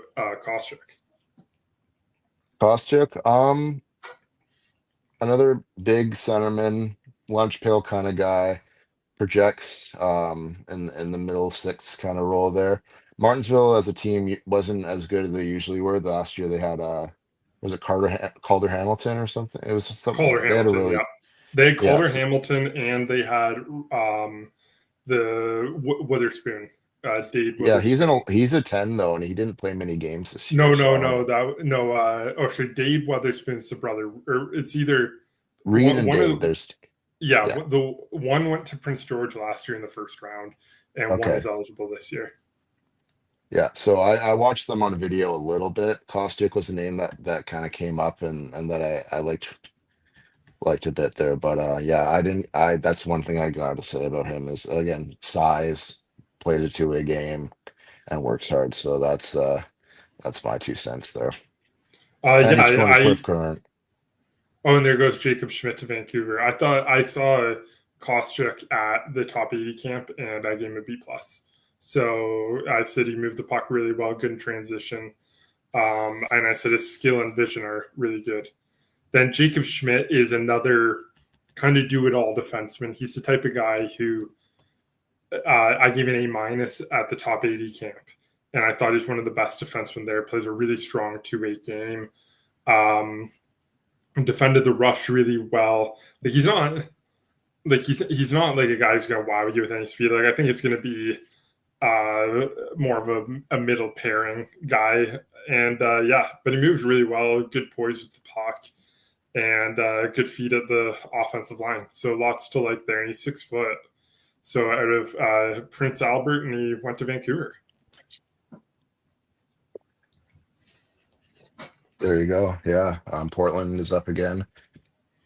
What are we going to do? Especially with this US draft, I think they're going to be, or the NCAA thing, I think that's a team that's going to really prosper from that. I can't believe there's no Americans off the board yet.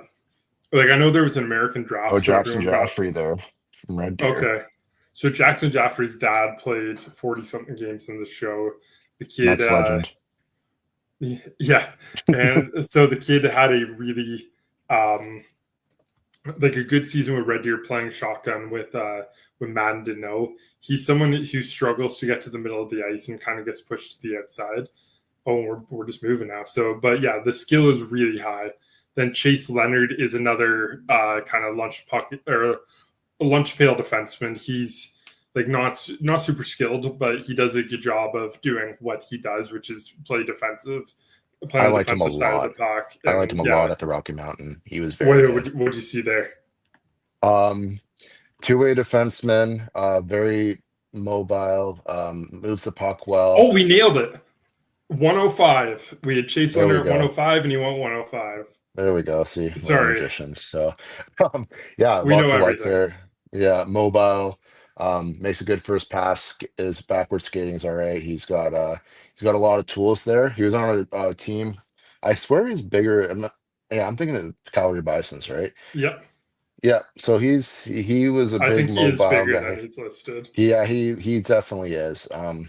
I liked him a lot there. I thought that's a guy that I had probably in my top 100 if I were to take a gander at it. But yeah, interesting. And then Sawyer Holmes on Edmonton Southside Athletic Club there goes. Oh man, he was awesome at the Alberta Cup. He is he's skilled, but like he's a guy who's a buzzsaw around the puck, and like he scored near a goal a game this year. Like he won the Cy Young Award. I think he had like 30-something goals and only like 10 or 15 assists, but he didn't really have anyone to play with, and that's not his fault.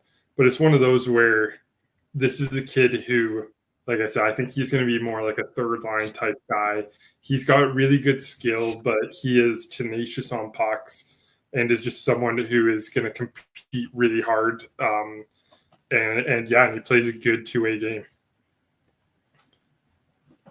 All right, I'm just away from my computer for a second here. Yeah, Sawyer Holmes, he was the captain of that Southside team. I thought he was the one guy on that team that really stood out. Just a workhorse, did everything for that team there, and they struggled a bit, I think, at the Rocky Mountain, but he was a guy that stood out for me for sure. Looks like Brandon's coming up here. Again, like I said, I don't know about Chase Fedoruk. I have no clue.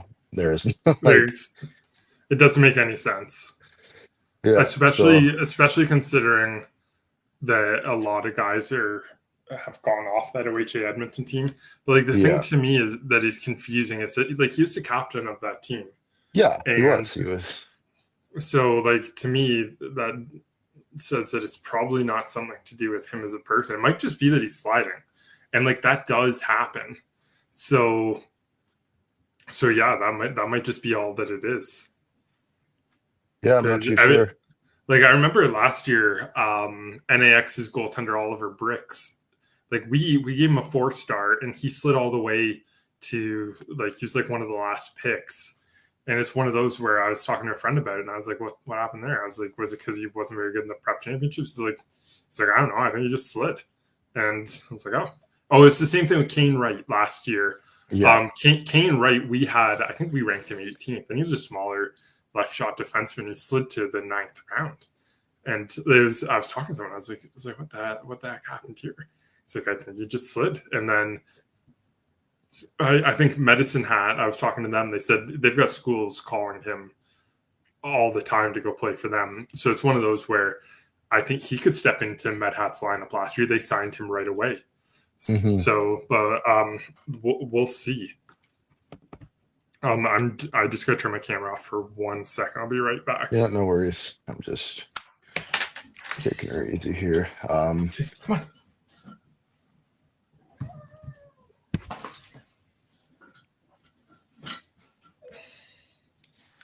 Yeah, and I want to kind of clarify this as well. We go to these games in person. There's a lot of we do use video and we utilize it quite a bit. But a lot of these games, we try to attend as many tournaments as we can. I think we did a really good job. We actually got to pretty much every single one of the major tournaments this year, all the provincial cups.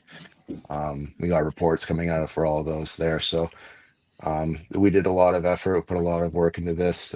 Being able to do a top 300 list and try not to lose our mind in a bit is a bit of a task, but we think we can justify having every single player on that list and talk about them at length. So I feel like this is another successful year for Neutral Zone. We worked really hard at this, and we wish best of luck for any of the kids, even if you're not on our top 300 or honorable mention. We already have one kid that we had at the 325 that obviously could prove us wrong, and yeah, just really so far so good in terms of the draft and how the season's gone. 2011 is going to be a great year. I think we said it 50 times already, but that's going to be a fun one, especially for me in BC. There's going to be some really good teams there. Yeah, you're going to be busy. Oh, yeah.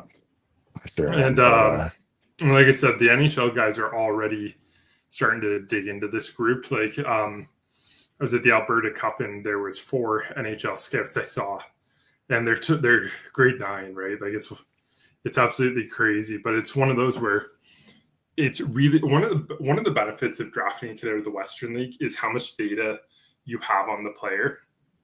Like there are players out here who are U14, so they're in grade 8 and they're playing in leagues that have cameras and stats online. Like the GTHL drives me nuts because they don't have any stats online. Yeah, that's a weird one. Ontario's kind of weird for that, hey? Yeah, they don't have nothing's available. Like yeah. And like Ontario, the draft used to use 16 age group, and they don't really keep stats on the U15 age group. Yeah, you got to kind of dig for those. So like if you've got a kid, say Gavin McKenna, who's even a late birthday, you've got his draft year, his -1 and his -2 are all in the Western League. There goes Olsen. Oh, there we go to Brandon. Brandon Wheat Kings are having a day. Good for them getting him. He was 27th on our board, and they got him at 107. So he played a lot with Walker Bergen. They're two guys who, they played a lot together, and it's one of those where Olsen's kind of a smoother defenseman. He's better offensively than Bergen, but that being said, like he's still 5'10" already, and he's a right shot D man. He's probably going to run your power play for you. And then Lewis Judd off the board. Stallions. We had him at 176. Give me 1 second to pull up my notes on him. I would have seen him at the top 80 camp. Apparently not. That might have been one where James had him listed. So he's on our board, but it's one of those when you get to a certain point in your board, like unless you've seen a kid play 20 or 30 times, it's kind of hard to keep them all straight. So with the Stallions this year, he had 35 points in 16 games. So he's just a little bit over 2 points a game. 23 goals in 16 games. So we got a sniper here. And he was 76 on our board, or sorry, 176 on our board, and he went 108. So that's a nice local flavor for Prince Albert. Yep, fits that bill pretty well. Then Michael Kuzik, Jeff, you like this player? Yes, this was a guy who had a fantastic BC Cup, in my opinion. Super smooth, skilled, plays with pace. Puck is on his stick, and he's gone. Like he plays with a lot of jolt in his game. He's a slippery guy. Can kind of cut into traffic there and make a lot of really smart plays. His feet are always moving. He's trying to make an impact. A bit on the frail side. He's 5'7", 129. So he does lose those battles on occasion, but I really like this player. I think he's got a lot of skill. This is a guy that I think he'll need the year, and then he'll to get grow and get a bit stronger. But I think this is a guy that could kind of sneak into signing a WHL contract and playing as a 17-year-old there. So I think he's a really good player. He was their top center on Yale there with Kabelka and Parker McMillan. He was kind of Parker McMillan's feeder there. He got a lot of assists from that guy. He's got a quick release. So Kuzik, very skilled. I like him a lot here at Medicine Hat. They got some flavor there. Yeah. And we've still got a bunch of really good goaltenders on the board. We've got Adrian Brochu. We have Zach Henry. And we have I just saw him. Oh, Adrian Ferro out of the Sherwood Park Flyers. So there's a lot of really good goalies still on the board here. Two 4-stars. So might have a trade here. We have a trade to announce. Yeah. So Chase Fedoriuk and Adrian Brochu are our top two guys by a mile. And then Nixon Bettinson was our 56th ranked prospect. It's pretty good for us. I'm pretty happy with that, to be honest. And, there's always one kid that kind of flies. I mean, I really like the fact we got Waters at 2 and we nailed it. Yeah, that felt that good. One makes me really happy. We really liked him. I thought there's well, and it came down to the fact that we saw him in person at the BC Cup. So if you're video scouting, you wouldn't have seen him because there's no video. Sean Murphy, James's favorite player off the board. Yeah. So Sean Murphy is again an upside pick. He's one of the more skilled defensemen. He's very small, but he's very slippery. So we had him at 210 on our board. It's one of those where his brother and his dad are sitting around 5'8", 5'9". So it's one of those, if he can get to that size, then he's probably going to play. Yeah. On the North Shore team, he was the captain there. I talked to one of their coaches. They said he's a fantastic kid, really dialed, and he's their captain. Yeah, he was their captain. Yeah. So played a lot of minutes, played on the team last year. Was very versatile, mobile kid. Great on his edges, really deceptive when breaking up the puck. Playmaking defender, offensive guy.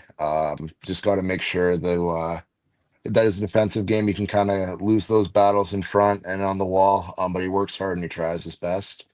And that's all you can do, especially for a player of that size. His skill set is very good, though. If he was 5'10", he'd be a top 2-round pick. That's like his skill set in terms of just his abilities. So unfortunately for him, Charlie Tobin's off the board to Moose Jaw now. So Charlie Tobin had the game of his life in the opening game of the Prep Championships. He scored 3 goals. He scored 4 goals. Sorry. Scored an empty netter, I think. Right. So he was unbelievable at the Prep Championships. And there goes Chase Fedoriuk to Prince Albert. Okay. So just finishing up on Tobin, lunch pail type kid. He's got good skill. He's probably going to play near in your middle six, he's going to compete really hard to make a roster spot, and he's a really good skater. Chase Fedoruk, we've talked ad nauseum on, so I don't really need to say there. Just thank you to the Prince Albert Raiders for getting him off the board, because someone needed to do it. Yeah, there's a lot to like there. So every player now in our top 50 is off the board. Last year we had, there goes Kadrick Murchison from the Caribou Cougars. So that's a local kid. That kid's really good. Yeah, super skilled. One of the most skilled players at the BC Elite League Showcase. Stayed at home, played for Caribou. He could have easily played for an academy. Does a lot of little things right, but he's also very tough to play against. He's got a lethal shot. He can create on his own. Very smart player, plays with an edge, willing to get mixy in there. Kind of your typical Prince George type of player, Logan Henry type of player that has a bit of a mean streak there. Was fantastic at the BC Cup. Top scorer in the league. I think he was our highest rated player in the BC Elite League there. Lot to like there. Prince George is getting a local kid they can watch a lot, obviously. He will probably play U18 next year, where he'll that Caribou team's usually pretty good, actually. So it'll be good for his development. He played on the team the year before as well, and he's got a lot of skills. So skilled player. Yeah. So we have a outside the box pick here. We have Kelvin Gamblin out of the Airdrie Lightning U15 AA program. He like I said, he played AA at a .930 save percentage for Airdrie with a 7-4-5 record.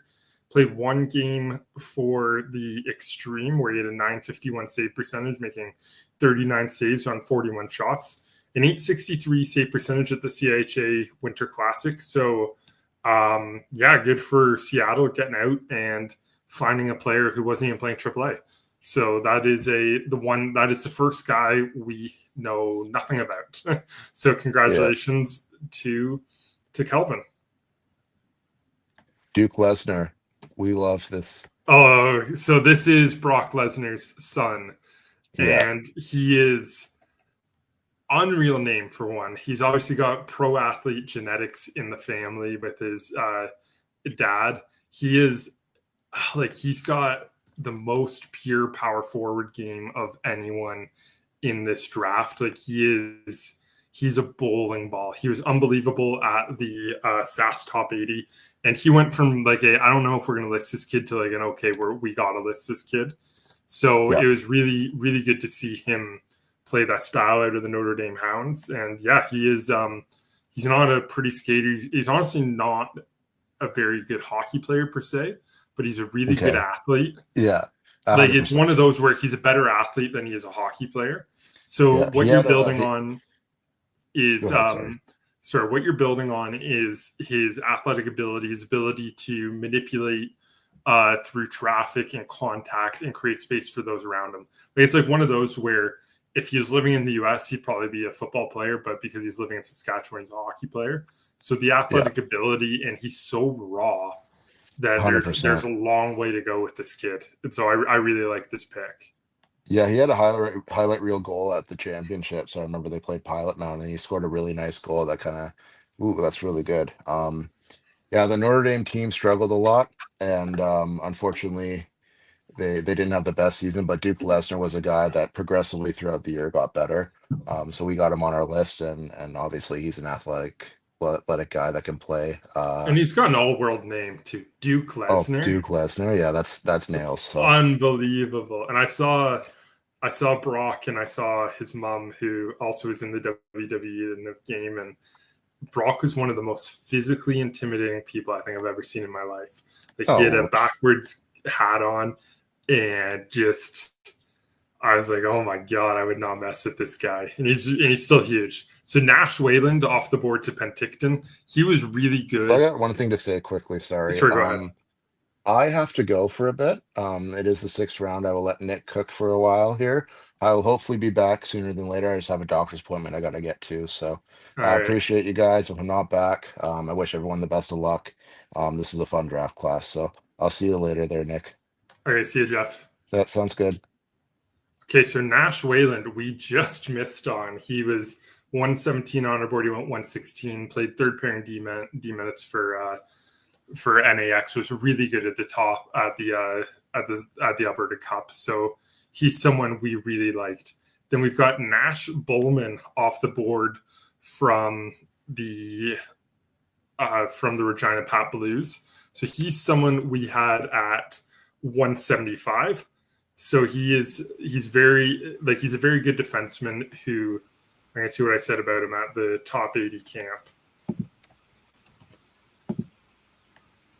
I gave him an A- at the top 80 camp. That's a heck of a grade. I said he was all over the scoring in the high percentage areas. Made a really nice assist where he had a great backhand pass from below the goal line out front to a teammate who one time did in. So yeah, and he played well on the defensive side of the puck, positioned himself effectively, forced turnovers. So yeah, they're really good two-way players. We're starting to absolutely roll now with our Saskatchewan players. We got Dax McDougall, who we ranked at 101. So a little bit lower than we had him ranked. He's someone who at the top 80 camp, the SAS top 80 camp, I gave a B+ to. We are really rolling now. Ebenezer Shaganea was probably the standout performance of the weekend at the Program of Excellence top 113 camp. He had points in almost every single game he played in. He was really good at pushing the pace. He's still really raw. Like, he can still add strength on skates, but he sees the game well, and he's someone I think is nowhere near his ceiling. Dawson Sheehan was the backup for NAX this year. He was excellent at the Alberta Cup. He got a chance to see some action, and he was really good. I'm not surprised to see him go in this range. We ranked him not quite this high. We had him at 183, but when you're a backup goalie going this high, it goes to show how good the team was. And he's just someone who is technically sound. He's got pretty good size as well, and if he was on a different team, he would have been the starter. Yeah, Nick, I saw him at the John Reed. I think he's really smooth. Oh, and then we got another goalie. Okay, they're really starting to fly. So the Logan German was the starter for the Bruins Gold. He's the only small goalie I would say who's gone off the board so far. He's someone who is technically sound and competes well. He gets out to the top of his crease. He's just a little, he's listed at 5'9", which I don't know if he's quite that big. And he's just someone who competes well for pucks and is technically sound. So I think Kelowna really liked what they saw both during the season and with the Program of Excellence camp. We're starting to fly now, Brendan. Yeah. I want to join, give you some support here. Thank you. No, I don't feel like I'm just talking to myself. No, you guys are doing a great job. Thank you. The board's holding up really well, so it's good to. Yeah, not bad. It was nice to see Chase Fedoriuk finally go. Soren Somweber out of Shattuck. Okay. Is that an American? I think so. Yeah, he's from Roseville, Minnesota. Had 38 points in 59 games for Shattuck this year.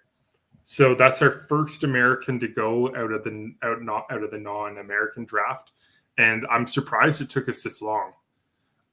Jack Parsons to Seattle's a really good stay-at-home defenseman. He's big. He's got good reach. Like, I don't think he's going to be a guy who plays beyond your second or third pairing.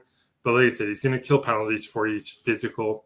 Justin Moon is highly skilled. He's a smaller forward, but really good skill. Can be a little bit perimeter, but he does a good job of creating high-level plays.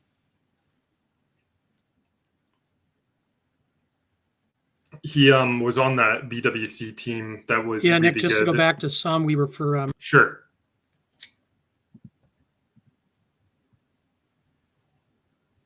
We really liked him, a couple weeks ago at the Minnesota Top 54 camp. Big, athletic, moves really well. He's physical, long wingspan, can shield the puck. He's a late birth here, December 15th, so a couple weeks away from being a 2011. So he was someone we had going in our U.S. draft, but didn't go, but gets picked up here. Yeah, and that's the thing. I'm honestly surprised that was the first one to go. I thought there was going to be way more, but I guess 66 guys were selected before, so now we're up to 67. But yeah, it'll be interesting to see. I bet you there's going to be more guys who go here. We're starting to get into the weeds here. Adrian Brochu still hasn't gone. Nixon Bettinson, I'm really surprised to see is still on the board. Who else? We got Dawson Batt, I can't believe, still on the board. Carter Wiggins is another player who's very good. So yeah, we're gonna see. Maddox Ramage just went out of Pilot Mound. He was good at the Winnipeg camp. He got outside of his team and was able to push the play a little bit. He's bigger, listed 6'2", can play a bit of a power forward game. Refining his skill is going to be the big one. Then we got another Shattuck player out of Minnesota from the Calgary just selected. We got Benjamin Sorensen. So yeah, Sorensen's a long rangy left shot D, good first pass, disruptive stick, needs to fill in a bit. He's very lean at this point, but he's really good at defending 2-on-1s.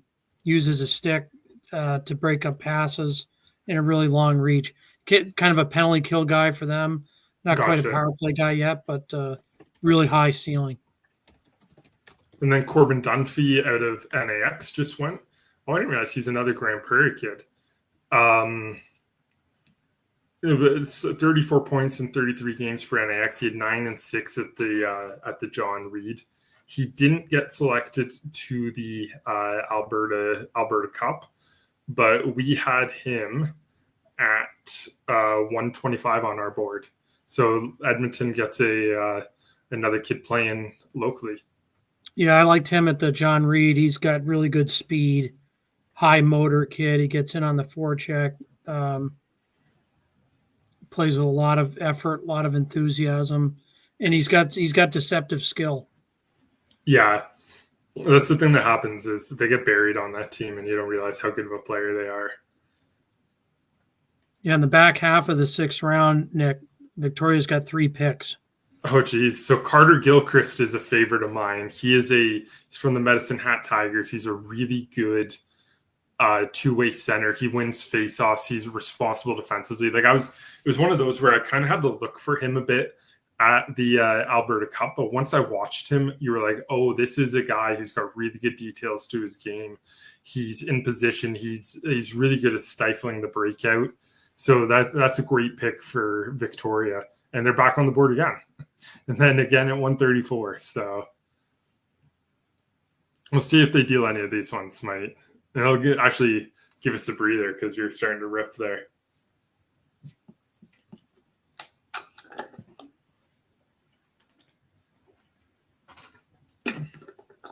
Carter's one of the best.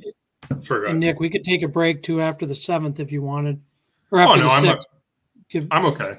Okay.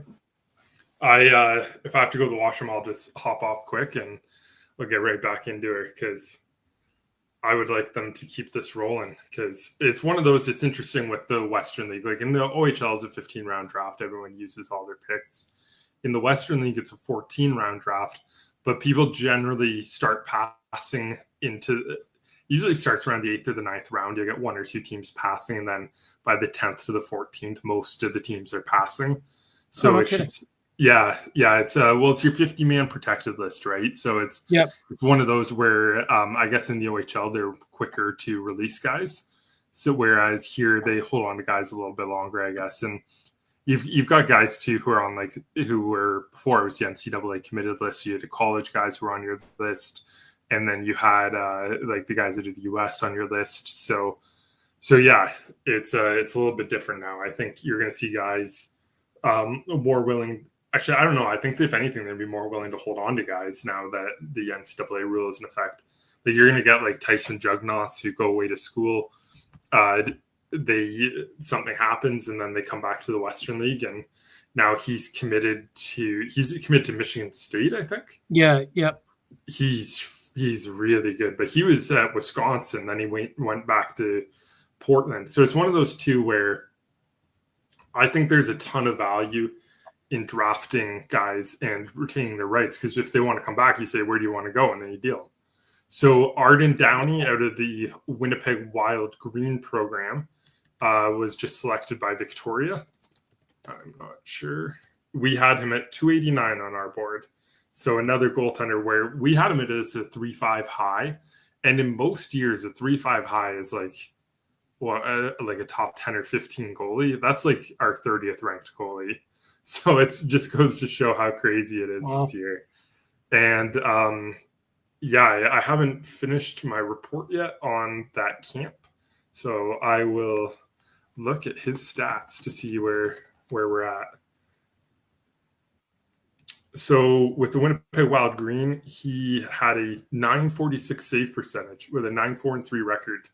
So he did pretty well this year. He's a little bit smaller, only listed at 5'9", 157. But the fact that we gave him a 3.5 high means that he's a good goalie. And the fact that he had a over 900 save percentage and sub 2 goals against in a league like that is impressive. 45. No. Yeah, well, you said it, Nick. You said it was going to be a goalie-heavy draft, and so far it has been. Yeah, thank God. I was going to look like a moron if it wasn't. It's D heavy and it's goaltending heavy. And like we said, this group improved so much this year. Like they were pretty weak to start the year, and it was worrisome. Like it was the first time, this is my third time doing the WHL draft. It was the first time we didn't have all 3 5s in our midterm list. And then now we have 170 kids who didn't even make our midterm or final list or 3 5s. So, and like we had more 3.75s than any other region, more 4s than any other region. We had less 4.25s, but we had more 4 5s. So you know what? It's pretty good hockey out here. And it's one of the things too we were talking about too at the 5-star is it seems every year there's a kid who's challenging for that out here, and it's gonna be Madden to know next year. And I don't know if he's gonna get it, but he's gonna be real close. Yeah, in the U.S., Nick, there's a kid I told him there's a better Joey Cullen.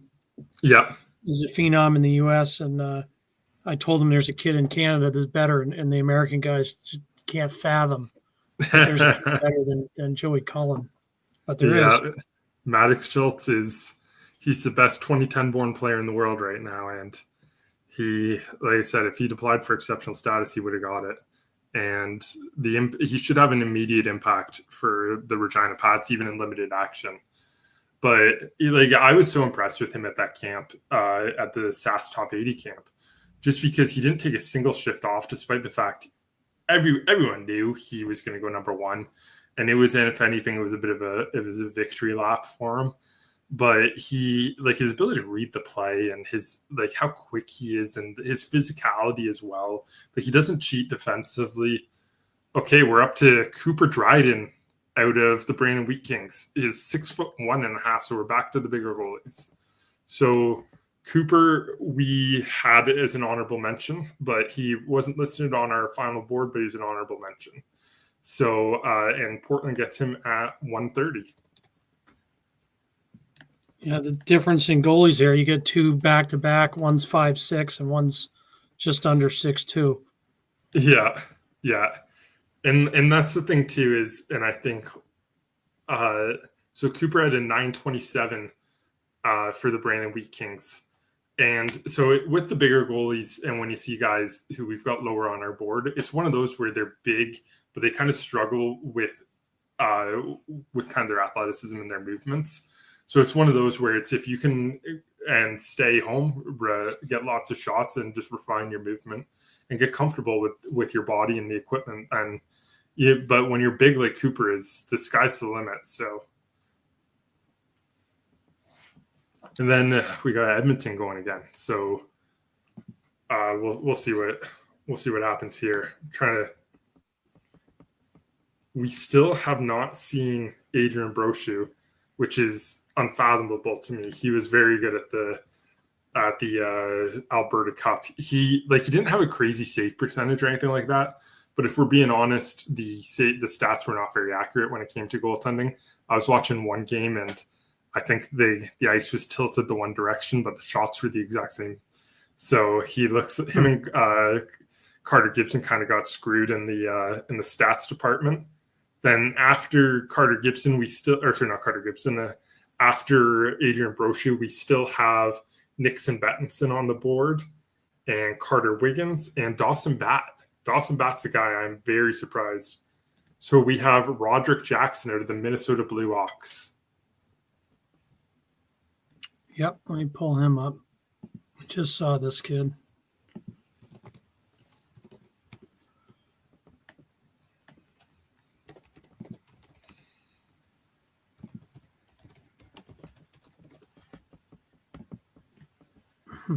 Not showing up on my thing, but he played on that Blue Ox team that won the national championship in the U.S. They beat that Little Caesars team that got all the juice. Oh, did they?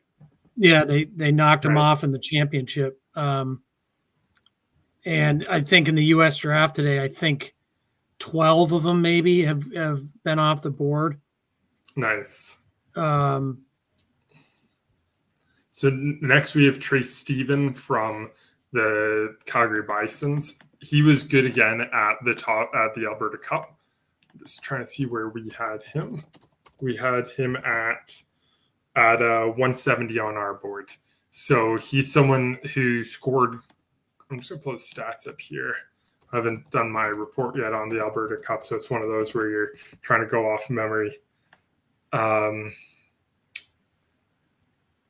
He had 55 points in 34 games with 33 goals. So there's a lot of scoring upside there. I'm honestly surprised he's here. Same kind of story for Nixon Arcand Vandal. He was a kid he's a big power forward. He struggles with his skating, so that could be why he's available here. But he was one of the top scorers in Saskatchewan this year and was really high up on our midterm list. So it's one of those where if he can be put in the right environment where we're going to play a heavy game down low, then he really thrives. And now we're back to the Americans with William Cullen going to Victoria. Any relation to the other Cullen? yeah, so Willie's a kid who's really I think he's a cousin. Okay. He's not the brother, but I don't think. So Willie's a guy who started the year. He was okay on that team, but it was the best team in the country in the U.S. And then as the season went on, he got better and better and better. And just 2 weeks ago at the Minnesota High Performance, made his way on to the summer event in St. Cloud. So he's determined one of the top 25% in that region. And he was outstanding. He's getting better. He's an honest player. He's got good speed. He can handle the puck. That's a nice flyer on a kid like him. Good trajectory. Yeah. Now we have Josh Fraser going out of the OHA Edmonton program. He's a goal scorer. I think he had 17 goals in 28 games this season for OHA Edmonton, and he was really good again. 17 goals in 35 games, 38 points, and he was good at the top 80 camp. I'm trying to see. Yeah, I saw him at John Reed. He's quick on his feet. He processes it quick, and he gets shots off under duress. I thought, and he also can kill penalties. He was used on their PK unit. So we had him at 148 on our board. He went 135. Then we got Trey Knudsen out of the OHA Colorado program. So we would have seen him this year. He would have come up and played at the John Reed. I remember that name, actually. Yeah, he's a good size left shot defenseman. He defends power well, but he can also defend speed. He's got pretty good agility for a kid his size. He's got an effortless stride, and he's physical. Plays the body, doesn't get faked out by nimble juke moves. Pretty well positionally, pretty disciplined, and somebody as he fills out, I think he's just going to get better and better. So we have him on the American list. The number 114 spot is a 3.25 star. So someone Calgary thinks can maybe one day make their way up to the Western League. Yeah, and that OHA Colorado group is really interesting. They have it's like a bunch of former NHL guys that put it together, and Dave Clarkson runs it. Yeah, and they've spoke to him at USA Hockey Nationals a month ago, and they love it. I mean, those guys really love. They're not just starting it to start it. They're heavily involved. They're doing off ice training stuff that's pro level. They've got great facilities. Like you're going to hear more and more of that OHA Colorado group. Yeah, Colton Lean, I think, is a player I really liked. Yep. Bless you. From last year's group, he was in 09. And he was a stud. I think I gave him an A or an A minus at John Reed last year. Like he was, or maybe it was Rocky Mountain, but he was really good. Yeah, so he was invited to NTDP camp. He went early in the USHL draft 2 days ago. He's a player. I'm honestly surprised there's not more players out of Colorado. Like you think about the Avalanche have been there for a million years. You got Denver and the universities there are all good. Like I'm just surprised there's not more. Yeah, no, you're right. And it really hasn't taken off the way that Dallas, Arizona, California it's not in that group. Yeah, which is weird because maybe it's because they're all skiing or something, but yeah, it could be.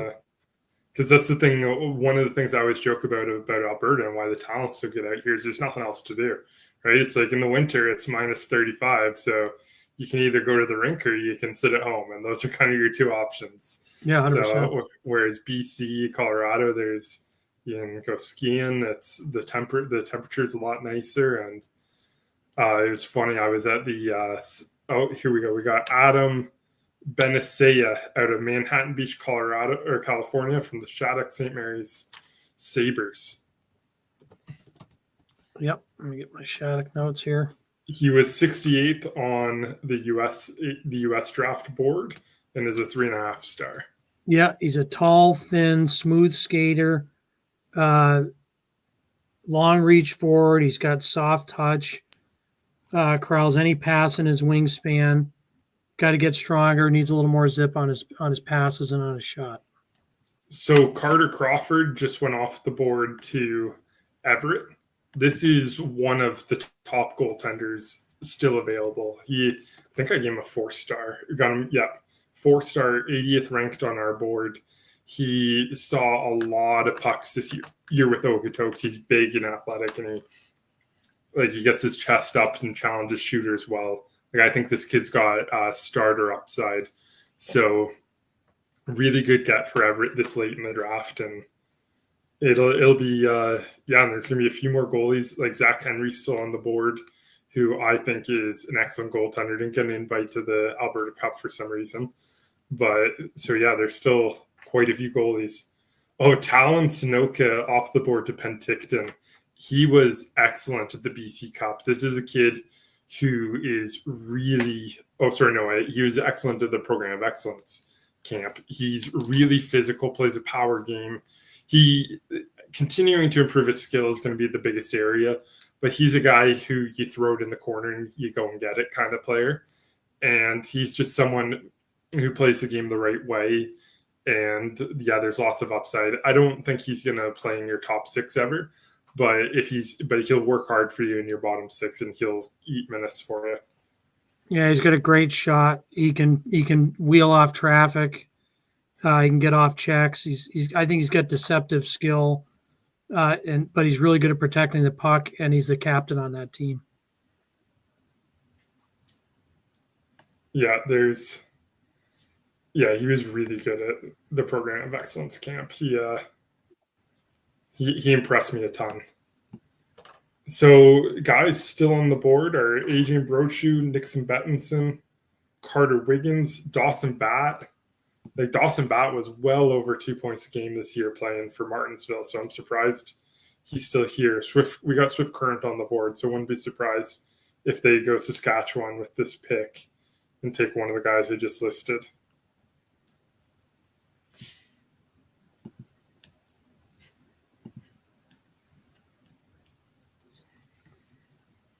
We might see more picks this year just because of the American aspect. But this draft usually is like a 190 to 200 kind of pick. So we'll see. Guys should start teams should start passing in the next few rounds. We'll see. It's usually what happens. Yeah, I'm looking at it right now, Nick. It looks like last year 2 teams passed in the 9th round. And then by the 10th, it was close to half. Yeah. In the 11th, it was about 2/3. And by the 12th, it was 3/4. And then the 13th, it was very few teams. So there goes Adrian Brochu off the board. He was our 51st ranked prospect, and he just went at 140. So Swift Current just got a starting goalie. Penticton just got Jace Guevara, who's one of the best skaters in the draft group. He was really good for the Thrashers program this year, and he was really good again at the Program of Excellence camp. The speed is the one you see right off the bat. He's a little bit smaller, but he can rush the puck up ice with his feet like no tomorrow. Working on moving the puck is going to be the number one thing for him, just because he's so dynamic. It's one of those where most games he can just take it and go, so he doesn't look for the outlet pass per se. But at higher levels, he's going to have to regress his game a little bit. But he is the skating is a plus skill. And like this kind of like where you get into this area of the draft, you should be looking for guys where it's like, okay, maybe they're not the best puck handler, but they're an unbelievable skater. Or Tal Snoka, it's like maybe he's not the most skilled available, but man, can he play through contact. So the last 4 picks specifically have been really good swings by teams here. I like it quite a bit. Nick, I feel like there's a lot of Manitoba kids this year. We'll have to wait until after and go through the numbers, but yeah, is that something you're thinking too, or no? Honestly, most of the kids who've gone, I haven't been surprised that they've been selected. But it's one of those where we're at the Manitoba camp, and it was by far the weakest camp. I think they're like all these camps are made for the WHL Cup, or in every 4 years it's the Canada Winter Games. But I think Manitoba can compete with anyone in terms of their top 6. But after that, they don't quite have the depth that other regions do. But there have been quite a few guys go here. So Khalil Haji just went. He's from the Edmonton CAC. We had him at 203 on our board. He's listed 6'3". He's a right shot defenseman. He's, like I said, he's going to be a bottom pairing guy for you. You're hoping for.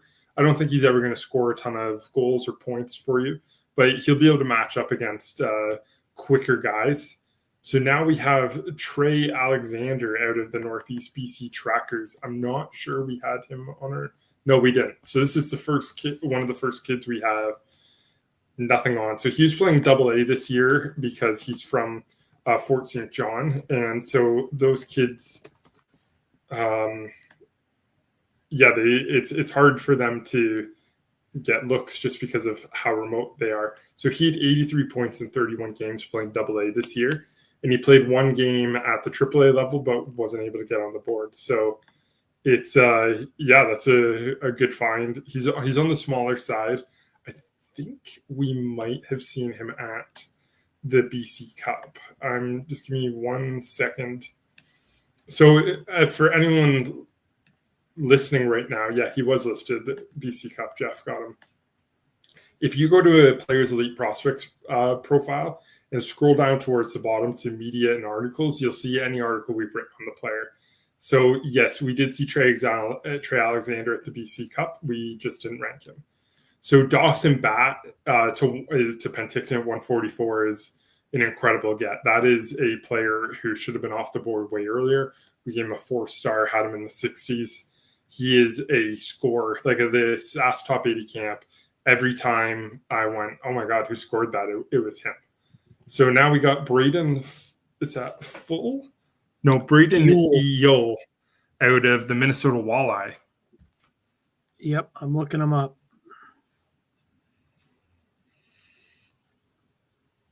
tough with some of the Minnesota guys because that Minnesota high performance camp, they just spread you out in random uniforms. Gotcha. They don't play with their teams, so Right. I've got to. Then we have Mark Monday out of the Winnipeg Wild Red. He is someone we ranked at 256. I'm just going to pull him up here. Give me 1 second. Like I said, I haven't written my report on the Performance of Excellence camp yet, but I would have seen him in... Okay, James saw him at the top 80 camp. Oh, Deacon Gayford just went off the board. That is a player who I'm surprised. So Mark Monday got an A- at the Graham Tour. And yeah, he had 8 goals in 6 games at the Graham Tour. Really great shot. He plays with grit, and so he's kind of a nice, well-rounded player. Deacon Gayfer is someone I had a little bit higher up on our board. I had him at, give me 1 second. I've got 400 tabs open, so we had him at 103 on our board, and he's a classic stay-at-home style defenseman. Like he moves well, he's got good reach, he's big. So the skill's not super high there, but he projects as a guy who could step into your lineup. So it's that's one of those where you're picking for organizational need per se, rather than, and that's a guy that is like a high floor kind of player. Yeah, Nick, just go back to the Yule kid. Sorry, it took me a minute to find him. He's a little bigger than he's listed here. Balanced skater. He's got a terrific release, kind of deceptive, can pull and drag it and fire it. Plays at a pretty good pace. High hockey IQ, and skill with the puck. All right.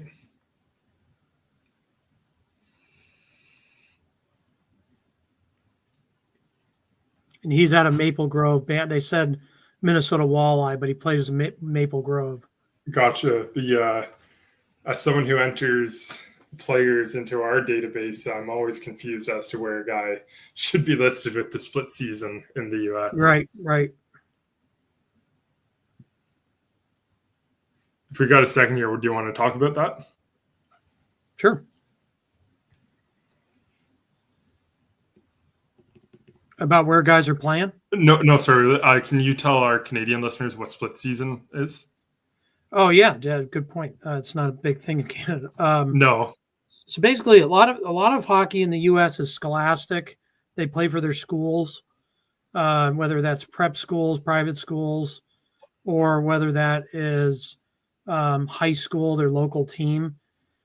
So in Minnesota and in New England, especially, their season is probably only 25, 30 games long. So adding a split season is like a fall, and then you pick up again with them in the spring, and you play an additional maybe 20, 30 games or whatnot. And that's their exposure to AAA hockey. Gotcha. So they play 2 teams a year. It can get confusing on our end because we've got to assign them to a team. Right. It can be tricky. So Jackson Dean here to Swift Current is one of the highest skilled players probably still available. He's a little bit on the smaller side, but he scored a ton for the Wild Green program. He was really good at the Program of Excellence camp. He's a little bit, like I said, he's on the smaller side, but he was able to move the puck and make things happen.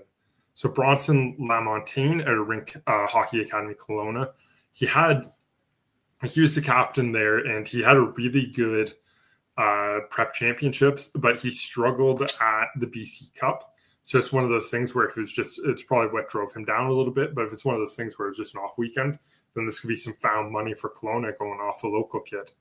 So now I liked him at John Reed. I thought he real speed, good touch. He plays the point on the power play.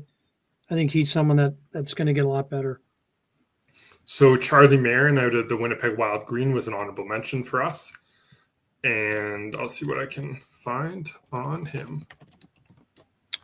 5'10", left shot D out of Winnipeg. So he had 13 points in 32 games for the Wild. And just without having my notes on me, I'm going to say he's probably more of a defensive defenseman. And he earned a 3 5-star grade for us. So that's pretty good.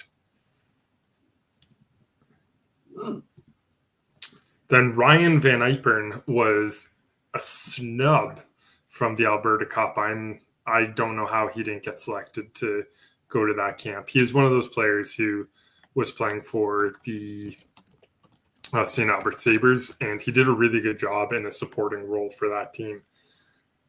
He can really shoot the puck. He's got a really smooth release, and he's someone that can catch it, wind up, and release it all in one motion. It's not a choppy. He knows how to get open away from the puck. He scored a bunch. When I saw him, I've only seen him 3 or 4 times, but he scored pretty much every time I've seen him. I like his game. So he was 169 on our list. He went 151 to Everett. Nice.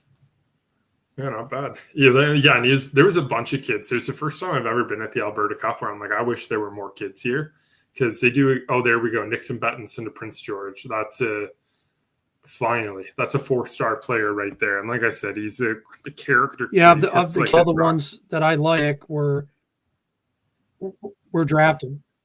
Filwich was my favorite. Then I like Grezchik, Archer, Huberdeau, and Van Ypern. So I think that he's the last of the kids I liked anyways. So Nixon Bettinson was the captain of GP. He, like I said, he plays really physically. He's great in transition. He was really good at the top, at the Alberta Cup. I keep calling it the top 80 camp, the Alberta Cup. And he plays really well with other elite players. He was setting up really good passing plays in transition. He was grinding for pucks down low. He's listed at 5'11" here, and they would have measured him, so that's bigger than I thought he was.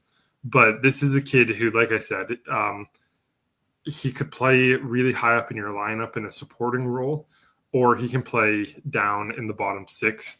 But this is a guy who's going to be responsible defensively for you, and he's going to chip in with secondary scoring. So I think he's an honest centerman. He wins a lot of draws. I liked him at John Reed. And I also think he's got deceptive touch. I've got him twice on notes on saucer passes at top speed.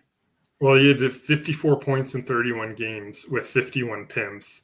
And he had 3 goals at the Alberta Cup. So this is a kid who, like, it always happens where someone falls, and this is a kid I thought would have been off the board in probably the 2nd or the 3rd round just because of the style of play he plays. And so, yeah, great get for Prince George.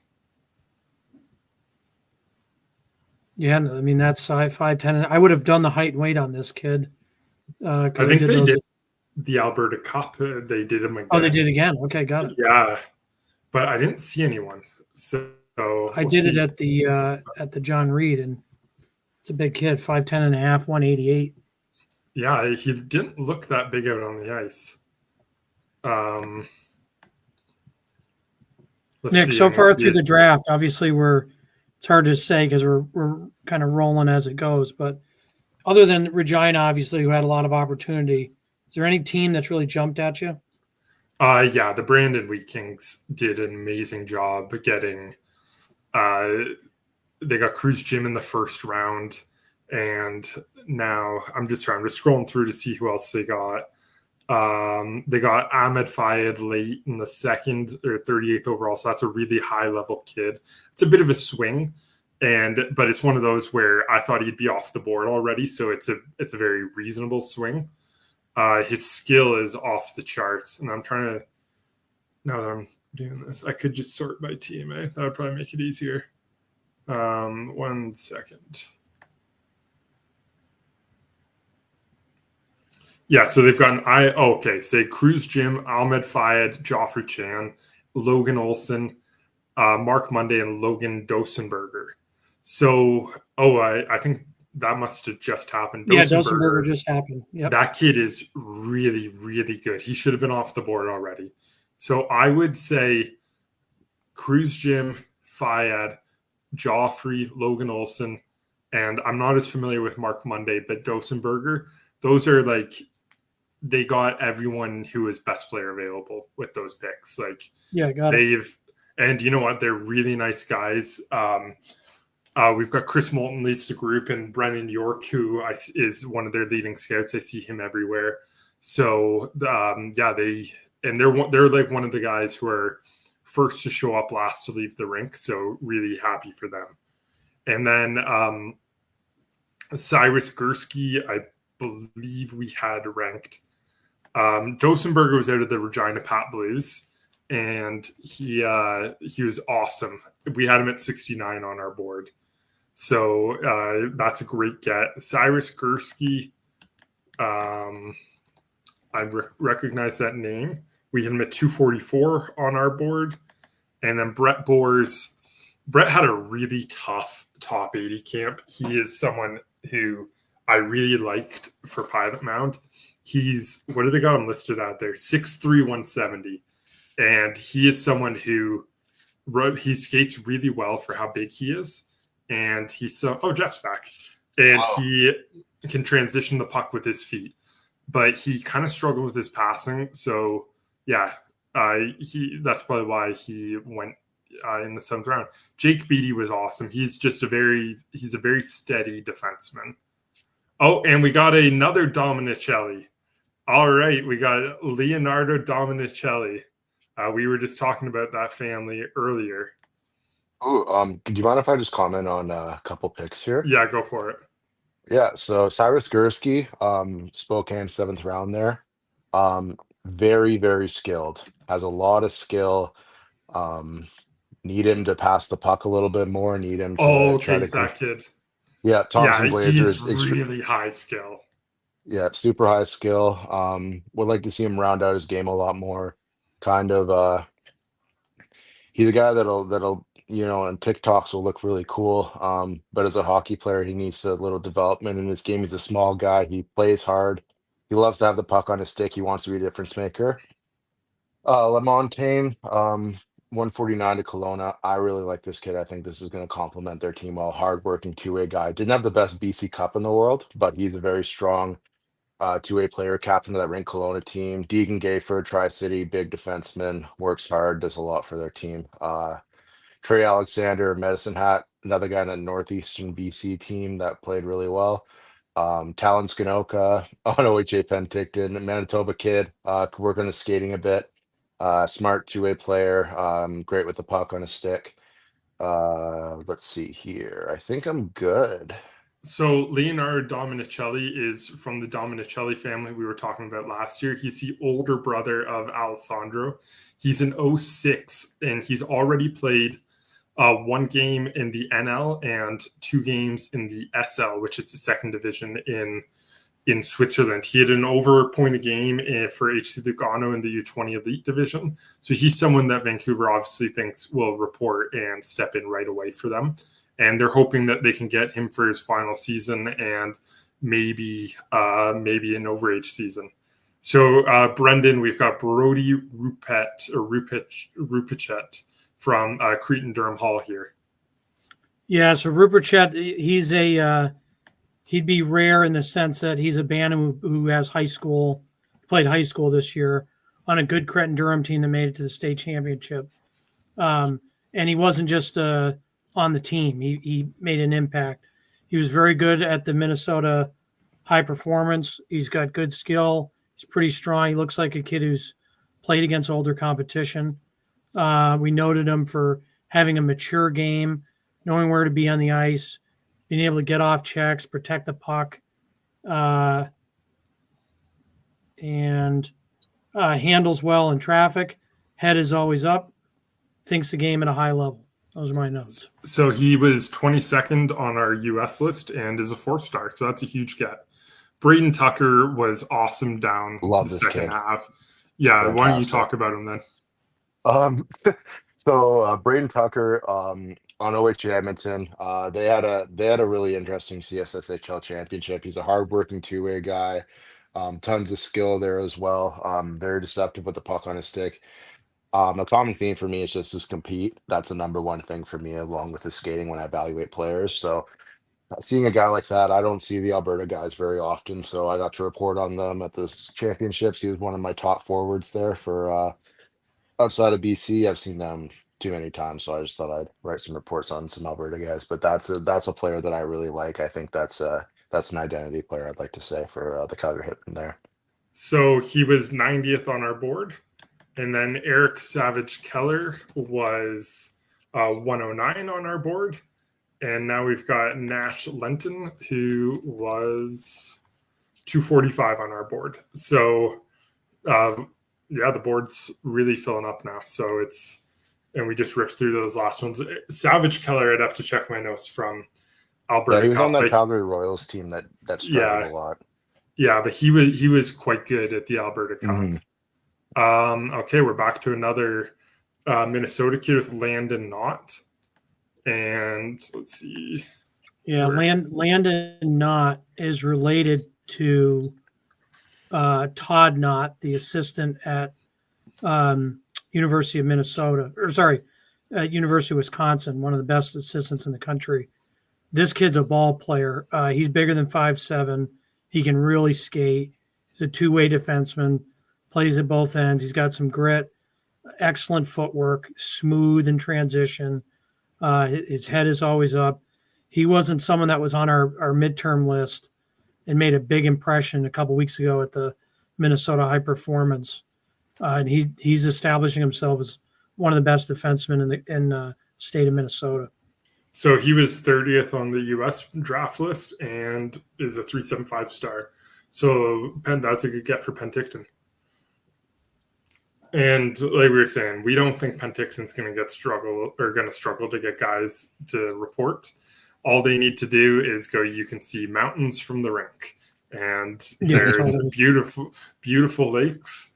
And if you're building, you don't have to pay to live there. So you know what? Casey Pearson out of Delta. Yes, this is one of my favorite players on that Delta team there.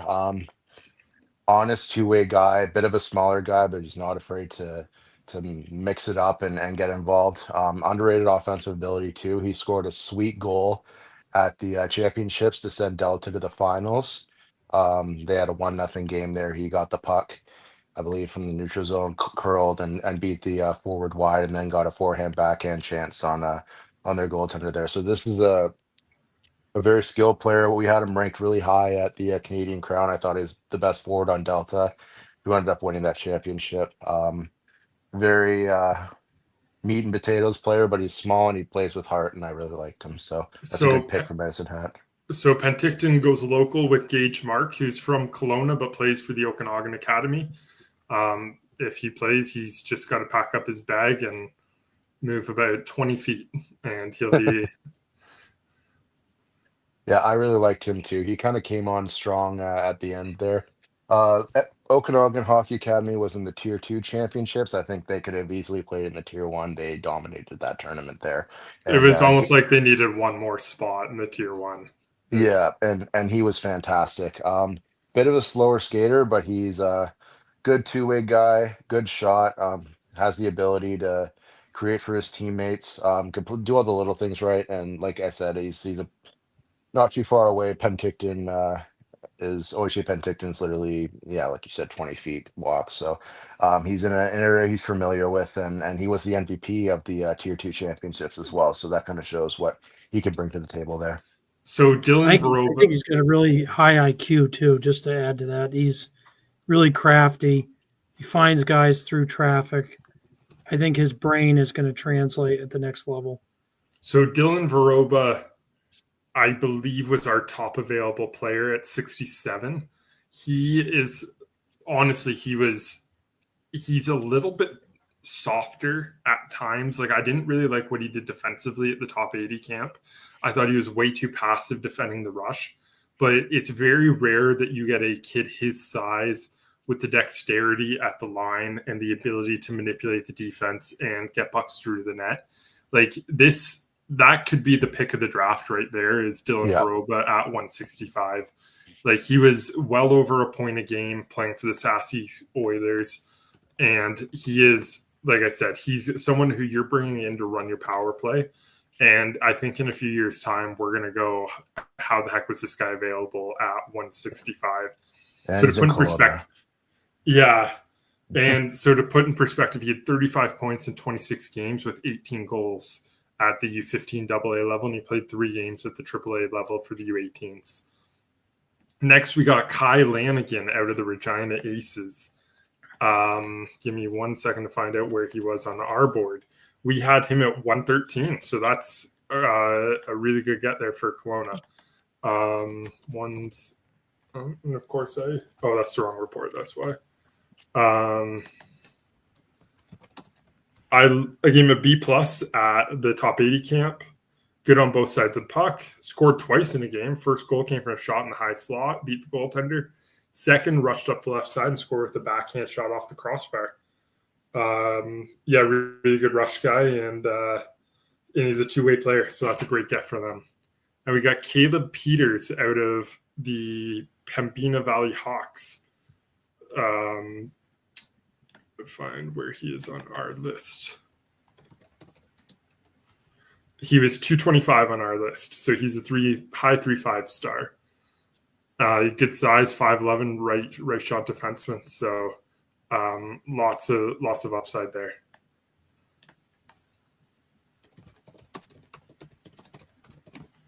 When I saw him on a video, I really liked him. I thought he had a lot to prove. Did a lot of really good things on video there. So didn't get to see him live, but I really liked what he brought to the table. So 32 and 32 at the U15 AAA level, so which is really good from the back end.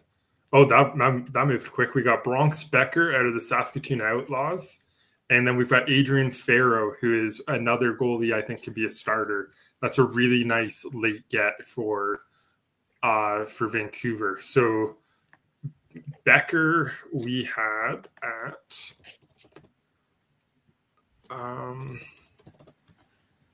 156 for Bronx Becker, 375. And then Farrow, we had a little bit higher than that. We had it 96 on our board. He's a high 375. So like I said, Adrian Farrow is a kid who James was actually the one who was like, make sure you've seen this kid. Because he was on a pretty bad team, that Sherwood Park team. Yeah. And he held the fort really well.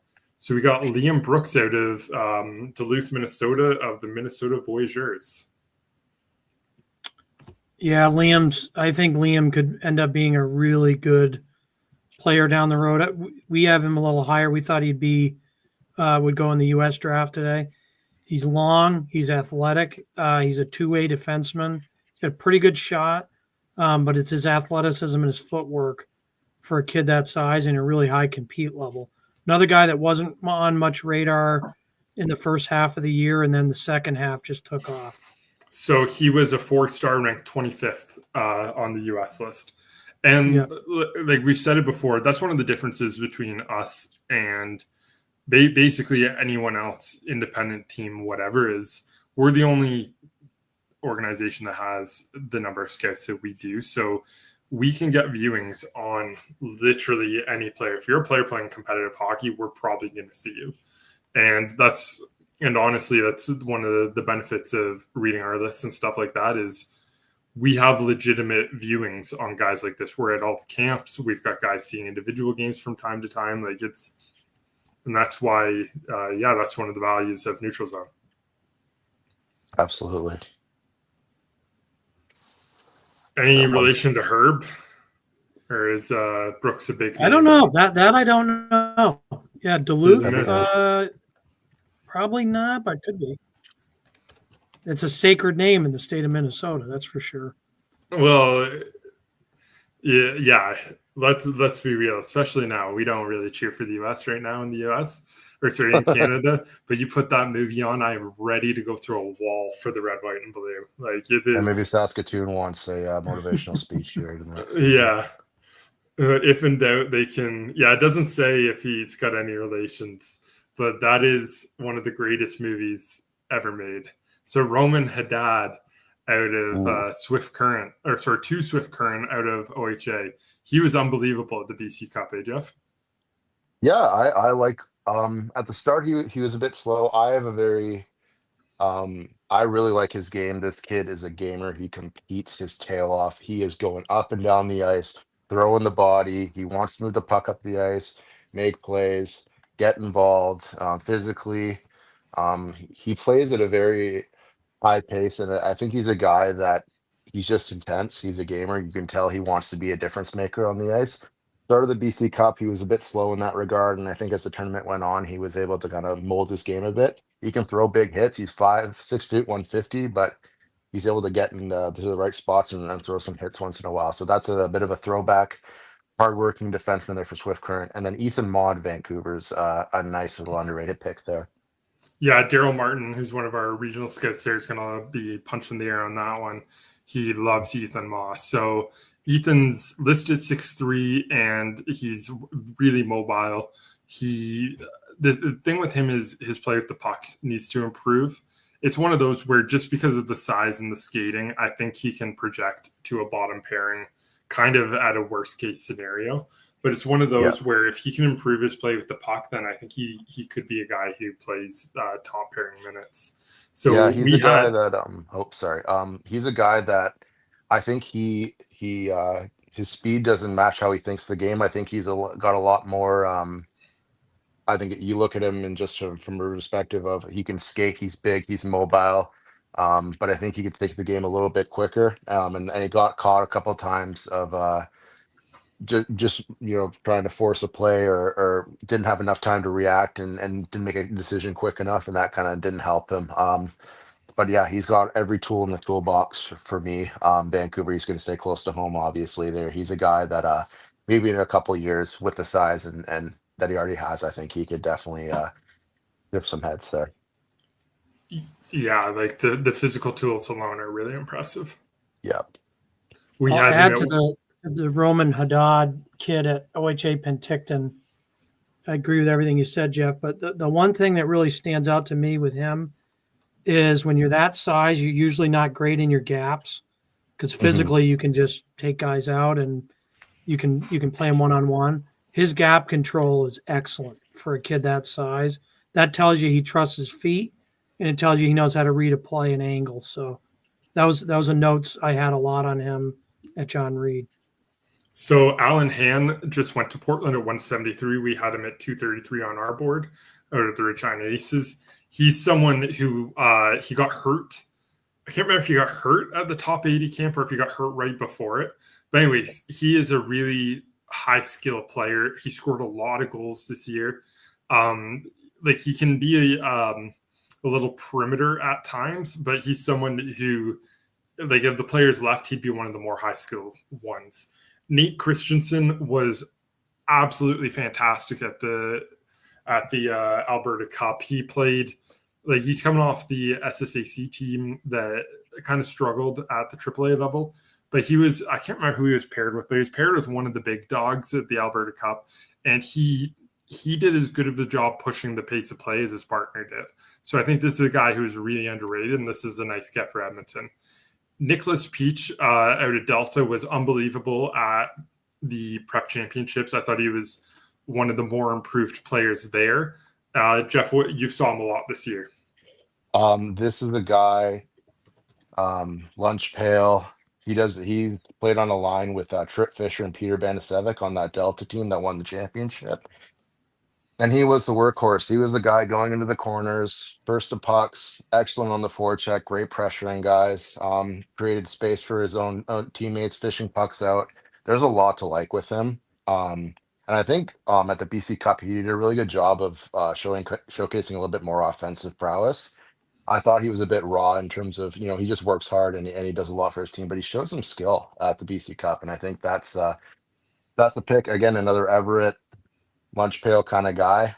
He's going to do a lot of good things, but I project him to be more of a bottom six guy that's going to kill penalties and be hard to play against. Very active stick, good player. Love him. So Braden Watt to Brandon at 176. They went local off a Wheat Kings AAA player. We had him at 118 on our board. And now we've got Easton Green out of the Wild program, I think. And so we had him as an honorable mention. So we gave him a 3-5 star. And saw him at the Program of Excellence camp. So yeah, there's lots of guys with talent still left. Like we're seeing guys who we can think. Ooh. Oh, here we go. Cooper Kosmeniuk. There you go, Jeff. Yeah, this is a great story. Cooper Kosmeniuk is from Powell River, BC. For anyone who doesn't know, Powell River is just slightly off of Vancouver Island. It's a very small town. They have the Powell River Kings, BCHL team. Beautiful place to play. Beautiful city. Small town vibes. He played Tier 3 minor hockey. So he was in the Tier 3 minor hockey championships, I believe somewhere in the Okanagan. He went and tried out for the BC Cup in the Okanagan as a Tier 3 player, made the BC Cup, came to the BC Cup, and was fantastic. He projects very well. He's got size. He's got skill. He does a little bit of everything. Great speed, great hustle.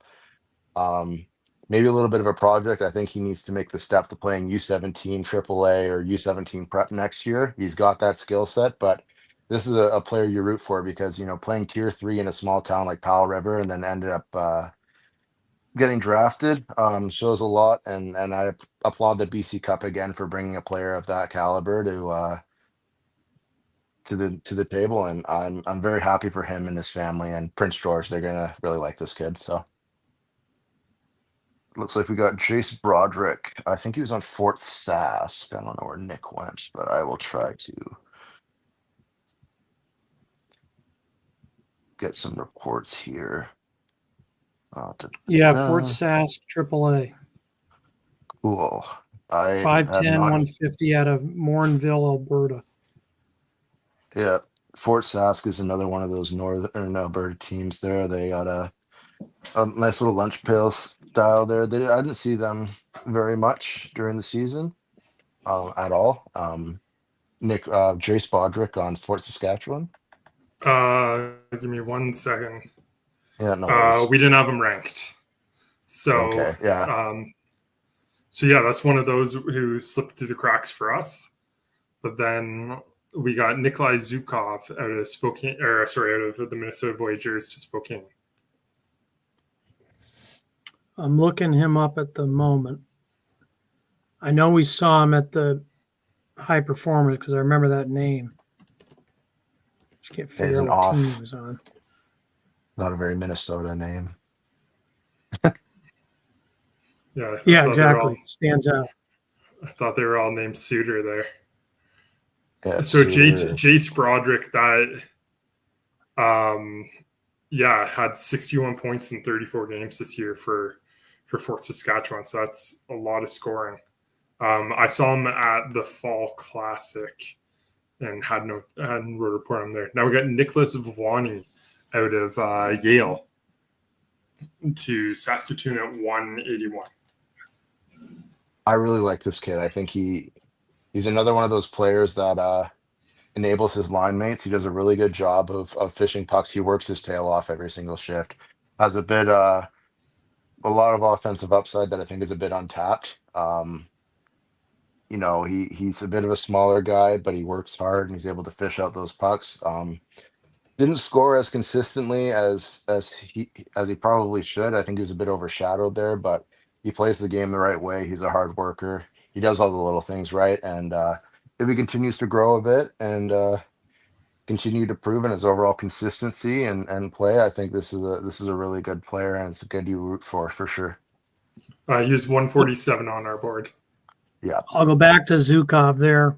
Sorry, couldn't figure out what team he was on.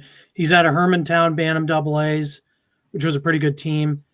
He's tall, he's long, he's athletic, pretty mobile, smooth in transition, decent first touch, and has good zip on his first pass. All right. So Jet Stone out of Airdrie wasn't on our board. I'll take a look at. He's a little buzzsaw. He was on Airdrie, right? They weren't at John Reed this year. Yeah, no, they had the Canadian Crown, and he was a Rocky Mountain and Canadian Crown. I remember. I think he wore the C for that team. High work ethic player. I think it was Grassic wore the C. Anyways, doesn't matter. Yeah, but yeah, high work ethic player, smaller guy. But yeah, great skater. Yeah, pretty raw still. Obviously, this is an 8th round pick still, but you like his work ethic and you like his potential to grow. So yeah, So yeah, 5'5", 122 point a game player. So we'll see. Eric Schrock, has he gone off the board yet? I think so. We'll see. Oh, it was Grassic went off the board. That's what I remember. I don't think Schrock has. He was awesome at the top 80 camp. Like, he was a kid where I was like, man, where did he come from? And I know he's not off the board yet. Wow. So we've got Vlad Ibrahimov. Okay, this is another 09 who wasn't eligible for this year's or for last year's draft, but is eligible this year. He's a small, slippery forward. He's someone who, like, he needs to add a little bit of size and strength, but he moves really well and he's high skill. So this is someone that Medicine Hat obviously was able to watch and could step into the lineup next year. I think he needs another year, but he could step in. Then we got North Shore team was decent good. Yeah, and then we got Austin Rousseau out of the BK Selects. Yeah, Russo's a big, strong power forward. No nonsense to his game. He's very direct. Goes right to the net. He's a rebound. He's a net front physical D. He's tough to play against. Heavy shot from the point. He's got to improve his mobility. That's the one knock I'd give him. He's not as agile or as quick laterally. It has to play a looser gap. But net front and D zone coverage, he's very hard to penetrate. Then Owen Lacoste, for going back to the U.S. again, out of the Phoenix Junior Coyotes, 14. Yeah. I have to look him. Lacoste. Let me look him up. They were at John Reed. Yeah. They don't really have any stats on him. He had 2 points in 5 games at John Reed.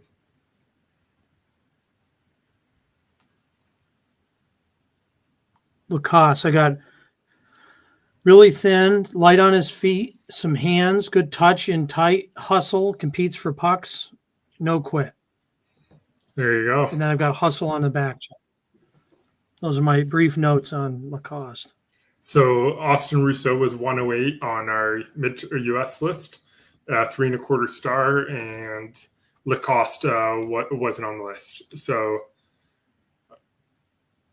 yeah, we're kind of getting into the area where I think some teams are going to start passing. We've already got some listed passes. Kelowna and Seattle have already issued that they will be passing. Interesting that Seattle didn't take any JPHL players this year. Yeah, they're big on the JPHL. Yeah, usually. that's so yeah, very interesting. Obviously, Liam Pugh is the Regina big just dog there. passed. Yeah, Will Owens is. I just don't want to say the wrong player. Will Owens out of the Bruins Black. We had a 273 on our board. Actually, you know what? I remember him from the top 80 the Program of Excellence camp. I'm just gonna look at the stats real quickly. I will say I went to a JPHL event. It was going on the same weekend as the BCHL showcase this fall. The media team for that league is incredible. It's unlike anything I've ever seen in youth hockey. They had a guy that was in the penalty box with a camera. And when Pugh scored, the guy was on the ice and hustling down the line of like the, slap hands line. It's unbelievable. I've never seen coverage like that outside of the National Hockey League, I don't think. I was going to say World Juniors too. They do that sometimes, but so anyone wondering, the JPHL works with For Vengeance Media, and they do a really good job of promoting their players. Like it looks like NHL level, like hype videos and stuff like that. Yeah. So just going, Will Owens is a smaller player out of the. So Elite Prospects has him at 5'9", and the Western Hockey League website has him at 5'3". So it's a bit of a gap there. But he had 86 points in 32 games, so he scored a ton for the Bruins Black program. And so we're into the passing. We got Regina's decided they don't need to hit any more home runs. I think they did okay. Everett is also passing, so now we're hopefully going to be starting to yeah, we should be wrapping this up pretty soon. Any 180. kids? My guess too is that some of the, and I have no idea on this, I don't have insider information, but you would think that the NCAA rule change, maybe guys that they would have taken off their list, an 18-year-old who's NCAA committed, that they might say, nah, okay, he's off. We're not going to get him. They might be holding on to that kid now. Exactly. Yeah. So it's either going to be one of those things where they're going to use more picks to get more Americans, or they're going to, like you said, be holding on to guys. So we'll see what the philosophy And is. one thing I think that's a misconception from, and I'm saying this from scouting in the Q, the OHL and the WHL. Sometimes they think there's that the colleges have like a bad relationship with the CHL. Since that rule change, there's a lot of college coaches pushing their commits to go to the CHL next year. Gotcha. You couldn't do it in the USHL. They were landlocked. They weren't allowed to switch. But in the off season, it's been pretty amazing listening to college coaches pushing their kids to, whether it's the Q, the OHL, or the dub. So it's not they're working together on that. They're not apart. Yeah, on and that. that's great Gotcha. for the players. So Carter Wiggins was really high on our board. He was ranked 61st, just went off there. He's on that Saskatoon Stallions team. He's another big guy who attacks off the rush, and I think he had a pretty big year for them this year.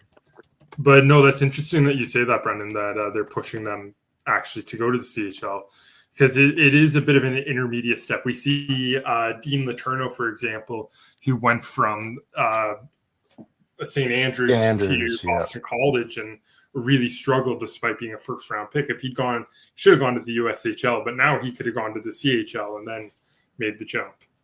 Yeah, exactly. So Carter Wiggins scored 27 goals in 28 games this year for Saskatoon. And so that's a really nice get for Kamloops at 189. And then we saw geez, I'm blanking on the name. The kid who stepped in with the Hitmen this year he was Shattuck. No, Aiden Park. Sorry? Aiden Park? Aiden Park, that's it. Step in and play some playoff games despite being committed to Michigan. So we're going to see some movement, I think, which is it's amazing listening to the NCAA guys because they don't know the CHL, so they're going, they're like, man, it's really good hockey up there. It's like, yeah, no shit, but for them, it's brand new. So they're all over it. They're trying to get guys out of the league. They're pushing commits to go to the league. There'll be some conflict, obviously, when they're going after top 18-year-olds. But aside from that, I actually think that partnership is going to be guys working together, not against each other. It should be. The one thing they really need to change is the draft signing period. Because if you go to the NCAA, it's a 4-year waiting period. So you've got to basically till you're 22 and a senior in college to sign with the NHL team if you go the college route. Whereas in the CHL, if you don't sign within 2 years, the team gives up your rights. So once they're going to have to change that rule, and that'll make a huge difference. So Jack Frisky to Medicine Hat at 190 was 247 on our board. And then we have Ryan Oversky to Red Deer out of Minnesota Walleye. So we're back to the U.S. 6'5", 187. Versky is a really interesting prospect. He's on that Maple Grove Bantam team that's pretty good. I think this kid's got a shot of being in the NTDP discussion. He's really raw, like as anyone that would be at his size and his age, but he's super athletic. Still figuring out the game. He's got a long runway. It's going to take him a while, but he's someone that our U.S. scouts like a lot and think that if he can figure it out, if he can kind of identify style of play and stick to it, this guy could be a big-time player.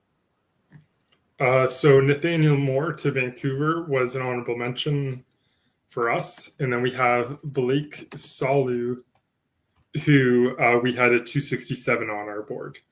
So yeah, Moore was a guy I really was pushing for the top 300. I think he played on St. George's, and he was kind of the third line guy, big power forward, gritty, goes to the net, gets in scrums.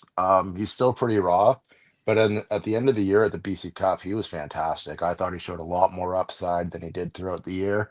And that comes again with you're out of the third line role. You can play with guys different. You can showcase your skill set a little bit. So there's some upside there that he improved and got a lot better throughout the year. And I think that Vancouver's looking to, again, another local kid. St. George's is not far away from Vancouver whatsoever. So that'll be a guy that's going to be able to grow in his home area there and hopefully make the junior league someday. I liked him too, Jeff, at the John Reed. I've got a bunch on him as being a power forward, going hard to the net. He's got some physicality, finished his checks, stopped on pucks, scored a nice goal in tight under the pad, kind of a north-south type. Mm-hmm. And then Blake Salu had a huge there goes William Matejchuk. That's Crosby's cousin. But sorry, just quickly, Blake Salu had a huge Alberta Cup. He had 5 and 5 there. Then we have Brooks Suter going to Swift Current, who's one of the top American players. And then we have William Matejchuk, who was Crosby Matejchuk's cousin, going to Vancouver. I can speak on Suter. Kid can really skate. This kid's got a chance to be big time. Played on that Moorhead team that loaded, won the state championship. He can, this is the kind of guy who can play 25 minutes, and you'd think his 26th minute was his second shift of the game. Effortless skater, strong on his stick, defends well, gaps up tight. He's a real player. And he was a 4-star, and he was 18th on the U.S. board. So William Matejchuk had a huge program of excellence camp in Manitoba. He was really good. So was Kane Tomsich, who just went. This is one of my favorite defensemen who just went to Portland. He's a smaller guy, but he's really responsible with the puck and has some vision. He's quite a bit bigger than 5'4", 112. That's not up to date, but that is that's a guy we bumped up from a 3.5 to a 3.75 after that camp, and a really, really good responsible defenseman.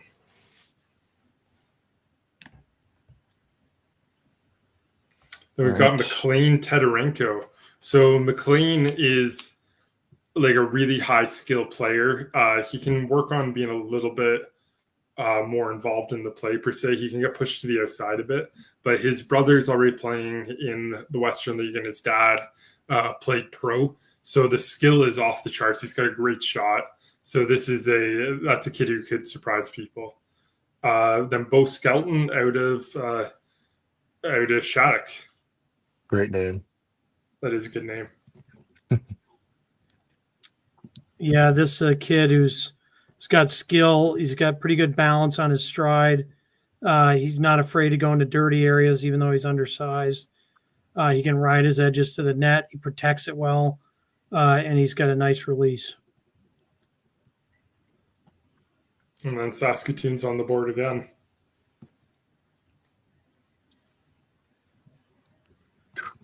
Who's our next guy up on our list there, Nick? I kind of stopped recording where guys were. Alex Sharman. There you go. Yeah. So Alex Sharman is a bigger winger. Kind of had an up and down year. Saw him a few times. Rink Kelowna. He's a goal scorer. He can do a little bit of everything, but I think throughout the year he kind of had his up and downs. BC Cup, he maybe didn't make the impact that he usually would, but I think he's a solid player. He's definitely a project, though. You really want to have him maintain his consistency. If he's able to do that, I think he could play. So Paxton Hale, we had as an honorable mention on our list out of Martinsville. To answer your question, though, our top available guy is Logan Henry, who's a 4-star goaltender out of the Calgary Flames program. He is. Oh, you mean Zach Henry? Sorry, what did I Logan say? Henry went very early. Sorry, Zach Henry is who I mean. So Zach Henry was, and probably the reason he's not been selected yet, was a surprise snub at the Alberta Cup. He should have been there. He's a very good goaltender. He's really big. And I'm honestly surprised he's not off the board. He's got starter written all over him. We had him at 68 on our board, and for some reason he has not gone yet. So if anyone's listening, Zach Henry should be going. But like I said, he got snubbed from the Alberta Cup for some reason, and yeah. Oh, I thought that was going to be him right there. That would have been funny. Jevon Peters out of Eastman Selects.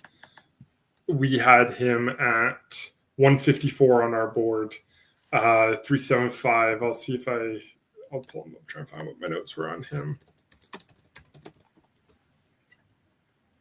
That's the thing. I did a lot of our crossover work this year. So, Nixon Wright, I forgot he was still on the board. So I've seen just about every single kid on this board. It's one of those where they're all starting to blur together. So Jevon Peters at 56 and 32 this year. Nixon Wright also was a snub from the Alberta Cup. He is a big, mean right shot defenseman. He's 6'1", 168. Like, he's not going to play above your second or third pairing, but he's a very good defenseman. He's got Western League written all over him. So we had him at 139 on our list. Then we've got Adam Ben. There we go. Victoria, 203. I thought he might go higher than that. Yeah, so Adam Ben, his brother Lucas is a Kamloops Blazers selection there. He'll be playing for Kamloops next year, I assume, but very similar cut cloth. Adam Ben, very big, still growing into his frame a little bit. He's got some underrated puck skill, but he's heavy, can play a hard game, can score some goals, can throw some hits, does a lot of little things. Once he gets better at his skating, I think his skating is his one thing that he'll need to improve on if he wants to play a consistent role in the Western Hockey League. So 6'3", 173, he's got a great frame already. Just needs to kind of build off of that and improve on his foot speed there. So we had him at 290 on our board. I liked him a lot at the John Reed. He's got really good poise and big wingspan. I agree. His feet are a bit of an issue, but he's long. He's intriguing. He's disruptive defensively, like on the forecheck. Really good reach. He's got zip on his pass. There's a lot there. He lunges a bit. Would be one of my, which is side of the guy who doesn't trust his feet yet, but he's interesting. So Caden Plews wasn't on our board. He's from the Edmonton CAC, and listed at 5'2". I'll see what he did this year. He had 39 points in 34 games for CAC this year, so that's a good year. And I'm not sure if he's as small as he's listed at, but it's one of those where he'll be a skill guy, and it might take a little bit longer to get towards the Western League, but hey.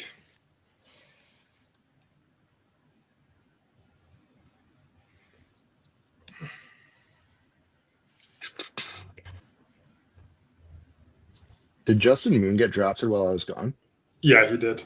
Okay, cool. Yeah, so he's an interesting one for me. So does that conclude round 9? Yes. Yeah, everyone else has passed. So we're on to 10 with Penticton. And half the teams have passed. Yeah, so Justin Moon is a guy, I think he was top 5 in sports school league scoring. Big frame, very, very skilled individual player. The one thing I would say about him is he just needs to be a little less perimeter and take some more physicality at times, but he's got a lot of offensive talent. He's a smart player. He showed glimpses of that where he's engaged a little bit more, but that's a guy that was on that line with Cohen Baker and Lowen Henry and was the top scorer on that line and fell a little bit for that, but very talented player. Let's see if in the next couple of years he can kind of adjust his game a little bit to suit the more junior hockey level. Looks like I've got to think Penticton will play it all out, right? Because they don't have a They probably don't have 40, 30 guys in a protected list somewhere. No, they wouldn't. I'm not 100% sure. They just did the expansion draft. Thank you. So I'm not sure how many guys they actually got out of that, but yeah, you would think. Oh, Owen Conrad out of Winnipeg Wild Red. He's a good defenseman. I think he plays more of a shutdown role. Let's see. Teams are passing here pretty quick.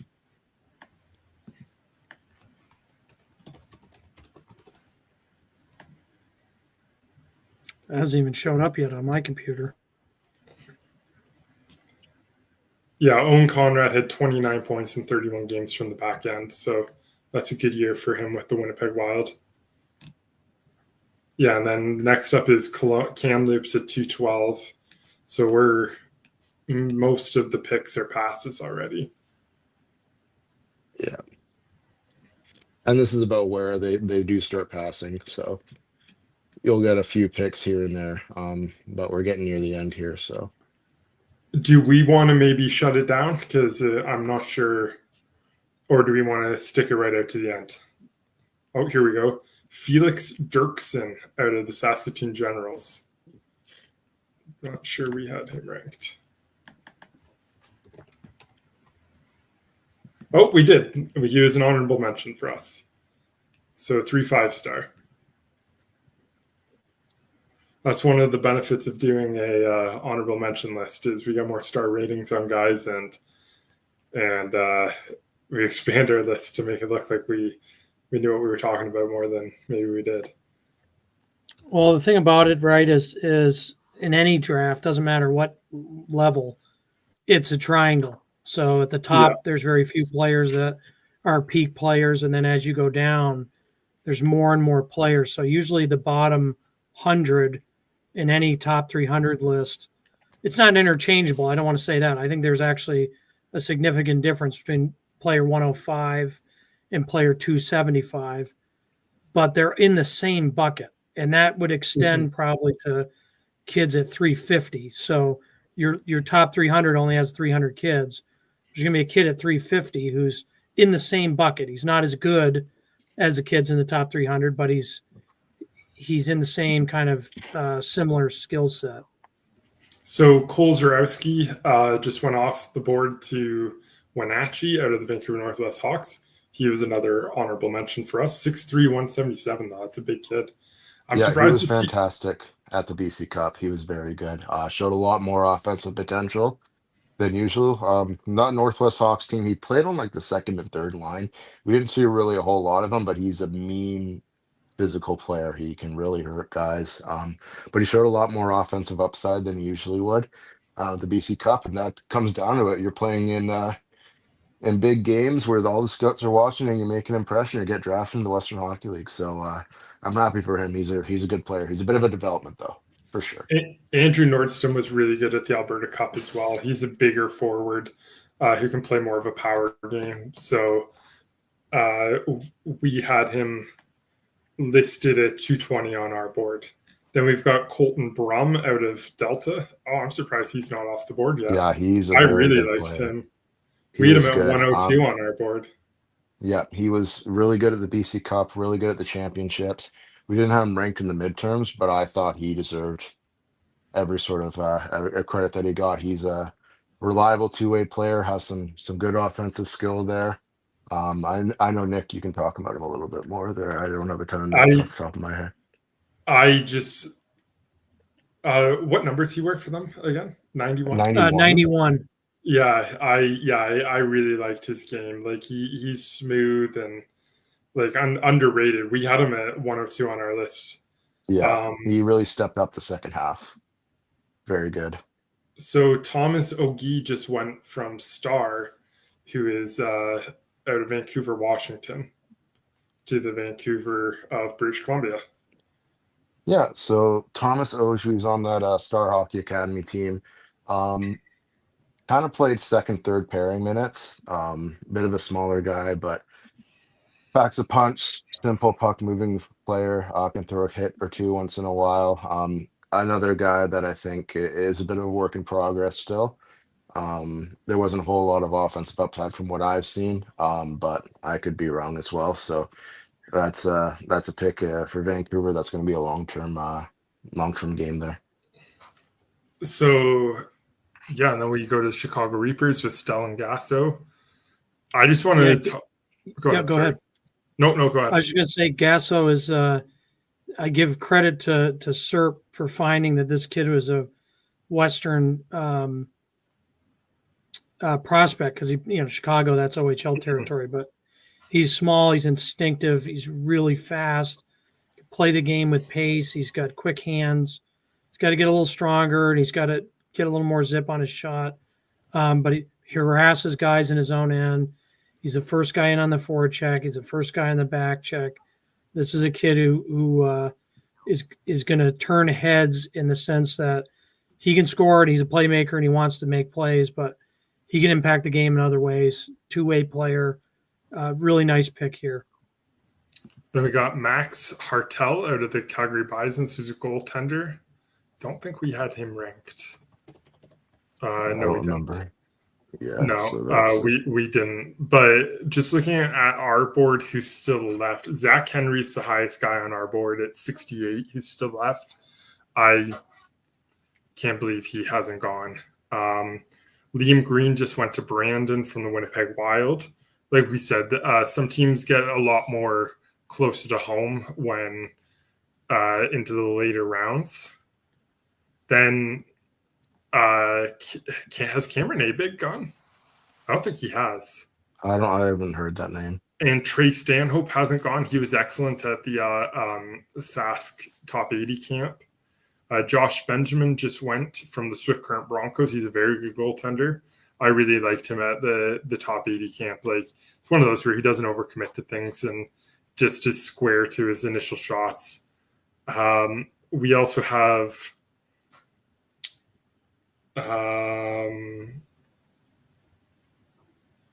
it's good that I'm working so hard to find guys who haven't gone. Logan Okamura is a big one. Oh, we got Peter Budaj. I didn't realize he was. Is that Peter Budaj Jr.? Yeah, his son. Yeah. Okay. He's a forward though. Yeah, I saw him at the Bauer at the very start of the year. Big, heavy frame, can rip the puck, underrated offensive ability. Just a solid physical player. Obviously has some NHL bloodlines. His dad was a goalie in the National Hockey League for a very long time. That Gold Rush team was a bit underrated in the States there. They were solid. But yeah, I mean, I like to say I can remember things from about 9 months ago, but I've got a little bit. Murph just saw him at USA Hockey Nationals, and he loved him. Mm-hmm. He said the kid's got incredible intensity. He said if you take the puck from him, he'll rip your head off to get it back. So I'm not familiar with the kid, but I listen in on the call, the US WHL draft call, and Murph was a big fan of this guy. All right. So Luka Gadway, I don't think has gone. Sebastian Joslin hasn't gone. Yeah, has Ostrinsky gone? Ostrinsky? I'm not That's sure. the other big defenseman on Delta. I haven't seen his name. Those are both big raw defensemen. I'm surprised they. I don't think Ellis Markchuk's gone off edge. Yeah. Has Easton Prezilo, I don't believe, has gone. That's a surprise one. Mikhail Schmidt off Leduc hasn't gone. Yeah, he's a good player. Tolker Roar Chow. I'm not surprised about that one because he didn't get the invite to the top 80 camp, but that's Roxton's little brother. Another Max Ranseth off edge. I've got a question for you guys. Yeah. And I don't know this rule, so, and maybe you don't either, but worth a shot. If you're so like Prince George just passed. Mm-hmm. There's been, well, let's go up to the top. Let's say Moose Jaw passed after the Penticton pick, and you're Tri-City, and you've got 4 teams picking ahead of you. Moose Jaw can't trade that pick to Tri-City. I would assume they can. I don't know why they wouldn't. I just don't know why you would trade for that pick, would be my guess. I just don't think they would see the value in trading. I don't know if it's nullified. Yeah. I just don't know why you would, like, unless you're giving up a future 15th round pick or something. I don't know. But yeah, that is an interesting point. If you got a guy, Gavin Hildebrand just went. So we got Jack Ertl out of the California Gold Rush, and then Gavin Hildebrand out of Pilot Mount, who honestly, that is another guy who's a stud goaltender. And so yeah, the goalies are still going here. Ertl's considered one of the top U.S. goalies, but he's wildly inconsistent. Well, he's 6'3", 155. And I know that because we had two guys arguing about him on the same call. There, one scout saying that he's outstanding, and then the other scout saying I saw him get lit up. And so I don't know on that side, but obviously an inconsistent kid, but 6'3" and athletic. That's worth noting. Yeah, I think with goaltending, one of the things I heard that I subscribe to is do you feel confident that he's going to make the save? Because if you don't, that's not a goal you want. But if you do, then that might be a goal you want, because stats can be very misleading when it comes to goaltenders. Because if you look at Gavin Hildebrand, for example, I think he only has an 890 save percentage, but it's like an almost 5 goals against. And so he's a very good goaltender. Then we've got Avery Hanowski out of the Minnesota Moose to Wenatchee. Yeah, he's a really reliable, smart player. He's got good skill, pretty good frame, pretty long, certainly athletic. He's got good puck touch in tight areas. He can maneuver in traffic. Does a pretty good job getting off checks, but he does need to get a little stronger, a little grittier. But he plays between the dots. He's got a powerful stride, and he can shoot it. Okay, we're waiting for Portland. We're down to only a handful of picks now. Everyone's passing. And I wouldn't be surprised if some of these teams pick and then pass. Like I said, I can't believe Zach Henry's still on the board here. There's a bunch. Okamura's one too. Okamura is surprising. He was very good at the BC Cup.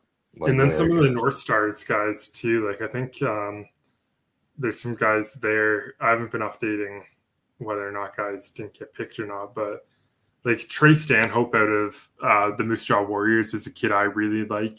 He came into the top 80 camp in Saskatchewan and was really good. He's really raw, but he's a good skater and needs to move the puck a little bit more. But it's one of those where if the kid develops properly and adds some size, he could be a legit WHL player. I gotta really scroll down here. Oh, we got to really think about these ones now. Yeah. Connor Nicholson out of Delta, I'm not surprised hasn't been selected. There's just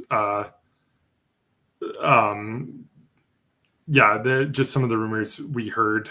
I'm not surprised he hasn't been selected, but he was someone we had ranked in it very high. So yeah, he's a very skilled player. Very skilled player. Just didn't get in a lot of games. That's all. Yeah. So and then we've got Cameron Young Thompson out of PCHA, who just won. Yeah. I think this is a fantastic. This is for the value that it is. I think PCHA. This is their best forward by a landslide. Extremely quick. He's a bit fragile, but at the BC Cup, he was on that Team Burgundy team. He was playing with guys like Logan Henry and Noah Fowler, and he was able to make an impact with them. First on the forecheck, showed a lot more of a physical game, but he's skilled. He's smart. He can get quick shots off, and there's a nice little pick there at the end. He's one of the quicker players that I saw this year, so I thought he deserved to be a draft pick, and he's getting it. So we had him at 226, and he just won at 242. So there we go. We were close.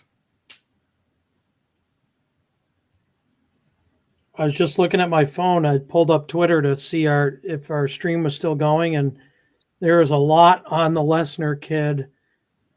He's blowing up Twitter. Or X, whatever. Austin Sioux just went. Chat. What are they saying about Lesnar? Sorry, they're just saying his dad. It was his dad is, and yeah, can be a heavyweight and all this stuff. Gotcha. Yeah. Austin Sioux, I think he is much better than 244th. Unfortunately for him, he got injured in the second half of the year. Looked like a foot injury. I saw him in crutches at the championship. Small player, but extremely skilled, can pass the puck, played on Delta Green the year before as well. So this is a guy that can play in those big games. Offensive guy, smooth, great mobility, makes a good first pass. Just a solid overall player, and he uses the mobility really well to defend. So this is a nice little pick at the end there for Saskatoon. That's a very good player that maybe didn't get the viewings that everyone else did. So, And then Tristan Will out of the Minnesota Moose. Yeah, I like Tristan Will a lot, actually. He's at a Woodbury Bantam program that's produced a lot of talent. He's long, he's athletic, he's a late birthier. He's a December 20th, something like that. So he's a couple weeks away. 6-footer, great reach, good puck touch, shoots to score with his head up, super athletic and competitive. I think this kid's got a chance to be in the U.S. national team discussion. Wow. So he's a 375 star. I just looked it up. So Noah Allray plays a really physical game. He's a foot on the gas kind of player. And yeah, he was good for the Red Deer Rebels this year. And yeah, now we got Bo Anhalt out of Warman. That name sounds familiar. We might have ranked him. yeah, we had him ranked. I liked him when I saw him at the Canadian Crown there. Perfect. E15, he's got good size and skill. So We got him at 255. You want 248. So there we go. there we go. Well done, gentlemen. Well done. That's with the passes. He was a little bit higher than 248 actually, but then we got Zach Mielke at 254 to Penticton. You were right, Brennan. They're using all their picks, and they're using a lot of Americans. Like you said, it's a place that it worked for them when they were in the BCHL. A lot of kids want to play there. Yeah. Yeah, they won't be getting Bradley in the dough anymore, but they'll be getting lots of kids coming up out of the U.S. and Absolutely. Very well connected in the U.S., the Penticton Bees are. They have a lot of guys, a lot of connections. So I wouldn't be surprised if we see the Bees team with a little more American guys than a lot of the other teams compared to the BC area there. So, but yeah, with we'll the see them worth their package. With the expansion to Penticton, though, and then the eventual expansion once more, I think it's going to be okay that we're going to more Americans and a third import. It's 24 teams is a lot if you think about it. That's close to 500 kids that you need, and there aren't really 100 kids per draft year who can play at the Western League level just out of Canada. Yeah. So it'll be 100%. Nice. Oh, we got Taryn Anderson out of the Prairie Storm. He was one of their leading scorers. That's a nice get right at the end for Brandon. I can't remember where we ranked him. We had him at 149. So a 375 pick 268 is pretty good for them.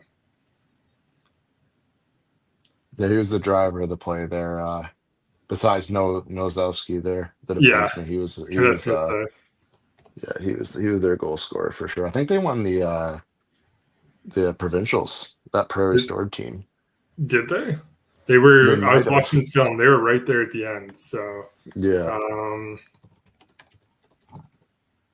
Yeah, but then Nozowski kid again, he's just a firecracker.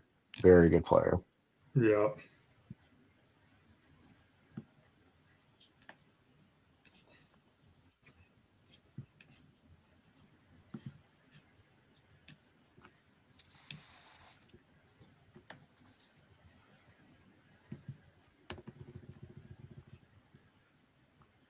Ooh.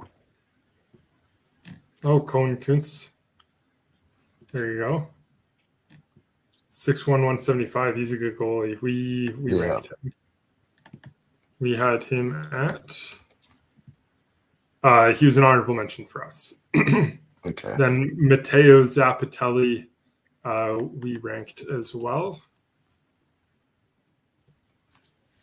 He was we were off by 3, 280. So So some of these we got pretty close on. There's the fun, but then you look at the list and there's 100 kids above them who haven't gone off the board. So that's all right. We'll just take the wins where we can get them. So Jeff and Brendan, you can answer this one as well too. Is what was any big surprises for you? I think Chase Fedoruk was one. Yep. That was. I'm not surprised in the number of goalies given the. Oh yeah. Yeah, just in general, I'm surprised. So mine would have been the number of goalies. In that story. I mean, I know it's a talented goalie draft, but that's a lot. Yeah. Yeah. Yeah, we looked crazy, but I guess not. So. Yeah, and only one of our goalies has fallen through. So we got 1, 2, 3, 4, 6, 7, 8. We got about 20 picks allegedly left. I don't think we're going to use all of them, but I think Penticton's going to be the one to grab the final picks, and then that's I think it's just Penticton left. It looks like because all the ones below that have our teams that have already passed. So I think Penticton's the only team left. I would say for me, the big surprises were Lyndon Anderson at 37, Chase Fedoruk falling, and Regina trading up for Liam Pugh. I think those were the three big surprises for me. So yeah, if you told me that Regina was trading up for Liam Pugh and for that third pick, like I wouldn't believe you. I mean, that's just not fair, really. That's to be honest with you. Stuff right there. Yeah, that's absolutely. when you trade for Ovechkin when you got the Penguins in NHL. Yeah, like that'll be really fun to watch. You're gonna probably see quite a bit of it next season, would be my guess. So and a lot of Manitoba kids went. I thought, we'll look at the numbers and analyze it versus the other years, but I just kind of watching. I just feel like I'm seeing a lot more MB next to guys' names than I'm used to. Yeah, me too. And I got to say, I'm surprised about that too, because the other provinces were significantly stronger. So I'm not really sure what the reasoning is there. Kais Milan, this is either the last pick or the second last pick, was 181 on our board out of RHA Kelowna. So yeah, skilled forward. A bit inconsistent with his scoring, but he works hard to get to his chances. Had a really good BC Cup. I think got a hat trick in the final game there. Strong overall player. Works his tail off, and I'm surprised he fell a little bit. Just need to find that consistency in scoring there, but he's a guy that can create. And then the last pick of the draft, Shea Mooney, who was an honorable mention for us.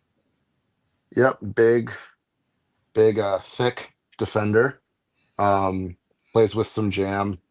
A little bit footwork isn't the best in the world, but he's a guy that plays with a lot of jam and a lot of truculence there. He's a smart little defender, could play big minutes, and I can see him playing in the Western Hockey League level. Just needs to work on his overall mobility a bit, and I think he'll be okay. Gotcha. My note on him in the John Reed was he's the kind of guy you'd take at a training camp, and he'll fight a 19 or 20-year-old. Mm-hmm. All right. That's some high praise there. So that concludes things. We've got all 15 rounds. Brian, you've been on for 6.5 hours. Jeff and I have been on for about 5.5. So if you're still watching, thank you so much for tuning in. Yeah, this has been an interesting thanks, guys, time. for the great coverage. It was to know the depth of these guys, to be able to talk on guys in the 13th round. It's amazing the work you guys do, and we're all beneficiaries of it. So thanks for the great work. Thanks for this great show, and we'll I'm sure we'll have a lot of follow-up coverage post-draft after the fact. So yeah, we'll have a lot to say. Okay, thanks a lot, guys. Awesome, guys. Thanks a lot. All right, thank you. See you next year.